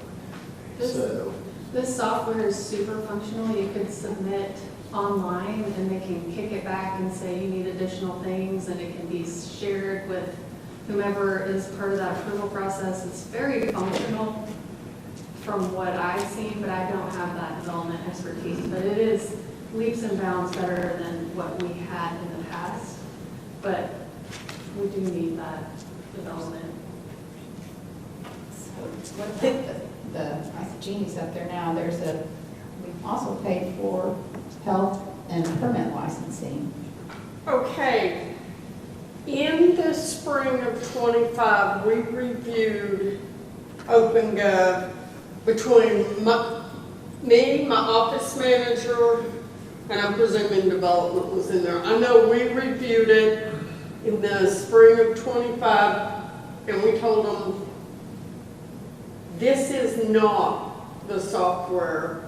We give them inspect to go. We give IT inspect to go to look at.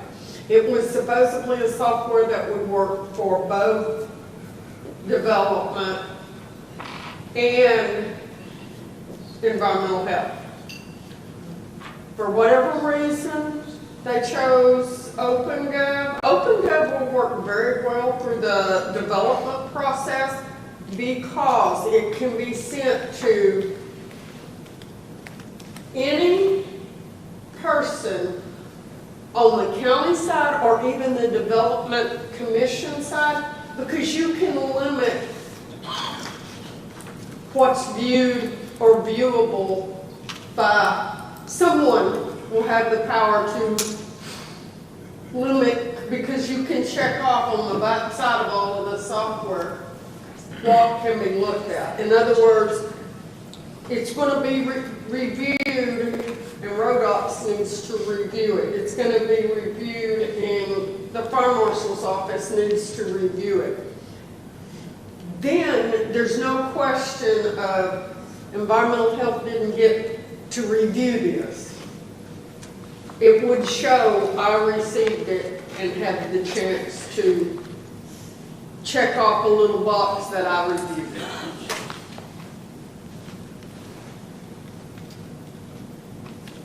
That was in '25? In the spring of '25, yes. This had already been purchased. In the spring of '25, we looked at all of it. We, as the environmental health, told them that we would prefer to go with the software we still have, but that this would work for development, because you can check all of the boxes in the development side. If Rodox has a question to be asked, they can send it, and whoever has submitted their paperwork, it would automatically reply to the developer. Rodox has size of street or depth of materials. And then they would have the chance to in turn answer Rodox, and anybody that was clicked on that box would see the developer's reply. In other words, if it was in precinct 1 and Kevin Andrews was the only commissioner that needed to see it, then he could see it. There's boxes where all 4 commissioners and the county judge could be able to see whatever. So when, do we have a time frame of when we need to make this decision? It's sooner than later because they reached out to us requesting to cancel because there had been no communication or action. And so then we got involved and we're like, well, we didn't know this wasn't already live and we're just trying to figure it all out. So I think it might be a good idea for you guys to make a decision sooner than later, but there's no time frame other than our self-described, gap of no system of record right now. We don't have any software We have nothing. to fill this gap. No, correct. We're $74,000 into this process, and we're at a little bit of a standstill right now, and how do we set the thing up? So We can opt to go forward and pay the money, but you still have to have a person that's going to take ownership of it, validate it, and use it. Right. Was this just for development? yeah. Right, well, this is kind of connected with number 18, Yes. It is. Here's my question, you talk about 2 months here. You need somebody like a company to come in and help out. Because we get flooded with a bunch of stuff, it's not going to be, first of all, who you going to get to work for 2 months? Have they been unemployed and they're just looking for a job and knowing it's going to be for 2 months? I agree with what Matt Hill said in his letter. Who is that person who's going to quit a job for 2 months on this thing? And is that person going to help? I'd rather get a company that has a lot of employees that can adjust the workflow. I mean, I don't know if it's Freeze and Nichols or whoever works in development, but sometimes you need 1 or sometimes 5 to get the work done, and then you don't need them, they go back, and then you maybe don't need anybody for a while like Clint was doing, but development needs to have a couple of people in there anyway, in my opinion, but because how we're going, but it's got to be a company that, instead of an individual that we're looking at. Can Freeze and Nichols do it? Do you know? Can they do it? Can they implement this software? If they work in development and do rules about this, would they know what to look for? Did we use Freeze and Nichols to help us with the development right now? I think we did, but yeah, this is a piece of software that says when this comes in, we need the fire marshal to look at it. So Freeze and Nichols they're not going to be in a position You don't to think do they're that. qualified to do that? Well, I mean, overqualified would be one way, but yeah, I mean, what we need is somebody to sit in here and go, okay, this application needs to go to environmental so that they know what's on there. This needs to go to fire marshal, and this needs to go for a third-party engineer review or whatever. So, okay, we had talked a little bit about there is somebody that's pretty capable around here that may be able to fill this gap, at least on the short term. Take it away. What do you want me to say? Okay, this software, OpenGov, is very, very similar to the software that the city of Granbury had when I worked for the city of Granbury. The work on the backside people initialing the workflow to who it needs to belong to, because we know now that there are different departments that are needing different things as the legislature has changed stuff.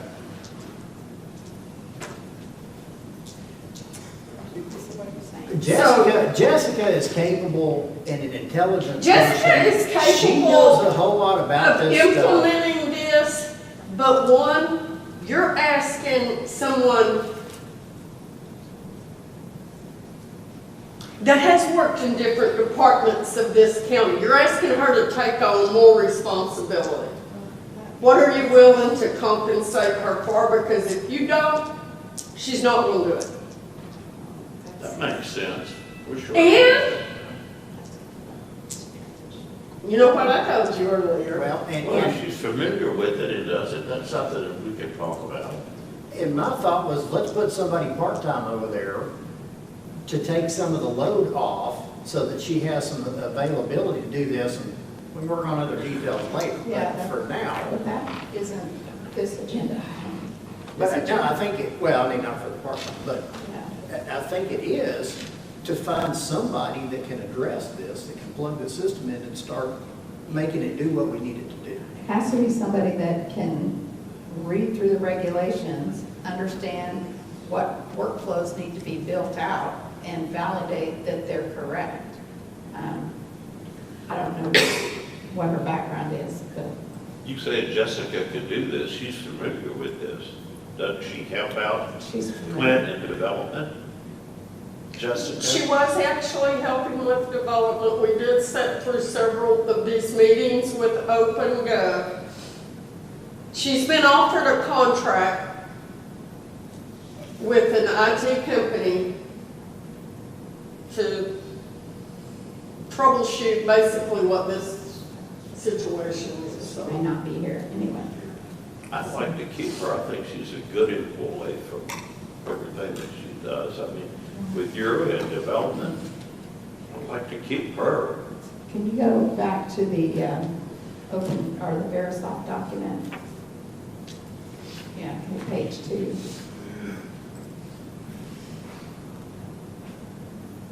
This one? Yeah, so this is similar to what happened with Flock. This is the same type of thing. This is a contract with quote terms, with terms and conditions in a link.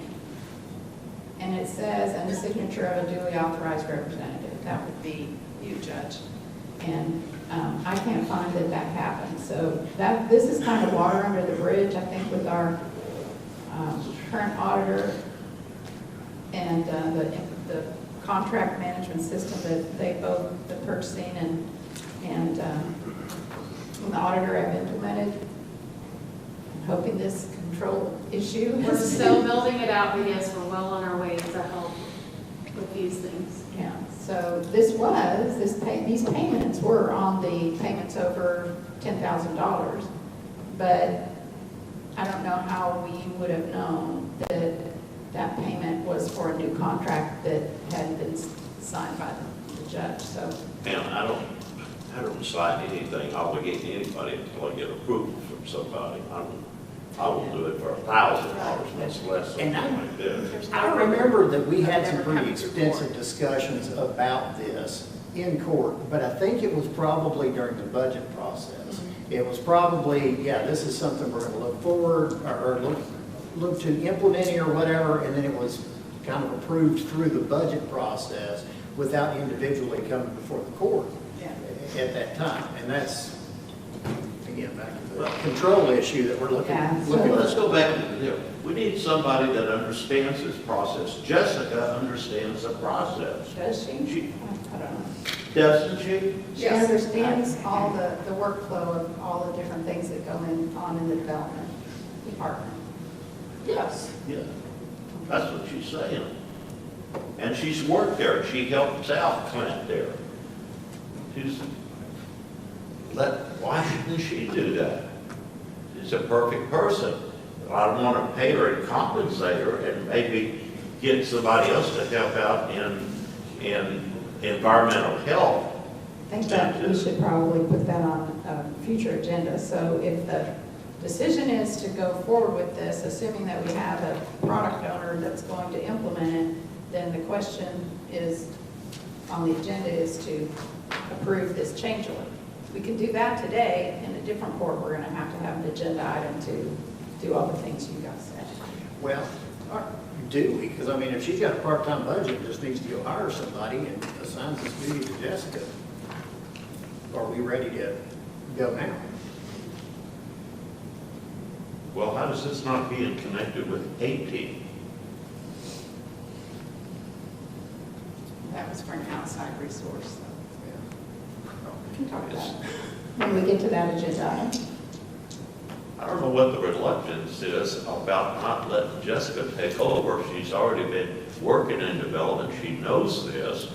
She can do it. She's just overworked on the deal, though, by helping out. I think she needs to be compensated, you know, for doing this. That's just not what's on the, I'm just concerned that that's not what's on the agenda.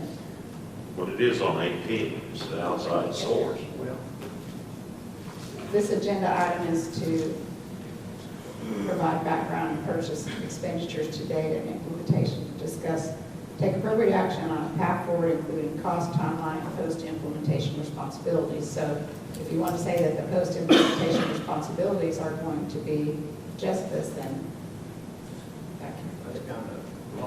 I don't want to go forward with it unless I know somebody can take it forward. That's what I'm saying. And Jessica can make that determination. I mean, I agree with you, we need to vote and say yes, but then I'd like to vote on 18 that that person be Jessica. I mean, that's what I'm saying. Yeah, I think that is different, and I've got another prospect. Okay, so do you have a preference on the two change orders? I would think the more hours is better, because whomever takes it on will likely need some training moments. So how long is this gonna, if we vote to do this, how long is this gonna be good? Because it may be 2 months before we get somebody to even look at this. It could be 5 months. I mean, we're walking around like chickens with our heads cut off right now in this deal. I'm sorry to say that about this court, but we're spinning wheels on this. And just because we do this doesn't mean we're gonna have somebody come in there and do it, right? Right. So how long, if we vote for this, to bring this, to implement this, that's been sitting here 2 years that we didn't even know about, that we're 74 grand in, how long do we have until we gotta act on it? That's a great question. They didn't give me an expiration date, but they do have things to work on once you allow this change order. I have some things that I need them to do on the financial side of it, so they will be working in concert with us determining a path here in the county. I agree with what you're saying, Commissioner Eagle, but what I'm saying is, I think that person that could take it and look at it is Jessica. I'm not getting to court before, I know that we got this problem here. I'm concerned with the same thing. I don't want to vote for it and then have nobody to take it forward and work on it and develop it. I'm concerned about that. That's more wasted money. But I'm saying, from what you're telling me and from what I know about Jessica, she could do that. She could take that and look at this software and do that. What is the reluctance about that? So I agree with you, Commissioner Eagle, but I think we have that person that could do that. Well, I'm not going to argue with that, but I would like more time. I don't know that much about Jessica, so I would like to get up to snuff on her. And I'm not sure that's on the, but I don't disagree with the judge on having somebody like that in there. I just don't know enough about her. She could handle it, I can guarantee that. And I think what we're looking for right now is what do we do right now? We're in a situation, we don't know when the director may return. What do we deal with that now? And if we're talking about potentially having somebody in there to be an office manager type person and direct the flows of this stuff. if she's capable and willing and everything, and we put her in this spot now to build that program out, perhaps, you know, in 2 months, whenever the new budget comes in, we have a different person to serve as the office manager or whatever. They learn that software. That's part of the job. You come in and this is the software you're going to use to do that. I agree with that. So that was kind of my thought. And talking to the people, that's kind of where we work, right? We need somebody to sit down and say, these are the people that this needs to go to, more so than you get an application in, you have to have an engineer or somebody that knows the regulations that addresses those comments. But this paperwork needs to go to the fire marshal, and he sends in his comments. Road ops, they send in. So we need somebody there to direct that. That's what we're missing on this software. Am I correct in that? Because that's what I've gotten in my discussions. I think that's part of it. I mean, I still think you have to have the expertise just to know how the whole flow should work. I mean, OpenGov has provided the framework, but it's on us to confirm that it's right. So And then you have to answer that question. So their option 2 is 2 months based on 4-week testing period, would put completion around the end of September. So if we move forward ASAP, so we're still looking at 2 months of having manual, which, I mean, it's been manual this entire time, even though we've had software that could have been implemented. Also, if we make a motion to vote for option 1 or option 2, wouldn't we need this in a contract that could be signed, or, because it's got what's included in the scope, don't we need something more formal than just this email? They to say will, this yes. is- Yes, ma'am. They will issue the official change orders after they know what direction we want to go in. I've been pushing them hard to get me a dollar amount for a while, and they're just now giving me what that would even look like, if it's even reasonable. That was also a question that the court would need to consider, you know, what is a change order going to cost? So I think this is likely a reasonable dollar amount, but yes, there would be additional things, steps in the process to keep going. So would that need to come back? I would bring it back, yes. Okay. So now we just indicate a direction that we would like to go, and then finalize the paperwork, make sure that we've got the people in place, Yeah. do those things. Do we even want to continue working with OpenGov? And then there's the question on the dollar amounts that were paid for the module that we never implemented and are not intending to use. That was 7,000, and if you scroll up. I think it's about 7,000. 74, 440. Yeah, somewhere around $9,000 that was paid. Yeah. Okay, so I don't think we're making we have more time, Commissioner Eagle. This would just be to ask OpenGov to bring back a formal document for a change order. And so we would do that in 2 weeks. Sounds good to me. So I'll move that we, Propose option 2. yeah, I'll move that we request OpenGov to formalize change order option 2 and bring a change order document back to Commissioner's Court for review. Our motion made by Commissioner Samuelson to ask OpenGov to formalize option number 2 with a change order, second by Commissioner Andrews. Any further discussion? All those in favor say aye. Aye. All opposed say nay. Motion carries unanimously.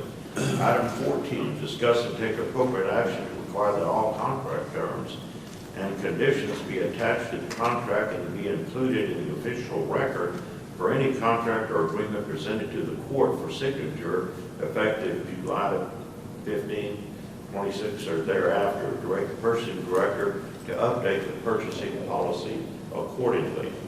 So this has come up a couple of times recently, and actually in the conversation that we had with Flock back in June. Matt Mills, county attorney, was asking about the link to the terms and conditions, and I just asked them, so are those terms that are linked, are those versioned so that we know when we sign it on X date that those are the terms and conditions that we're held to? And he said no. And I was like, oh, that's a big red flag. Because the links, as people know, those are not static links, those are dynamic. Every time that web page changes, the terms and conditions are dynamically linked. And that just was a big red flag to me, because I know that we've asked the judge to sign many contracts that have terms and conditions that are linked with just like the document that you had up there, if you could put that one back. County Clerk, Christine. What's that? Would you put that last OpenGov document back up that showed? That the link for Yeah. conditions. So he did, the attorney for Flock, when he was talking, he said, well, I have some clients that require the terms and conditions to be physically attached to the document. And I'm like, yeah, that's what we should be doing. Why would we? Because otherwise, we don't really know what we're signing up for when the terms and conditions are. Is this the one? I think so. If you scroll to the bottom where it said, quote, yeah, right there. Agreement published. So these are the terms, you're agreeing to an end user agreement that's published on this website that you don't know what it is on the day you sign it or the day you have an issue and you go in to look at it. It's whatever the terms and conditions are on the date that you happen to go to that website. It's You're not right. version. And that could change It could drastically, change. and all of a Yeah. sudden we're operating under a new set of terms. Right.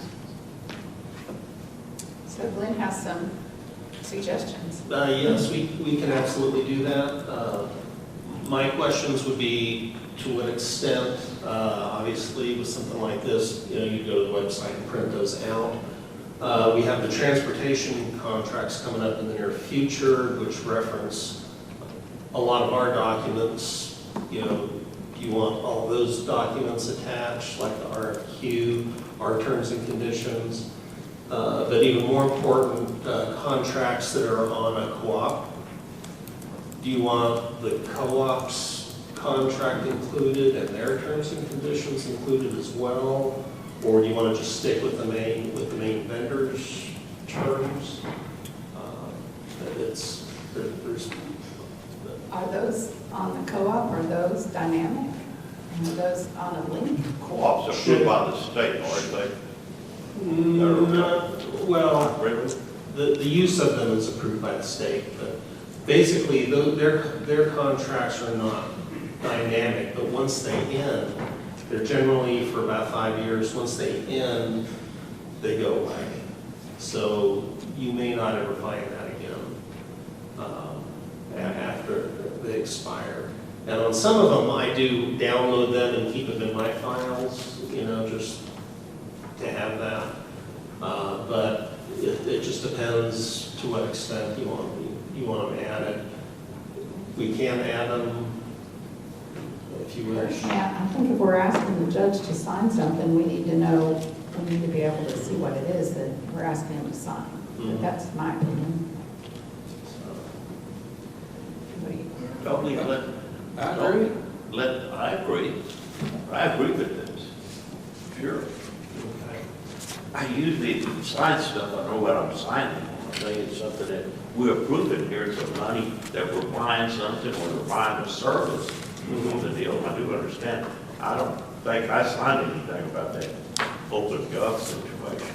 But So you're asking what all goes with that, because sometimes in those terms and conditions, it'll reference something that we've done, so does that have to be attached to it also? Yeah, if you want everything, we can do everything. I just kind of want to understand exactly to what extent you want items attached. And do you want me to come back to court with the policy, or just write it straight off of this and run with that? I mean, if we're spending 6 and 7 digit money of the term, any reference like that ought to be an addendum, an exhibit to that agreement. It shouldn't be telling us to go out online. I don't want them to go out online on anything, for anything. And that's my opinion. It needs to all be contained in the four corners of the document. I do too. Well, look at legal contracts that we have. A lot of times I have 20 exhibits you may have to a contract. That's no different than this. Just go ahead and print them off and let's see. Okay. And sometimes it's too bold. You know, if you reference something that has 100 pages, we don't want to attach it to it. You know, you got, but usually that's not the case, I'm thinking, right? I mean, anywhere from 1 to 100. It could be, generally not. You never know what you're going to find. Do you want, You so the question is on the policy. Can you just modify the policy and bring it back to court? Sure. Okay. Sure. Okay. Okay. All right. So, move that the Commissioners Court, that all contracts and conditions be attached to the contract and be included in the official record for any contract or agreement presented to the court for signature effective 7/15/26, and authorize the Director of Purchasing to update the purchasing policy accordingly. Second. You got the motion, Christine? Yes. Okay. Motion made by Commissioner Samuelson that all contract terms and conditions be attached to the contract with the official record, etc., to be effective July 15, 2026. Direct the purchasing director to update the purchasing policy accordingly, seconded by Commissioner Eagle. Any further discussion? All those in favor say aye. Aye. All opposed say nay. Motion carries unanimously. Thank you. Thank you. Okay. Number 15, discuss and take appropriate action to adopt revised development application fees pursuant to section 4.9 of the Hood County Development Permit Regulations. Who is Christine or Me. Commissioner Samuelson? Will you come in?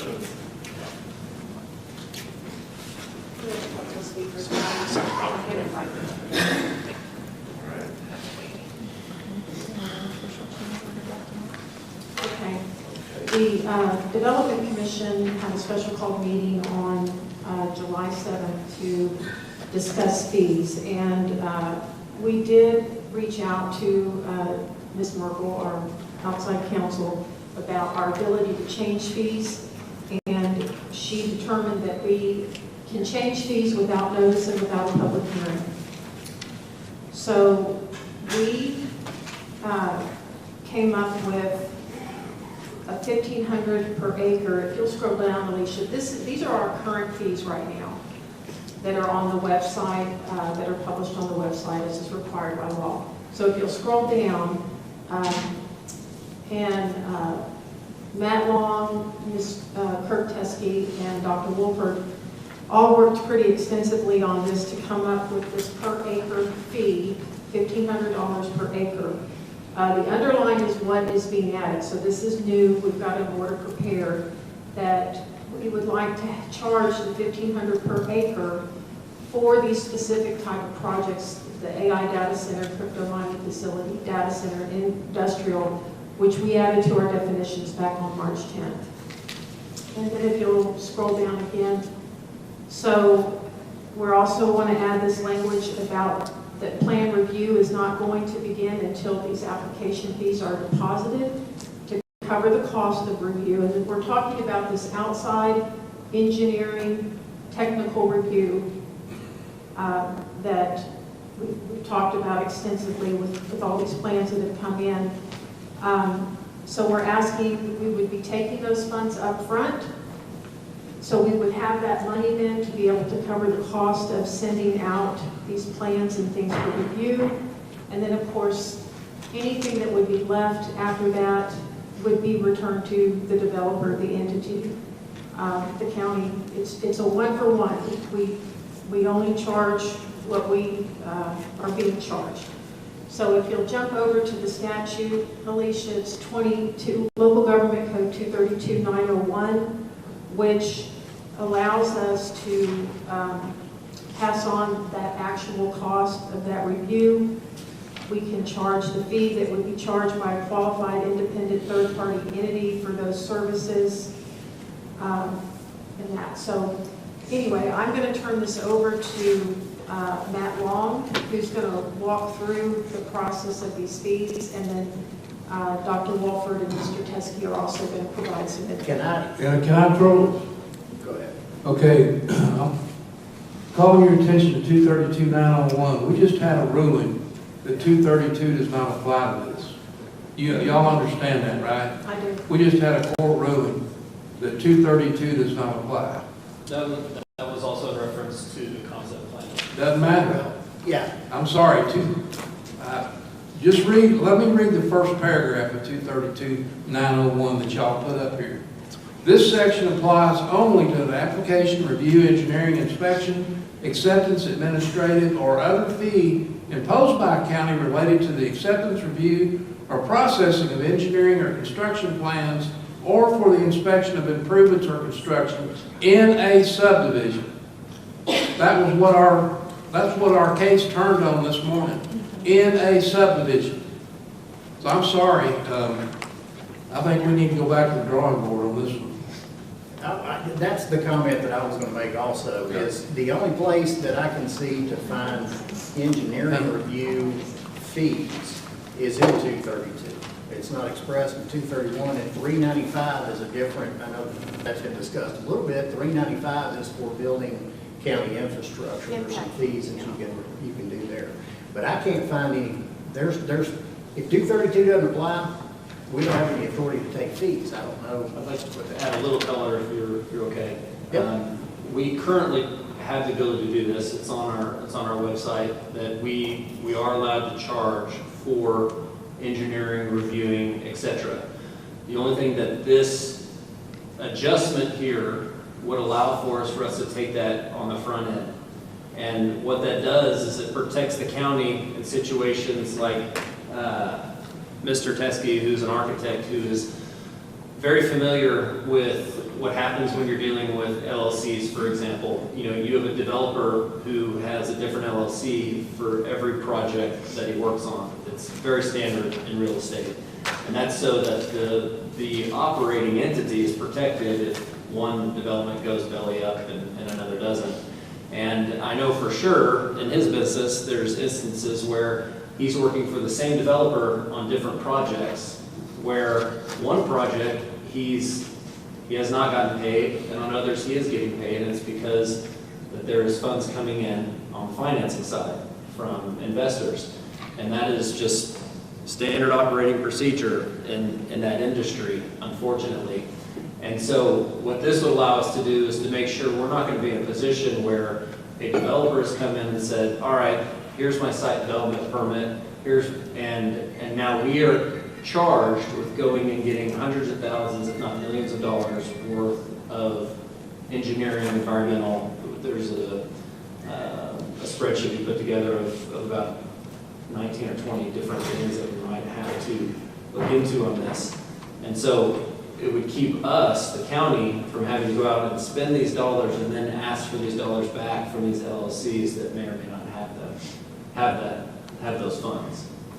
So we have been charged via 231 subchapter K to protect certain things in this county, and the way to do that is certainly not by hiring an individual engineer who's a specialist in each one of these items, but to hire it out like we've been talking about. That is the way that we're going to be able to keep this development process going, not through any one individual or multiple individuals hired here. So what this allows us to do is to take that money up front, which is the definition of a permit application. Fee is included in the definition of a permit application.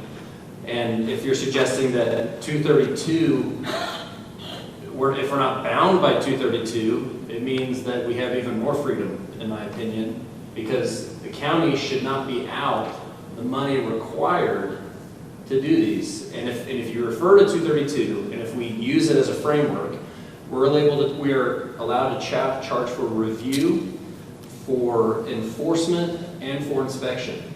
And that makes total sense. These are unprecedented projects that are coming in, that as a county, we're now being forced to hire more people, to spend more time on. and we are obligated to do a great job. So I'll just continue on here. What we did is we put together a spreadsheet, and we did a low and a high end assumption on what some of these reviews could cost. And then the third column is the column that I put together, and again, 20 plus years of construction and development, doing these types of estimates.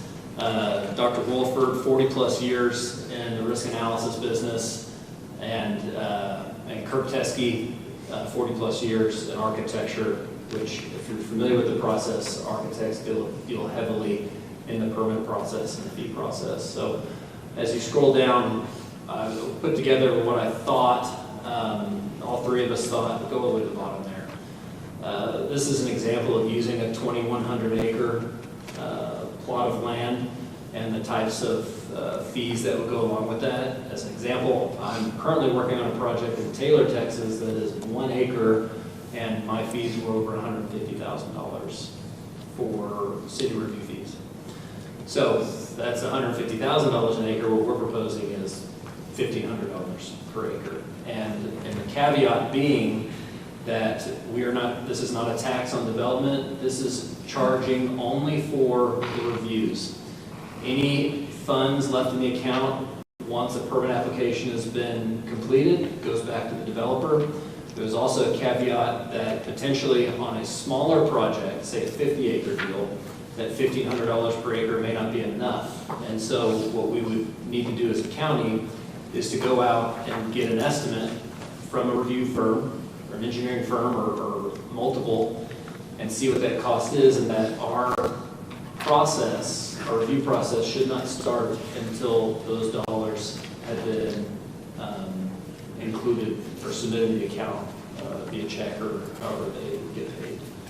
So I'm not disputing that there needs to be, that y'all did all your homework in coming up with what a reasonable fee should be, but the question is what gives this court the authority to charge that fee? Because what gave us the ability previously to do it? 232. And now it's not 232. Polk County implemented some industrial high-load facility impact permit fees just on April 14th, and they listed all the statutory authority to do that. So there's, other than 232, there's 240.002, county authority to adopt fire codes. There's 233.061 through 233.065, county authority over roads and right-of-way. Texas Local Government Code 251.016, general authority over county property and infrastructure. So maybe that's, and you'd have to look into that to see what that is. Texas Health and Safety Code 365.012, Texas Water Code Chapter 16 and Chapter 50, floodplain and drainage authority. Now there may be something there. We go far beyond that because of 231 subchapter K, which, as we all know, gives us the duty and the responsibility to protect the county, its water resources, etc.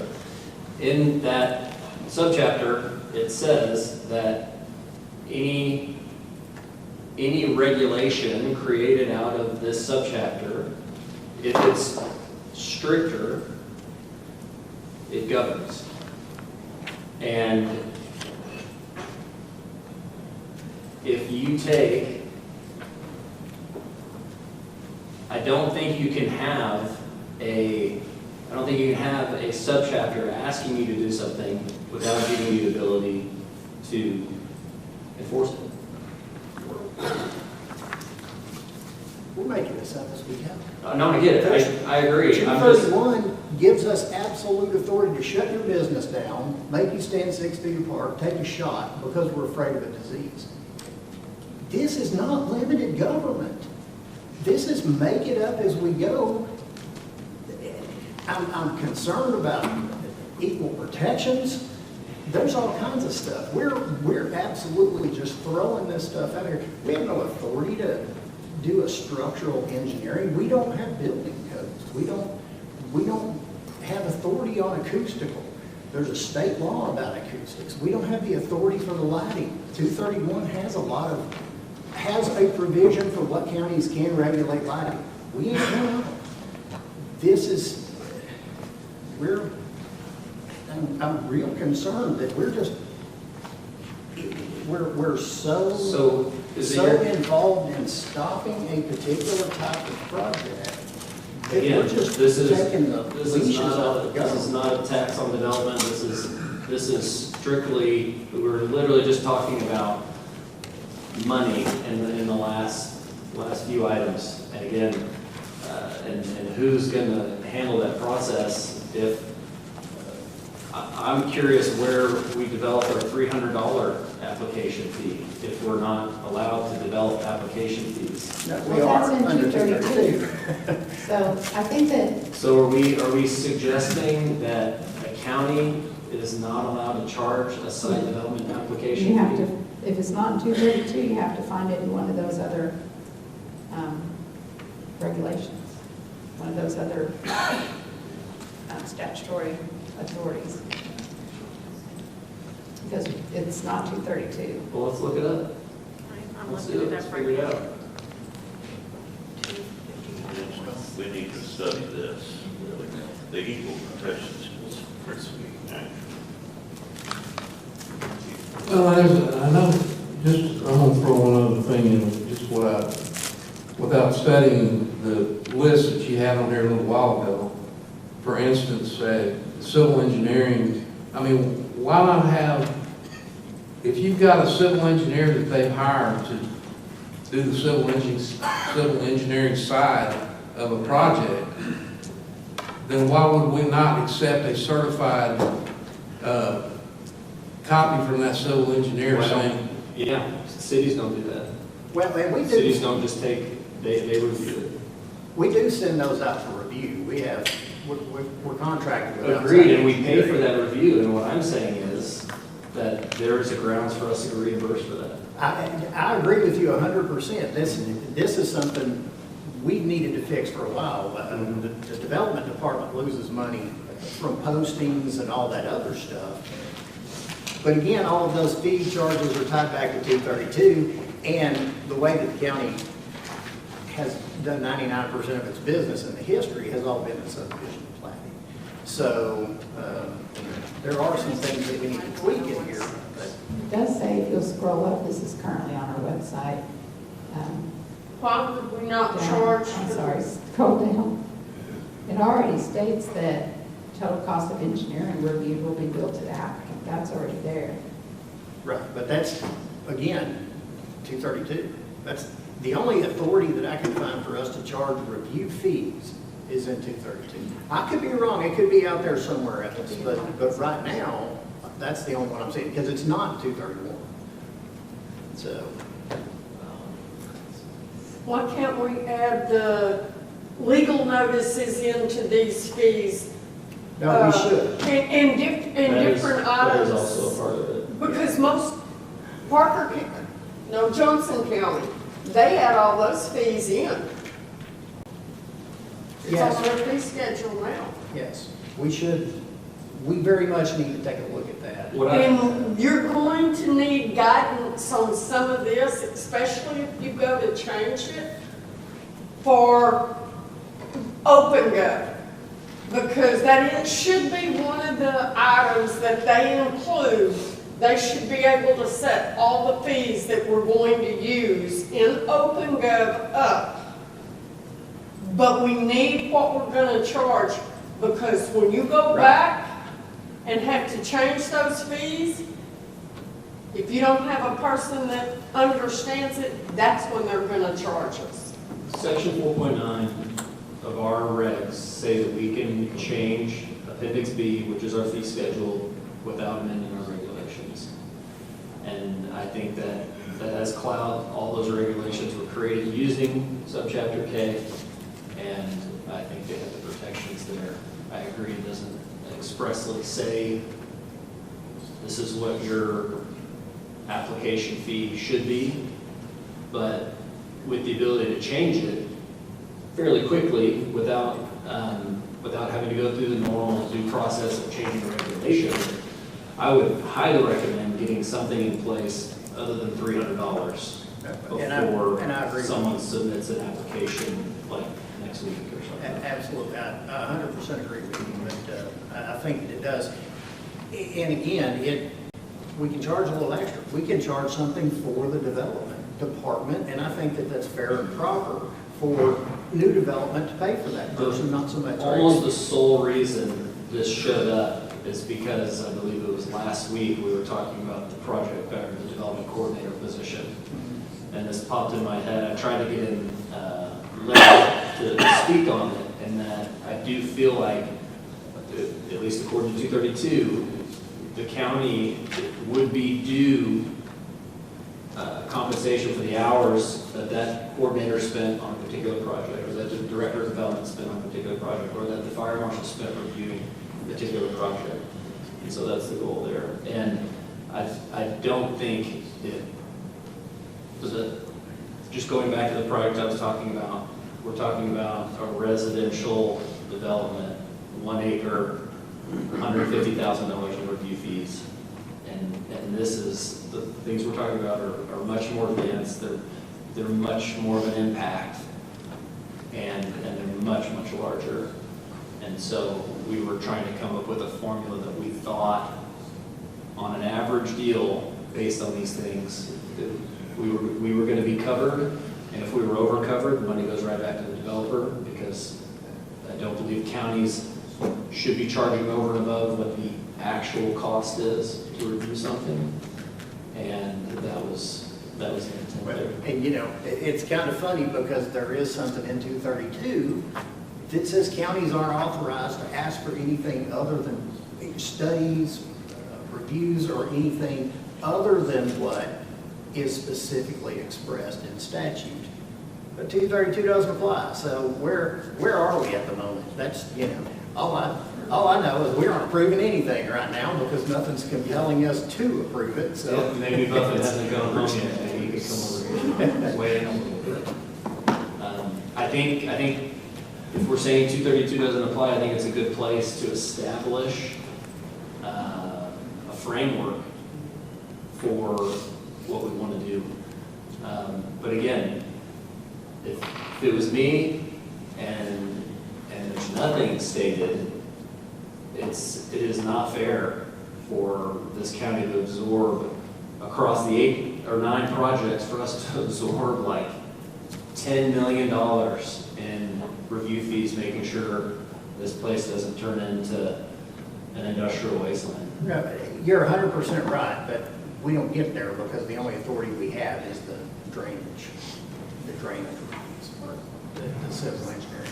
So here's, that 251 is actually the transportation code, but there's 251017 about the court, Commissioner's Court consider reasonable fee for the issuance of a permit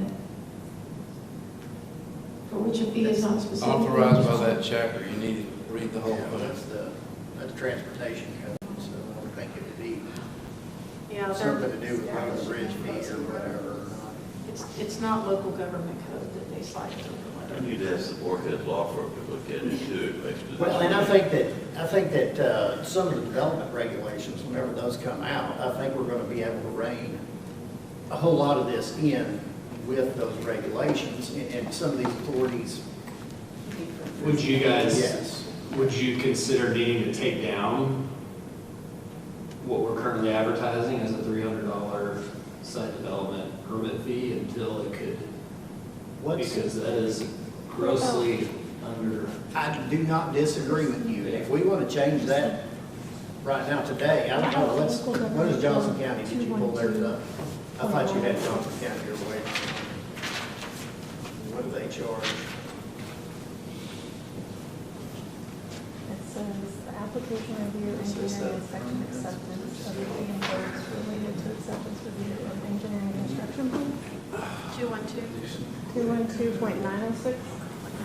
We're not a municipality, but. They're not as much as I would have thought they were. I would think if you send it out for an engineering review, we're probably paying, well, $1,500 on that. You know, plus the time, our marshal's time, building directors, and, you know, all these other things. I would think that certainly could be a couple $1,000s at a minimum, plus any additional review fees. I think that would be, I would like to see that before your site development plan is approved, you have to pay all the engineering fees for the review. All municipalities. We can start with $5,000 and, you know, whatever else. But again, that needs to be tiered also, because if you have a subdivision of 3 lots, you don't necessarily make that person pay $5,000. Sure, Especially if there's not. and that is one of the reasons why we kept it to a certain group, just because those are the massive deals there. That, you know, one of the main issues is that it's just, everything here is unprecedented and highly unknown, so. Let's see how they define a municipality.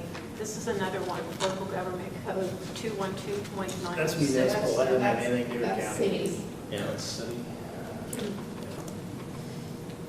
Can you go back to our website? The county equivalent is chapter 232. I think we need some time to work, So what- work on this. So what happens if what happened today in Lufkin's court is appealed and reversed, and now 232 applies? I am very concerned about this because we're a ship without a rudder right now. Yeah. We don't have 3032 and so what? Traffic impact analysis. We're sitting here talking about roads, that, you know, them having to pay their proportionality. That's in 232. You know, there's a whole lot of our development law and regulations are built out of 232. All of a sudden that's been removed. We're dangling at the moment. And I guess the answer is, we just don't really do anything. We just continue with, you know, 232 does still apply to subdivision. Yeah, subdivision still apply. Development and stuff like that, so. So do you want to suggest some changes for these, or do you just want, we can table this and bring back a different proposal? This needs to be tabled. Yeah, I think that's a good point. I think you do have a valid point. We do need to look at some of this and maybe even tier it. Johnson County is tiered where, you know, if it's 1 to 12 lots, it's this much. If it's 12 to 30. We consider that. You can just get so granular, it's hard to, you know, we thought bringing something more simple would be effective. I do think the need for speed is. I don't know why we couldn't change concept plan and infrastructure development plan today. $300. I don't know what to change it to. What would you? Well, again, I think. What do you want to change it to?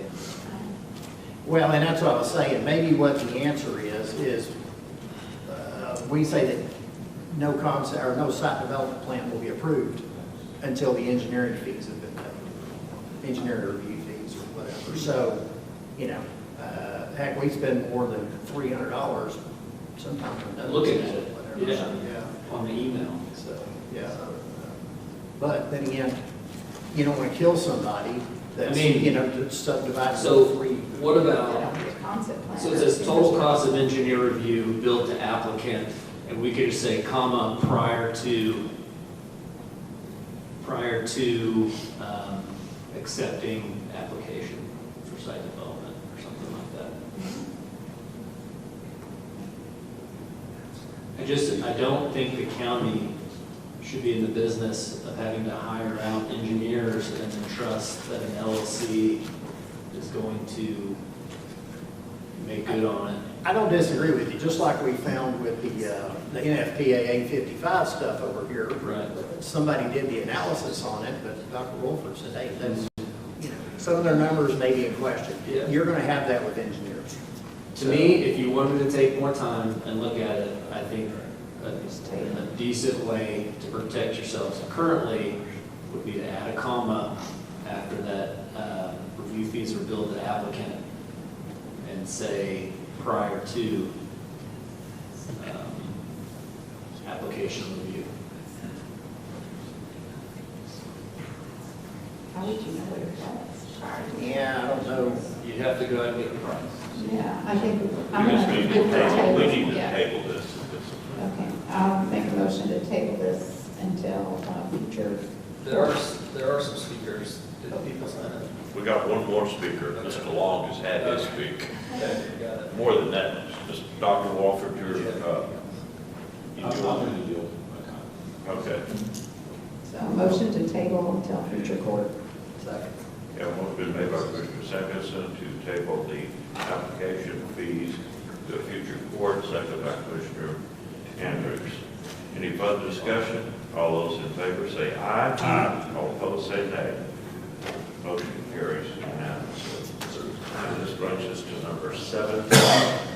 Discuss and take appropriate action to require background checks for directors of nonprofit organizations seeking Duke County taxpayer support through budget subsidies or non-monetary donations. Additionally, require background checks for directors of nonprofit organizations wishing to be recognized through a Commissioner Court proclamation or resolution. Yeah, so the reason this came up is because there was a situation here where we were asked to do a proclamation for a local nonprofit, and we expected that the national organization was doing research on the directors of those nonprofits, at least I did, and that didn't happen. And I felt like we were blindsided by not, at least I was, by not doing that extra work. So I think that we owe it to the taxpayers to not depend on any other outside organization to do the due diligence that we should do for, especially if we're going to put money in the budget or donate equipment or whatever to a nonprofit or recognize a nonprofit. We need to make sure that the directors are above board. So that's why this is on here. Melissa's done some research on it to see if we can do it, what the appropriate way to do it. Do you want to speak to that?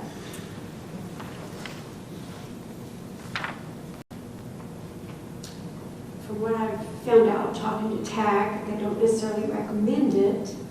I did visit with Matt. He said his office is able to run the background checks. My background check would not allow it when I run through DPS.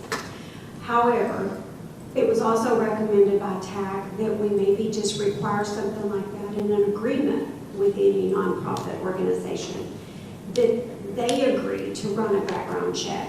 Now, I think Commissioner Andrews spoke to someone that said they actually do require background checks for anyone that works for their nonprofit organizations. So the court does have some options. It's not something I can run in my office.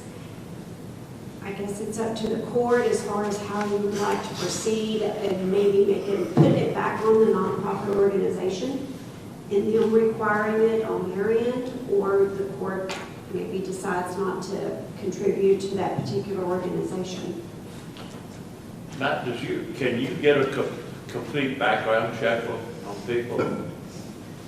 Your office, I put it in the application before we do it. You've got to agree to it, like our lease application, you know. My caution to that would be, now we've got to set up a policy of what disqualifies somebody and doesn't. You know, it's kind of interesting because this has been kind of weighing on my heart and mind. I know, man, there are people out there, heck, you may think of the Salvation Army or something like that, somebody that had a history, and they came in and they changed their life, and you know, things are different now. We would have to set some parameters of, you know, does DWI 12 years ago matter anymore? Is that something that we can overlook? What about, you know, drunken stupidity at 19 years old? That's, I think there's probably a little bit of that out there. And I'm kind of wondering if we're venturing off into a pool that maybe is going to need a whole lot more thought and work. I know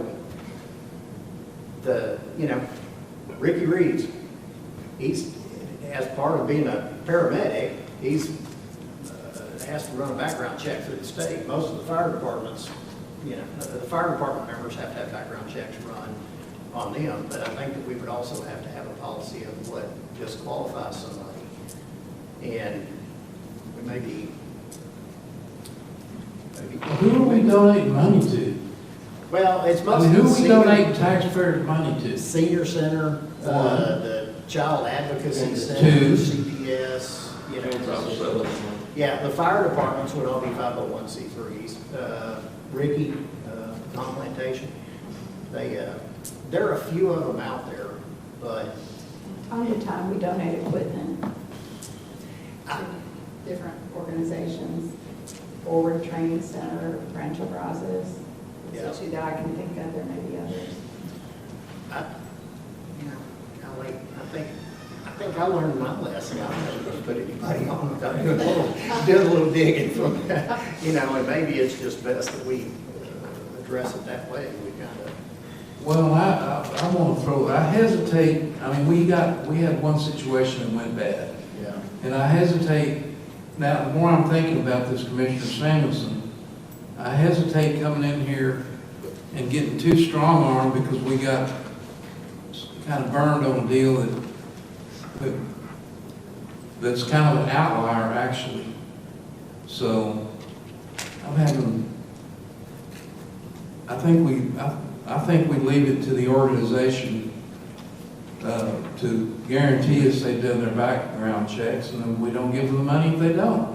Which we could, a few years ago with the nonprofits, we added that they submit their 990, their audited tax return, and they're in good standing with the state. So we could just add to that in the document that we write up for, the agreement that we write up for court, for the budget fee money, that we just say, provide, what would you say, provide evidence of background checks, or are you certified that you've done background checks on What say you, Mr. Mills?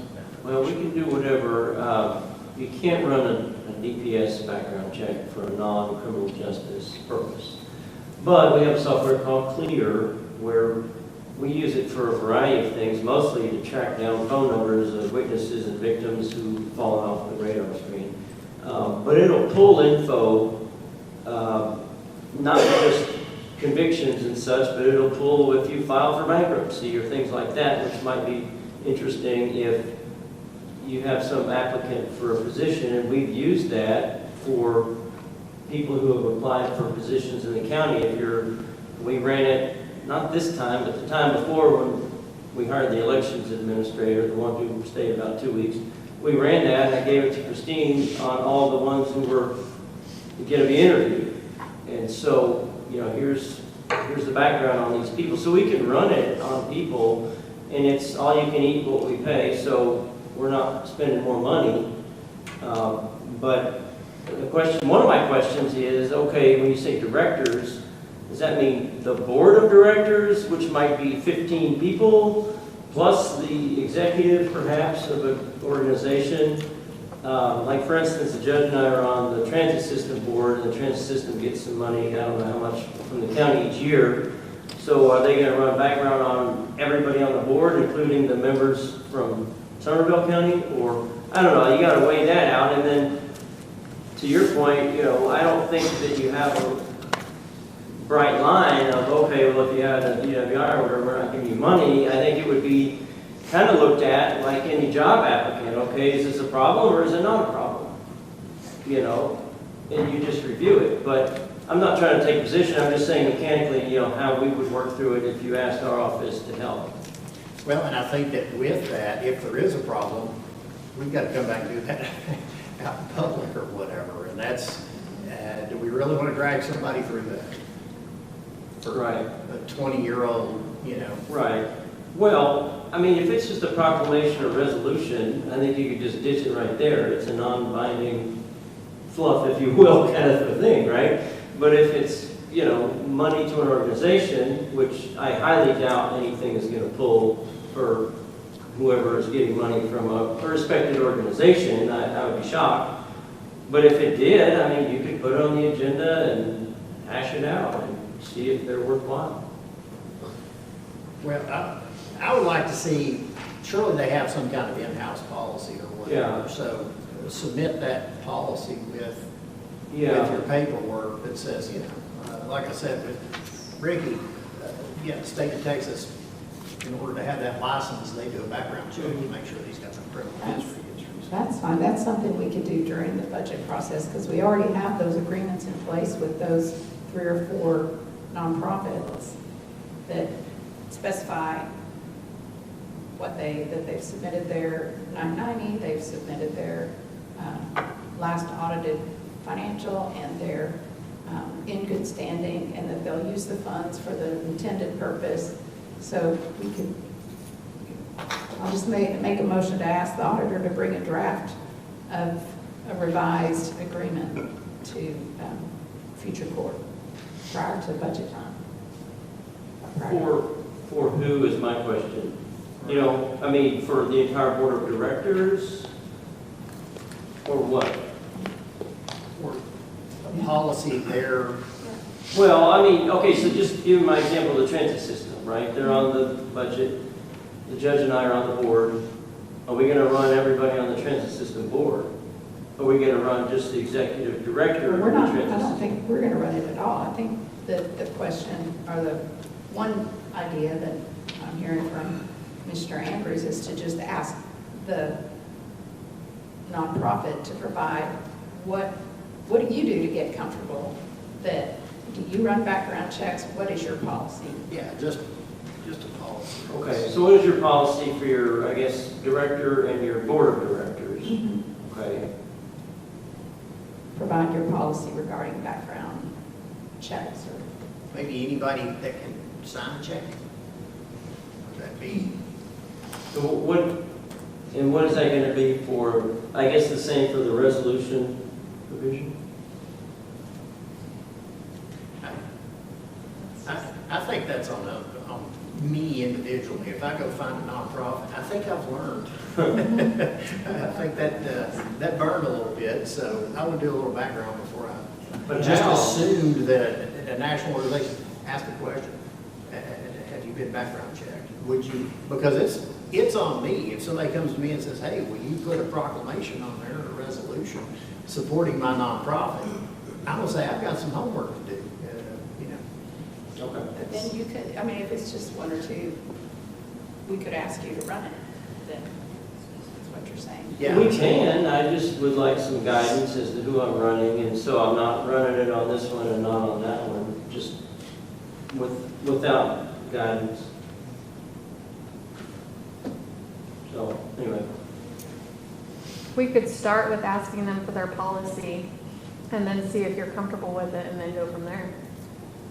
All right, so I'll move to request the county auditor to ask the nonprofits that have put in budget requests for the 2026-27 budget to provide their policy for background checks for their directors.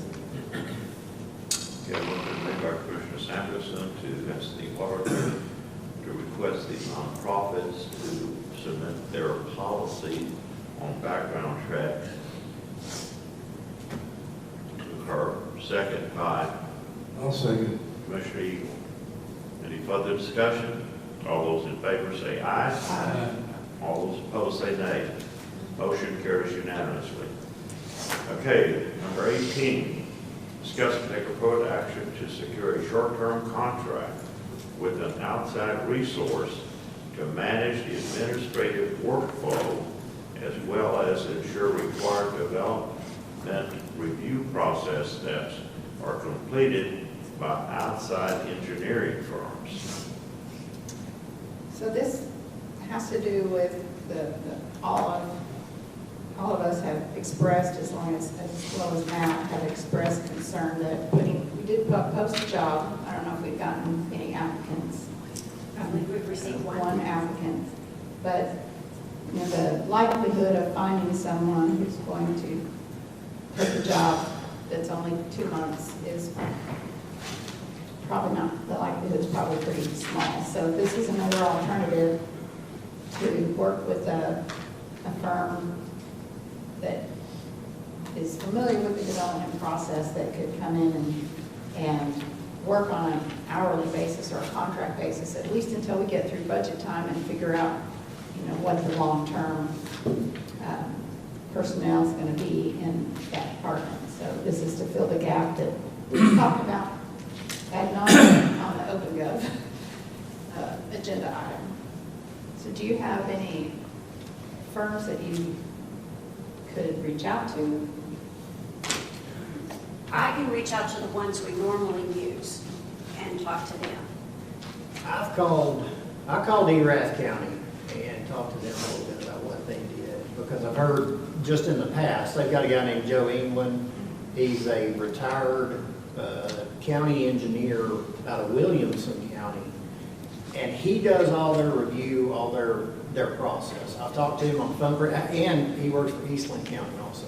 So that is, I was really hoping, he's in Erath County today. He lives in Lampasas, and very familiar with the whole deal. Even while I was talking to him on the phone, he was in there digging through 231 subchapter K to figure out where our situation is here and some of the regulations. So that could be somebody that could come in immediately and kind of start addressing this stuff. He can make engineering notes. He can do some of these reviews. Does he have time to do it? Back. He has not committed anything to me, but like I said, he was supposed to come by. I texted him earlier, and he said that he may be able to make it by 3 o'clock or whatever. And it may just be that he has to come talk to us. Maybe we do a special call meeting or something if we decide to go ahead and contract with him or interview with him or whatever. But I think that may very well be the stopgap that we're looking for on this. So. Okay. You want to make a motion to that? Well, I don't know what the motion would be if he hadn't even agreed or issued any terms or anything, so. You're going to interview him. Well, I You mean, know about that? I'll talk to him, and I'm sure he'll come up and talk to each one of us individually. So do we also want, just in case that doesn't work, and we only meet every 2 weeks, should we still ask Melissa to reach out to TNP, because that's what you're talking about? Yes. TNP. Yes. Barrett Hampton Brown, Kim Brown, Horn. Kim Horn. Yeah. And also, we have Friesen Nichols that's doing other work. I don't know if they have a section of their company that would do this, so I guess you could reach out to all 4 of them. Just check with them, and just check with them, the three that we use. To have a short-term contract for. Okay, so that's the motions we're going to do. You don't make that motion, Commissioner Sines? Go ahead, I'm not yet. Okay. All right, so I'll move that we ask our HR department to reach out to the 4 engineering firms to see if they have an option for a short-term contract and provide us with some quotes. And then also, Mr. Andrews will reach out to Joe England to see if he's interested in a short-term contract, and if so, potentially set up a interview. I'll second that. We have motion made by Commissioner Samuelson to direct the HR department. I would give you another job. I mean, I talked about that this morning. That'll be but pretty can easy. you do, That that'd I be can easy, do, you can yes. do that. Yes. To reach out to the 4 engineering firms that we use to see if they have somebody that can fill in as a short-term contract for an outside resource to manage the administrative outflow and required development review process steps. And we're asking Commissioner Andrews to interview or engage Joe England to see if he would be interested in also this same job. Second by Commissioner Andrews. Any further discussion? All those in favor say aye. Aye. All opposed say nay. Motion carries 4-0. Okay, we're down to item number 21. Discuss and take appropriate action to increase the indigent cremation budget, etc., from contingency to $40,000 to $20,000. Let me tell you something.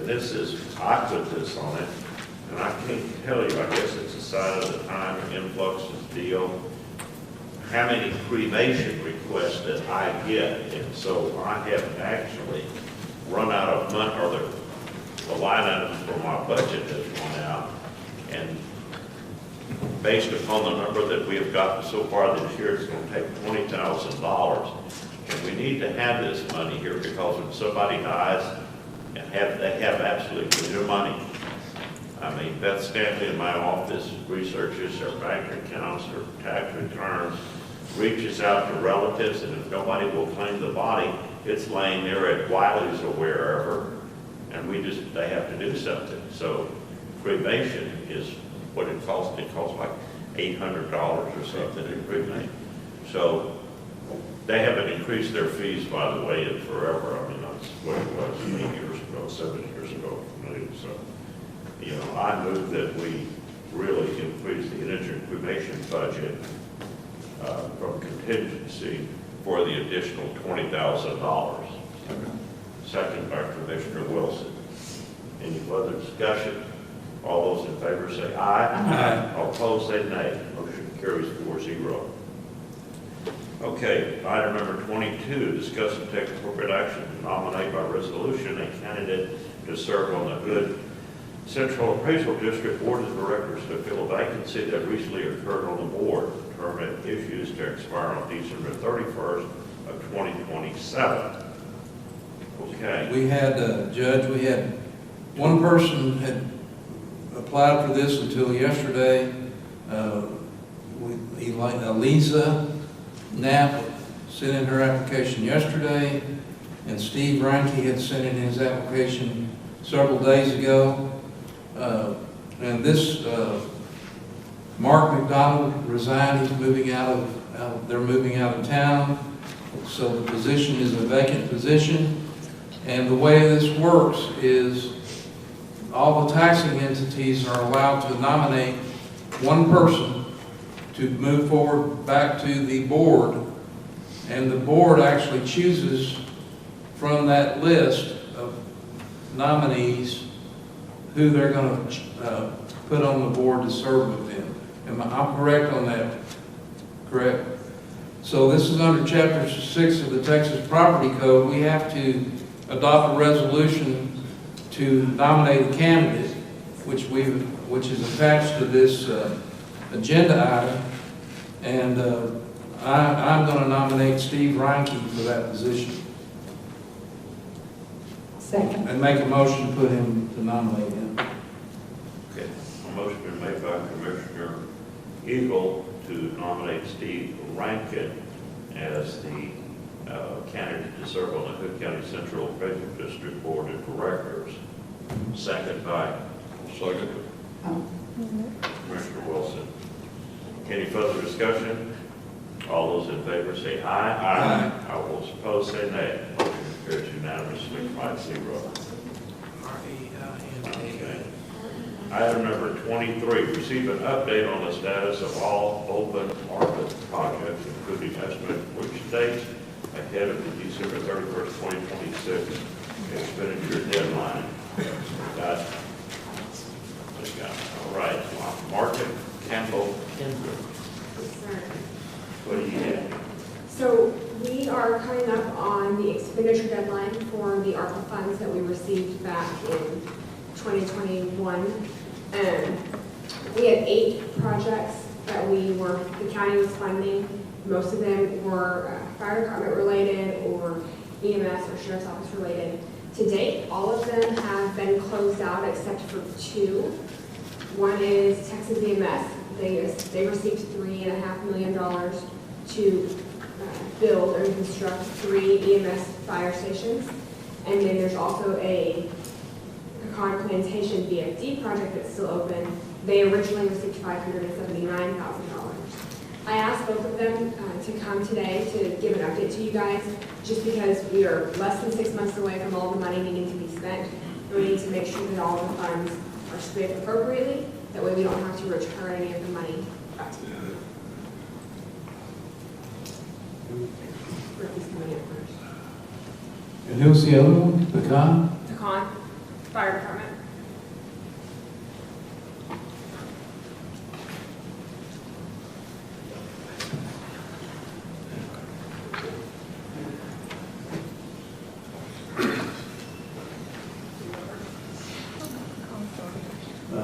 Judge, Commissioners. I'm Ray Taylor, I'm the Chief of the Pine Plantation Fire Department. As of probably last month, we finished up all the ARPA funds. To my knowledge, the board has spent all of it, so we have no more funds left. Did you complete your project? Did you have enough to complete your project? Not the way we wanted, not the way I wanted. Well, everything went up in price. I'm sure that's what affected. That's what I was talking to Mr. Reeves about, is that you got stuff with such a drastic price increase that everything is over budget, right? Materials. Yes, the materials more expensive, so. Are we having a ribbon cutting? At some point, yeah, we still have a lot of cleanup to do. Our inside of our building looks like a bomb went off in there. It's just so, everything's everywhere. So we're still constantly trying to get organized again to get back together. Is there anything you need from them? In paperwork or what have you? Yes. Okay, that's why we're here, isn't it? Yes. Okay, thank you. We need the first quarter and second quarter reporting to be sent to the auditor. And I sent a letter to the board of directors for Pecan Plantation, VFD and EMS, to send it to the auditor and to myself. That was last week, and I still haven't received that. Well, I assume Mr. Samuelson will be able to make sure this gets done. Yes. Am I volunteering her for that? So you sent a request to the board that you haven't received any? I sent it to the treasurer. Yes. Thank you.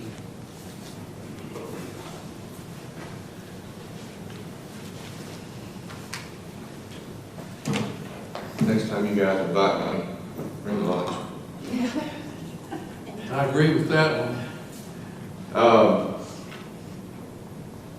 We were awarded $3.5 million in 23, November 23. We actually got the money in December. We started the projects. At the time, the school was going to donate 2 spots for us. As you know, they failed 2 bond elections, which they then reneged on that agreement. So we were a year into it, and we had to start finding them. We were able to find the loop. We were able to, through the judge and through Kevin, we were able to get into Mr. Durant and start working on that. It took us a year to get that pretty much locked in. We moved 7 times before we finally got the right lot that actually belonged to him. And he actually gifted to us. And then we ended up purchasing land in Acre. TxEMS actually bought the land, 2 acres. We run across the text dot issue, and it took us 8 months to get a permit. We just got that a few months ago to actually build the access road. Well, the next thing we had was an easement issue of the landowner, because now they're building 71 homes in there and developing the property, so now they changed the entry easement, and so we finally got that. That's only been a month since we've actually got approved for the easement. Like I told the judge, we were going to build these projects, and so we bought steel. We bought all 3 buildings steel early 24. I anticipated an increase, watching the news, and sure enough, Mr. Trump did the tariffs, and everything went up through the roof. So we have 3 buildings steel. We've got 2, one of them up, we're fixing to put the second one up, and we'll put the third one up. So right now, we concentrated on Indian Harbor because of the construction. We're about 95% done with the concrete's done around it. They're pouring the helipad today. They put up the propane tanks today. We have sheetrock scheduled for later this week. So the sheetrock's cabin's already built, and it goes fast after that. We should be anticipating in about another month or less be able to get into that building. At the same time this is going on, we had to go through OpenGov with the city, which is a process. It's a nightmare. but everything has to go through it to be able to approve it. So it took us a year, nearly to the day, to get approved and get a building permit from the city to start building that. We had to go through the process of getting them to furnish and pay for the sprinkler system because it's required in the city. That was $300,000. We did not have the money. And so they graciously agreed to do that and do some other things for us. And that took a process of the council. And through the changing in the building plans and stuff. So we've had a lot of issues to get where we're at today. So And they're all government, right? I just wanted to make that point. yeah, they're all government. They're all government. So where we're at today is we're at 95, 96% with Indian Harbor. We have already done the forms, scraped the ground, sent in the form survey for the city, lined up our plumber for next week to start that. As soon as this concrete will be poured, it takes about a week. Which one is that? The loop, that's the next one we're building. And then the steel will go up, it'll take about a week for that. And then it just starts rolling from there.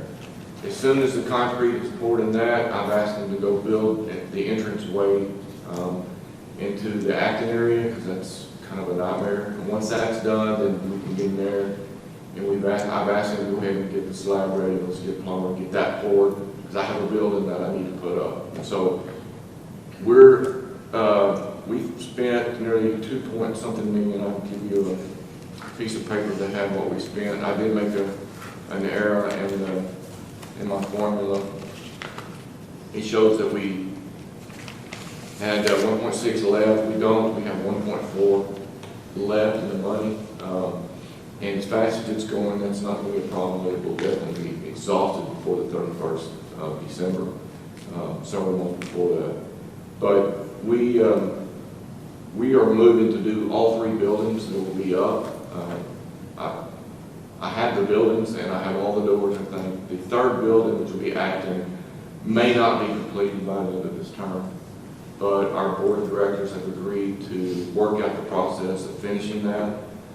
I just don't know how much money we're going to have to get to that point to finish it. We have enough to get the building slab and get the building erected and get it dried in, but I'm not sure we're going after that. Right now, we are $387,000 over budget in Indian Harbor of the 1.5 we allocated. So those are costs we couldn't budget for. When we budgeted this building before I submitted it to the court, we went through that budget process 3 times. We were pretty much going to have a little money left over, but with the tariffs and all the increased pricing, we've just been priced out of business. And unfortunately, it's $3.5 million with no extra money. And so that's where we're at with the money. So, well, let me ask you, and I have not read that ARPA qualifications in a long time. But is it possible he could take that shortfall on or the overage on the Indian Harbor and use some of that money for that? I mean, did he have to earmark every nickel of that money? I think it's vague. It just Yeah, I had think to be it is, yeah. allocated. it's vague. It was $3.5 million to build 3 buildings. So we're taking money from basically the Acton building to finish the 2 buildings so they're completed. What's left over, we'll get the building dried in Acton. And then our department, Texas EMS, will end up taking the loan to finish out the rest of it. We will have 3 fire stations. You'll be able to get it done. Yeah, we'll get it done. I need the fire stations. So the one in Acton is Acre Oak's 2nd station. The one in Granbury is their 3rd station, I guess. But I need the locations because of the construction and my expansion. So I need the station. So we're going to build the station. And I'm not going to shrink the station because I'm worried about the steel for the size that we've already designed.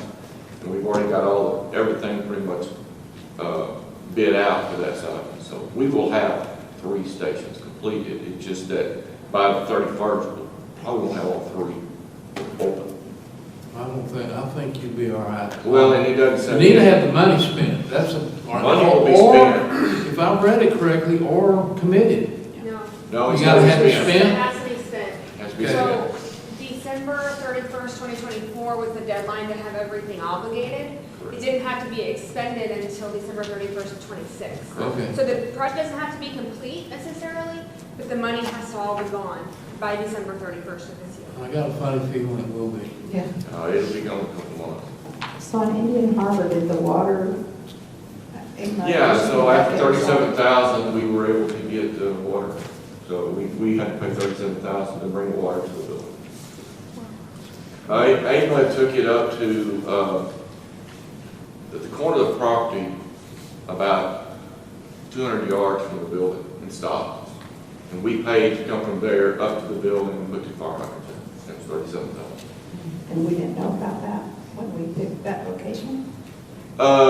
We did not know that was the issue. The problem with that is there's 2 mud districts. You have Aqua on this side of the street, that can't cross the street. You have A mud on this side of the street, that can't cross the street. And unfortunately, that 7 acres, it's not going to be developed because it's floodplain, except for where we put the building at. And so A mud had to bring the water back from Goliad on a street behind it, and they actually paid for that, about 200 grand to bring it to that corner, and we had to pay for that corner to get to the building. And we had to put fire hydrants, because there is no fire hydrant. Aqua does not have fire hydrants, and so there is no fire hydrant for Concrete Creek. So we elected to bring the 8-inch water line in from their tap, and then put 2 fire hydrants in for the fire station, and then a 2-inch water main, water tap in for the regular water. So we allocated $20,000 in the budget to either pay toward that or to do a well. And unfortunately, after they got moving, it cost us $37,000. Concrete, we had budgeted for about $250,000 concrete. We've already spent $600,000 in concrete just in Indian Harbor. We put 400 loads of dirt in there to give it to the point that we could actually build on it. So we've had to do a lot to that land that we didn't anticipate. So, but again, it's a 99-year ground lease that we've got. And again, it's set up in the lease and set up in our bylaws that should something happen to Dixie Men's, it reverts back to the county. So it still becomes a county station. And we have a lease agreement with the city for the fire department, and we'll have the same lease agreement with the other 2 departments where they share the cost of the operation of the building itself and the utilities. So if you purchase the land that the Acton, the Acre one's going to be on, how does that work? So we purchased the land, we own the land, we own the building. So we own the building and on the lease and one on the loop, and we own the land on the loop. It's just that if we cease to exist, our laws say that we have to sell everything, pay off the debts, and then we go to nonprofit. Except we have an exclusion in there that says the 3 buildings we built out of ARPA funds, 2 of them revert back to the county, 1 in the city revert back to the city. So that it was always the intent to make sure it was an EMS fire station at that location and never to be. Matter of fact, the lease agreement on the ground lease will not let me borrow money against the building. It will not let me sell the building. I can't sublease the building. It's set up that it can only be a fire station. So it protects the county.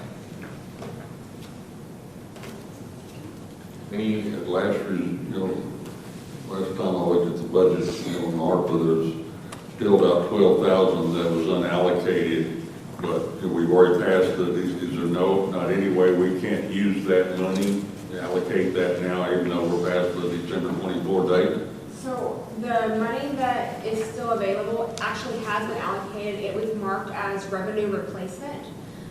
The ARPA requirements allow the county to earmark up to $10 million as revenue replacement for services and government projects that were unable to be completed during COVID. We allocated the entire second tranche of money to revenue replacement. So everything that's left is still allocated as revenue replacement. It's just waiting to be. I mean, that's not a whole lot, but given the position he's in, but that's still we got a little bit still left. It's already earmarked by the court for payroll, some radio part. Yeah. Good. As long as the money's being spent, we're going to get a Yep, good job. Hey, It's not a problem. yeah, good. It looks like everything will be spent by the December 31st deadline. Now, the court requested quarterly reports from everybody that was getting ARPA funding. So we have been getting, my office has been getting quarterly reports from everybody until their project is complete. To date, we are missing 2 reports from Pecan, which is why I drove them here. I didn't realize that their project was complete because I didn't have their updated reports. But we're getting those from Pecan. Otherwise, everybody's giving us the reports that they need. We're submitting them to the Treasury and the auditor's office. And the outside auditor's office has not had any issues, and neither has the Treasury's office. So Good. I think we're about to finally wrap up this forever long project. And I will tell you that getting this funding subjected me to a different audit. So we're going through that now, over the fund, and then we're subject to the federal audit. Good. Thank you. Thank y'all. Thank you. All right, let's see update. All right, on the consent agenda, does any commissioner wish to pull or question anything on the consent agenda? Do I not? Do I hear a motion? There's Move just, that we approve the consent agenda as stated. there's just one typo that must be corrected. Number 6A is 30,000. There's an extra 2 in there, I apologize. 6A On the line item transfer. on the line item transfer. Okay. Or it's- you gotta take the 2 out, I Gotta guess. take, somebody fat fingered it. That's just a typo, okay. That's just a thought. Okay. Make it, what is the correct, is it 30,000, yes, sir. Oh, I see what you're saying. Oh, Yeah. take the 2 out? Just be 30,000. All right. With that one correction, you move to Move approve to approve the consent agenda as stated with that one correction. I'll second. and second by Commissioner Eagle. Any further discussion? All those in favor say aye. Aye. All opposed say nay. Motion carries unanimously. All right, this brings us down to road ops, nothing on road ops. Development, Jeannie. Public hearing to discuss and consider the replat of Airport Edition, number 1 and 2. So we're gonna, Faye, you finally given up, okay, I don't blame you for that. All right. You hadn't gotten there till 10 after 3, you get a medal. Okay, all right, so at 10 after 3, we're gonna adjourn into a public hearing. Okay, tell us what you got. This is a replat of the Airport Edition. Basically, it's a lot line abandonment. It moved lot line That's it? for lot 2R and lot 3R. You've looked at it and approved it. Is there anybody here wishing to make any kind of statement regarding these items here at the Airport Edition? If not, 11 minutes after 3, we're going back into Commissioner's Court. Do I hear a motion? Judge, I move to approve the replat of Airport Edition number 3, 1,2R and 3R. Okay, motion been made by Commissioner Samuelson to approve the replat of Airport Edition, lots as stated therein. Second. Second by Commissioner Andrews. Any further discussion? All those in favor say aye. Aye. All opposed say nay. Motion carries 5-0. The next, we enter into a public hearing at 12 after 3 to consider the replat of Timber View Preserve Phase 2. Yes, ma'am. Okay, this is a public hearing to discuss and consider the replat of Timber Preserve Phase 2. Lots 22R and 23R. This is another adjusting of the lot lines. This plat was actually permitted in Parker County, but the replats have to come through Hood County. But you looked at it and recommend approval? Yes, sir. Anybody here in the public wish to say anything on the Timber View Preserve Phase 2?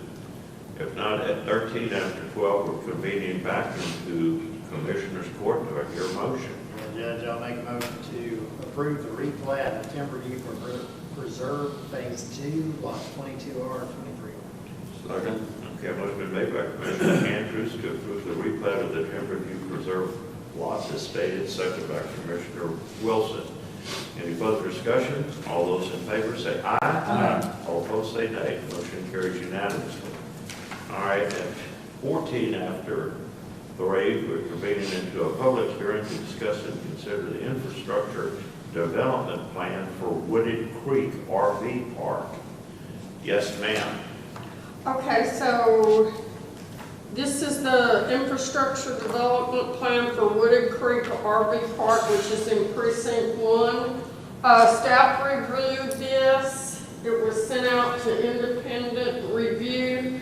Kimley Horn basically flagged the part that there are several lots in the 100-year floodplain, and according to the Hood County development rules and regulations, those are allowed only on a case-by-case basis. However, on June the 11th of 2026, Clint Head sent me, Ms. Wilburn, and Councilor Mills an email stating that the depth of the water where they have those pads for the RVs is only 4/10 of a foot deep. The law is actually a 1 foot threshold. By the time he builds that pad, it will be well above that elevation, but he will need a floodplain permit to put them there and install the sewer. So staff is recommending, I guess, that we approve the infrastructure conditional to TCEQ approval for the water well. I know they have filled out permits for the water well through TCEQ, and they have Upper Trinity's blessing. I believe Upper Trinity is having them drilled as well.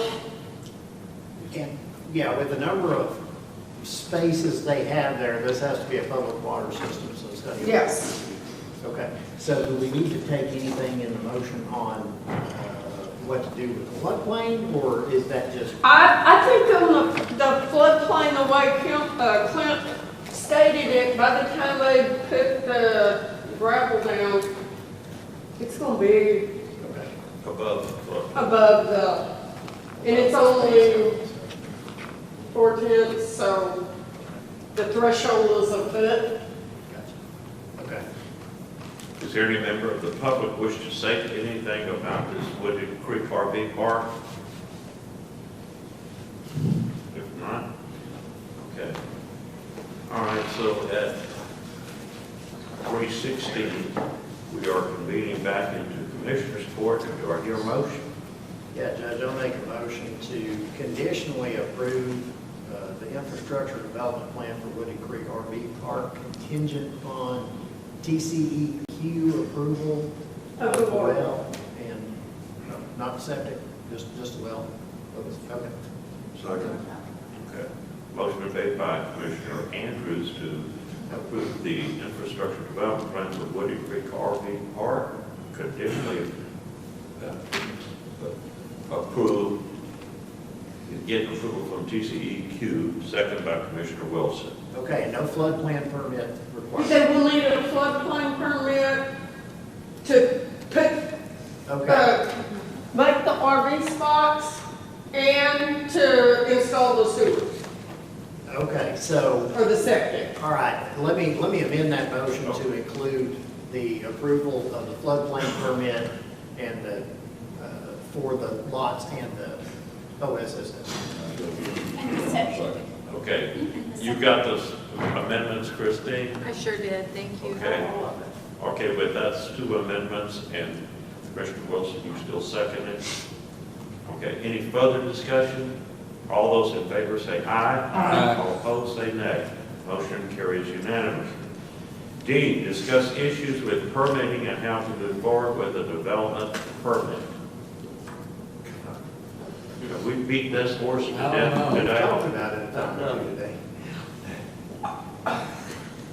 Okay, so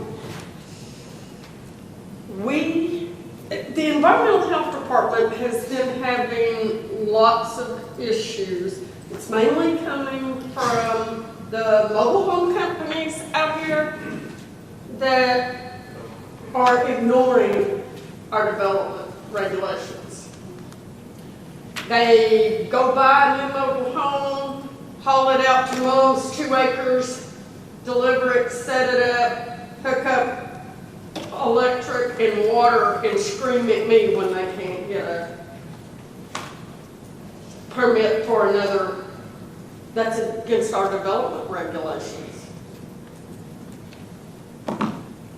What do you? But in the past 2 days, we've had about 5 calls from mobile home companies asking what our regulations say, because now they become concerned now.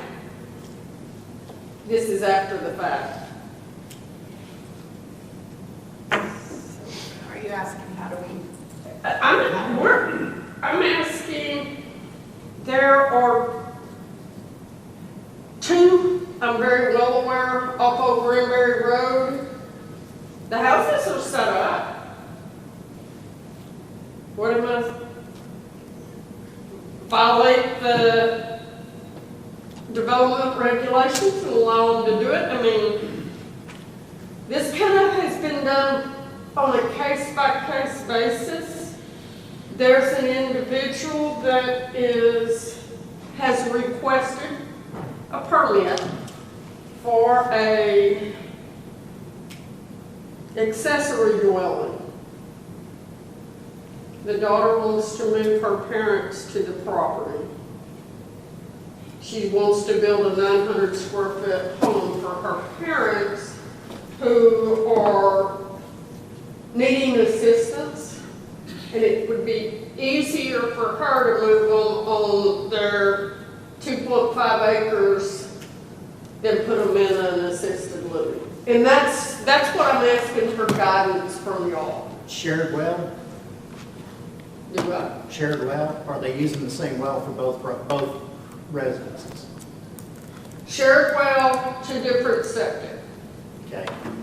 And with that being a family, we have allowed a second dwelling, if you will, as long as they share a well.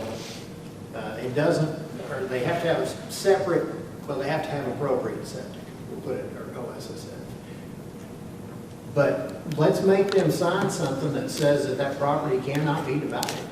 A non-conversion agreement that says the property can never be divided. We can do that. We have to be careful because Upper Trinity got upset several years ago when some of this was happening. And then they tried to divide the property later. This happened before I came to the county, but Upper Trinity was extremely upset about it. So we do have to be careful if we're going to allow a family to family.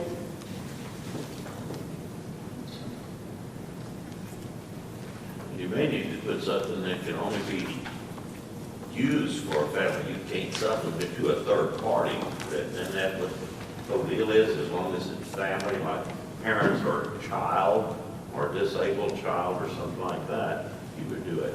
But you wouldn't want an unrelated third party to come in there in that 900 square foot deal, would you? Well, I think once that septic's in place and the house is in there, it's, you know, I don't know what enforcement mechanism we would have other than, you know, yeah, we can get them to sign something, that'd be great, but I don't know. I mean, just saying you can never subdivide it. That can be a document filed with the county clerk that's attached to that deed where, you know, a title company won't let them subdivide that. Yeah, it's a restriction. Yeah. And that's kind of what we've done in the past with it. I guess it's the Upper Trinity question. We haven't really addressed that with them at this point. But I mean, you know, heck, you're kind of moving your elderly parents in to live with you. They can have a bedroom over there. They can have a smaller house out back that really doesn't use any more water than them living in the same house. So that's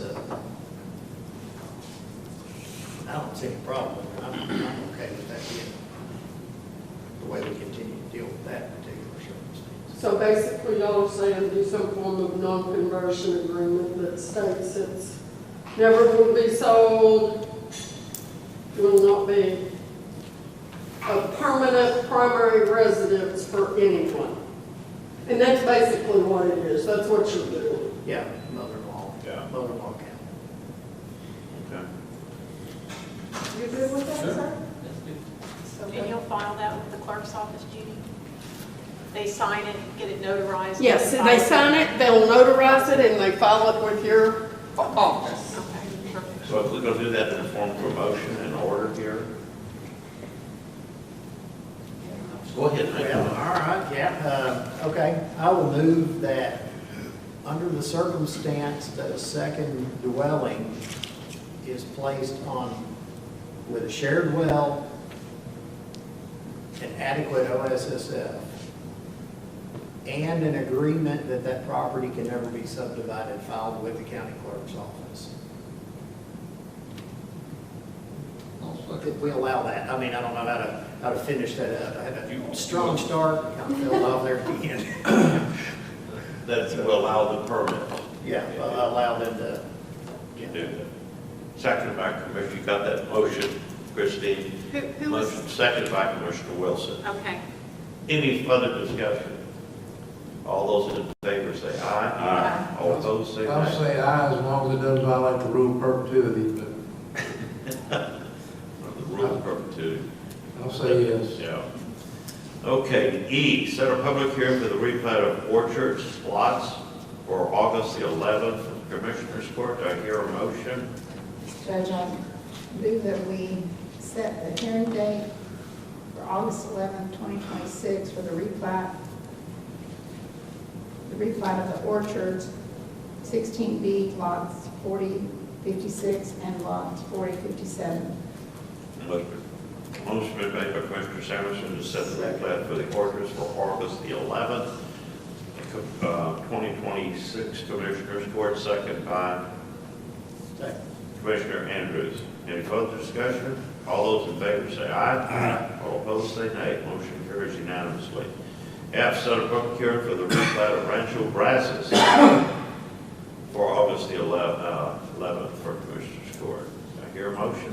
And I move that we set the public hearing for the replat of Rancho Brazos Blocks 2, Blocks 23, 24, 25, 38, 39, 42, 43, and 44 for August the 11th.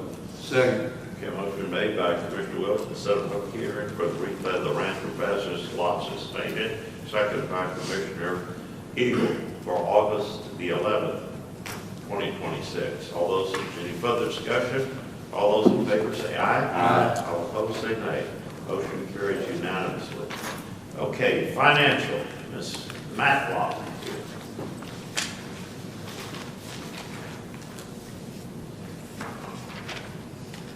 Good afternoon. I request the court consider certification of payment of invoices for the period of June 12, 2026 through July 2nd, 2026. Discuss vendor payments over $10,000 and take appropriate action. Expenditures for July 14, 2026 Commissioners Court are $2,832,327.17. The auditor's office has reviewed all invoices and recommends payment. Do I hear a motion?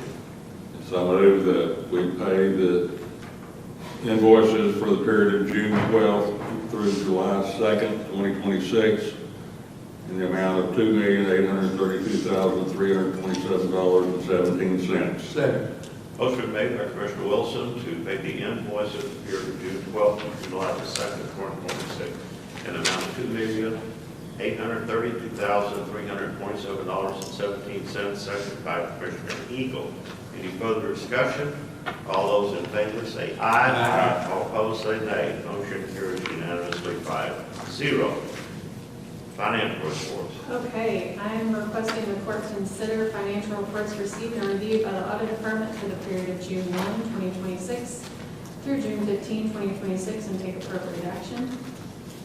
The auditor's office has reviewed all of the financial reports and requests the court accepts them. What do we do about development and compliance that you haven't received for 2 months. I think we are working on that with the open gov situation. Because right now, they're just making notes on cash receipts and like a spreadsheet. So the payments of people, because people are coming in and paying their fees, so are those being recorded? Who are they paying them to? They're depositing them at the treasurer's office, and they are coming in, but we have nowhere to verify. So that's why we need a reporting system. Which we're getting.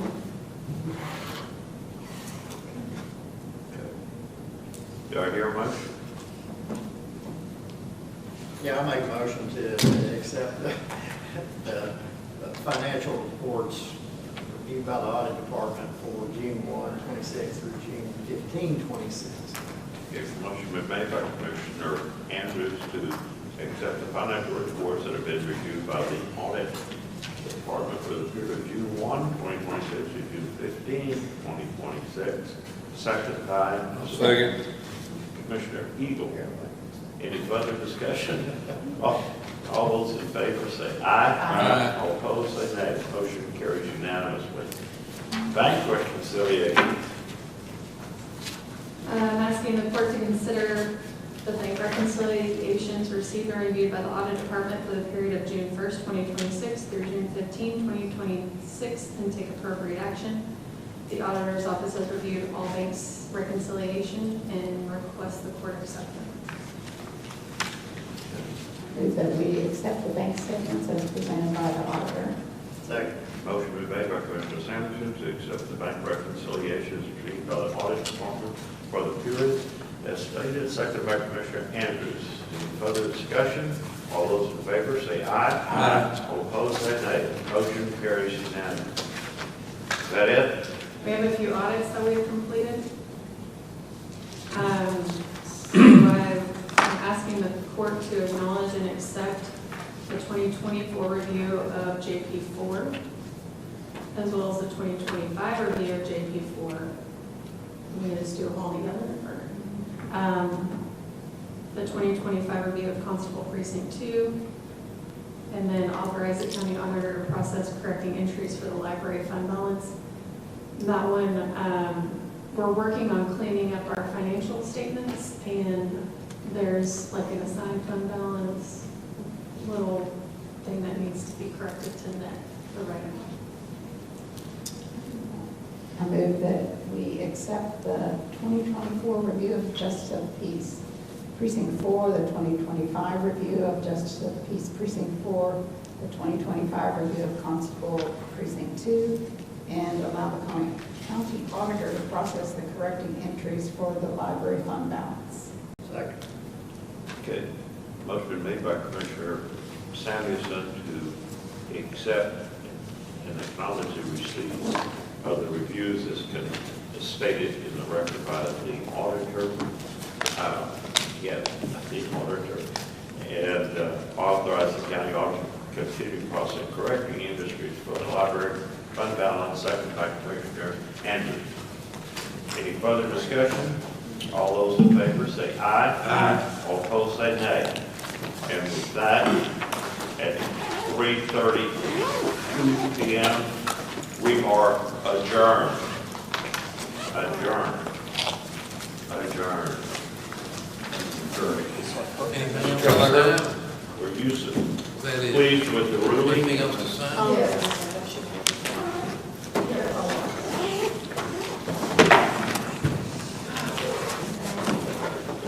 Contacted the building people, and the building guy is out on vacation this week. Contacted the construction company, and they're on submit.